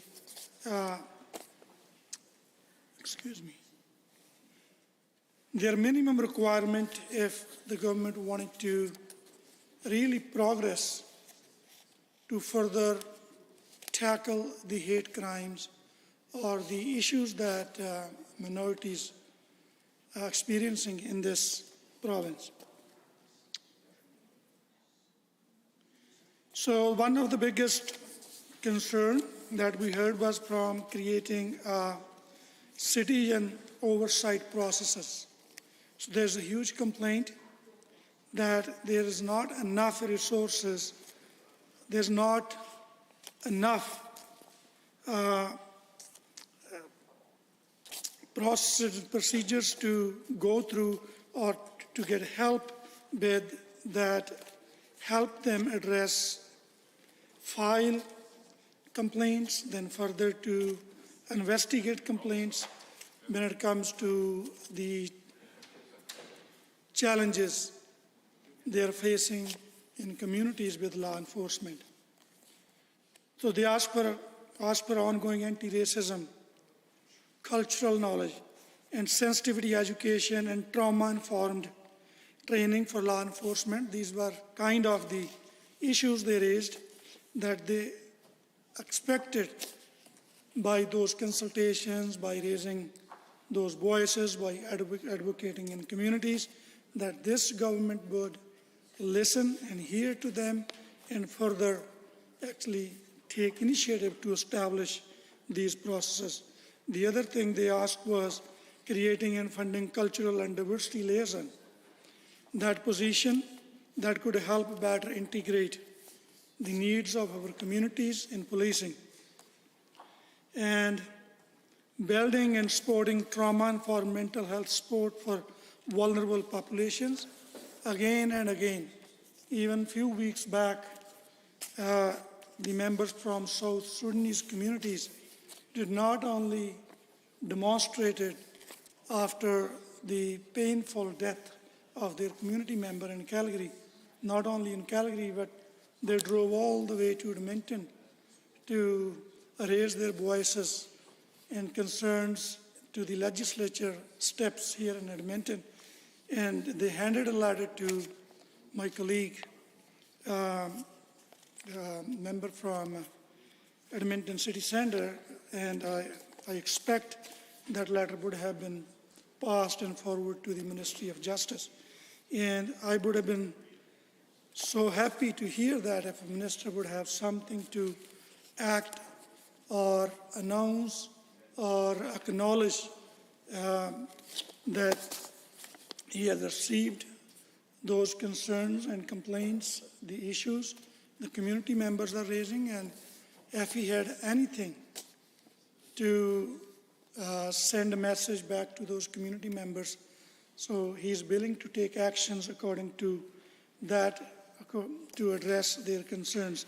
And the biggest thing, the motion I brought back when the then Justice Minister of this government announced the Police Act review, the government totally failed to acknowledge and address the communities called. The communities, they were disproportionately representing in the remand centers, in the jails, and cells. That was a call that the government needs to establish anti-racism panel that would have been comprised by the community members, community leaders, indigenous community members, and racialized communities. Specifically, those communities are disproportionately representing into these problems.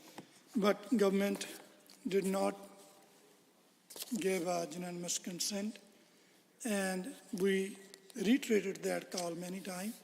Community members reiterated that call many times, and I'm reiterating that call once again in this House, and we don't see.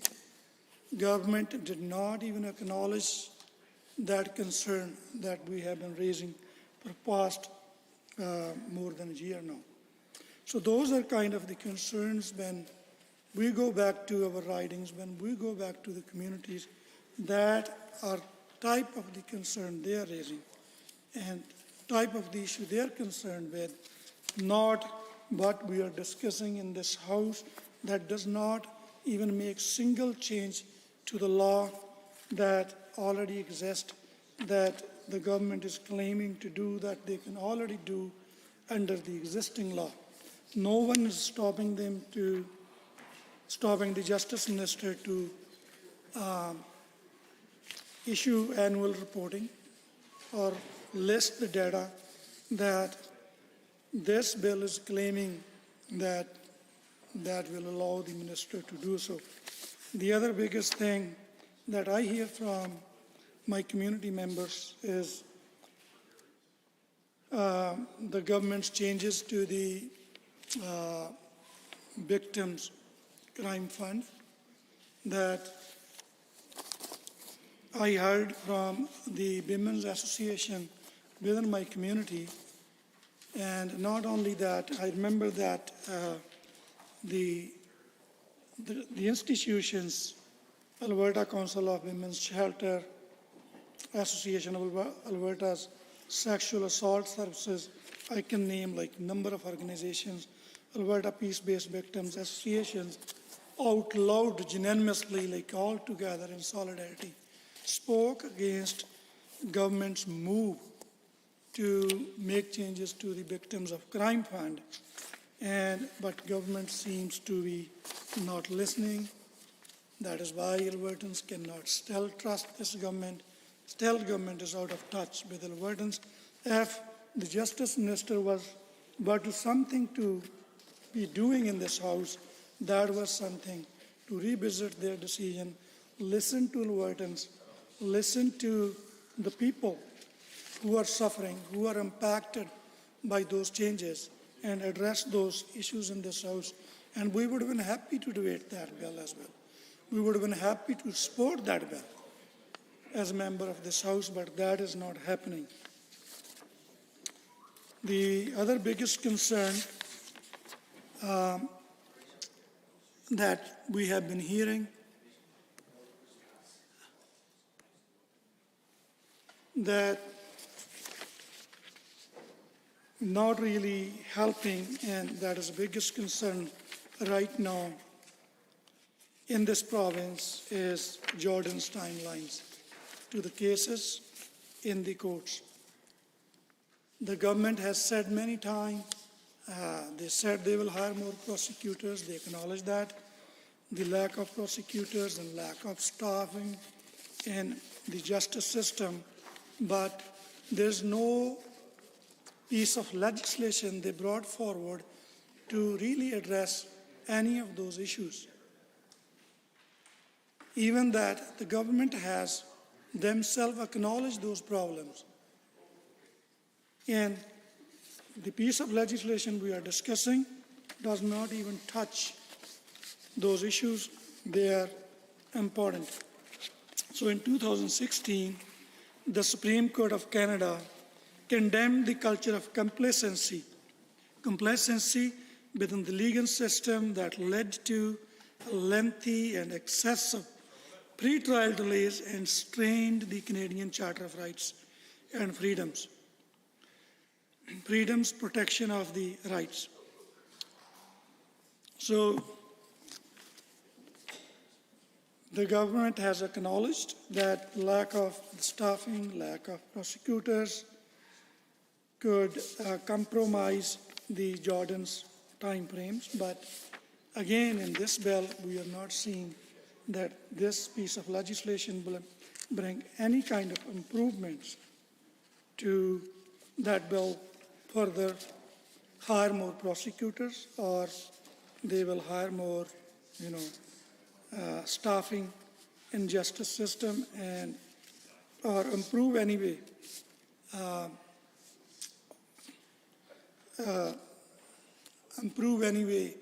to achieve the Jordan time frames regarding the justice system. So the other thing that the Albertans are out loudly saying, and overwhelming majority of Albertans showed again and again, they're not for Alberta policing. More than 90% of the Albertans showed their interest and their feelings. They don't want to get into a kind of debate that does not really help Albertans or Alberta as a province, or Alberta's economy, or Albertans' life. So this is kind of issues the Justice Minister could have been, moving forward or bringing the debates to discuss in this House that Albertans are currently concerned about. None of these issues, none of these concerns that were raised by the Albertans are piece of this legislation, that this legislation is focusing on, or that legislation will achieve if this legislation is passed. So due to this, right now, I can just say that we cannot really support this piece of proposal under Bill 9, Public's Right to Know Act, as it does not further the interest of the Albertans. It does not bring the changes to the justice system. They are important to Albertans. Thank you, Mr. Speaker. Honourable members, second reading of Bill 9, the Public Right to Know. The Honourable the Minister of Labour and Immigration. Thank you, Mr. Speaker. Mr. Speaker, I am very pleased to rise to speak to Bill 9, the Public Right to Know Act. Mr. Speaker, sitting down here listening to members opposite, all you hear is issues that have absolutely nothing to do with Bill 9. Yep. And that is consistent with what we have come to see from the members opposite in the last 2.5 years. Certainly, that was also the case when they were in office for between 2015 and 2019. You know, Mr. Speaker, you hear them talk about a particular bill that seeks to address a real problem. And all of a sudden, they take interest in that particular subject matter, but devoid of any substance whatsoever. Mr. Speaker, they had 4 years. Each and every one of the concerns that they have raised, they had 4 years to have tabled a bill to address each and every one of those things. But no, they didn't do that because they were solely interested in hammering Albertans, in hammering businesses. They chased out billions of dollars out of our province, and their policies drove away investors, created hundreds of thousands of people out of employment. But here we are, Mr. Speaker, talking about a bill that is the product of consultations and town halls that my predecessor, Doug Schweizer, had with rural Albertans. I'm sorry, Mr. Speaker. Sure that the Honourable Minister knows not to and refrain from using proper names. I withdraw, Mr. Speaker. My predecessor, the former Minister of Justice and Solicitor General, took the time to tour all across our province, including rural Alberta. And he heard from them that they want to understand why it has been so difficult to tackle rural crime. Yep. Mr. Speaker, I, as Justice Minister, continued on that particular work. Throughout last summer, I traveled all across our province, mostly in our rural communities, and I heard the same thing. And this bill is a product of the consultation that we had with folks in our rural communities. At the end of the day, the question is, we need data to better understand what is going on in our rural communities. That is exactly what Bill 9 seeks to do. Bill 9 would establish a regime by which the province, the Department of Justice, enters into agreement with the government of Canada because there are certain data that we can't get from them. The RCMP will not release certain data to us without an agreement. There are certain data that we can't even get from the municipal government. There are certain data we can't even get from, other areas of government. And so this particular bill in Section 4 would require the Department of Justice to enter into agreement with those municipalities. So, Mr. Speaker, I am proud of this particular bill, and I'm proud to support it. I hesitate to interrupt. However, pursuant to Standing Order 4, the time for debate has concluded, and the House stands adjourned until this evening at 7:30 p.m.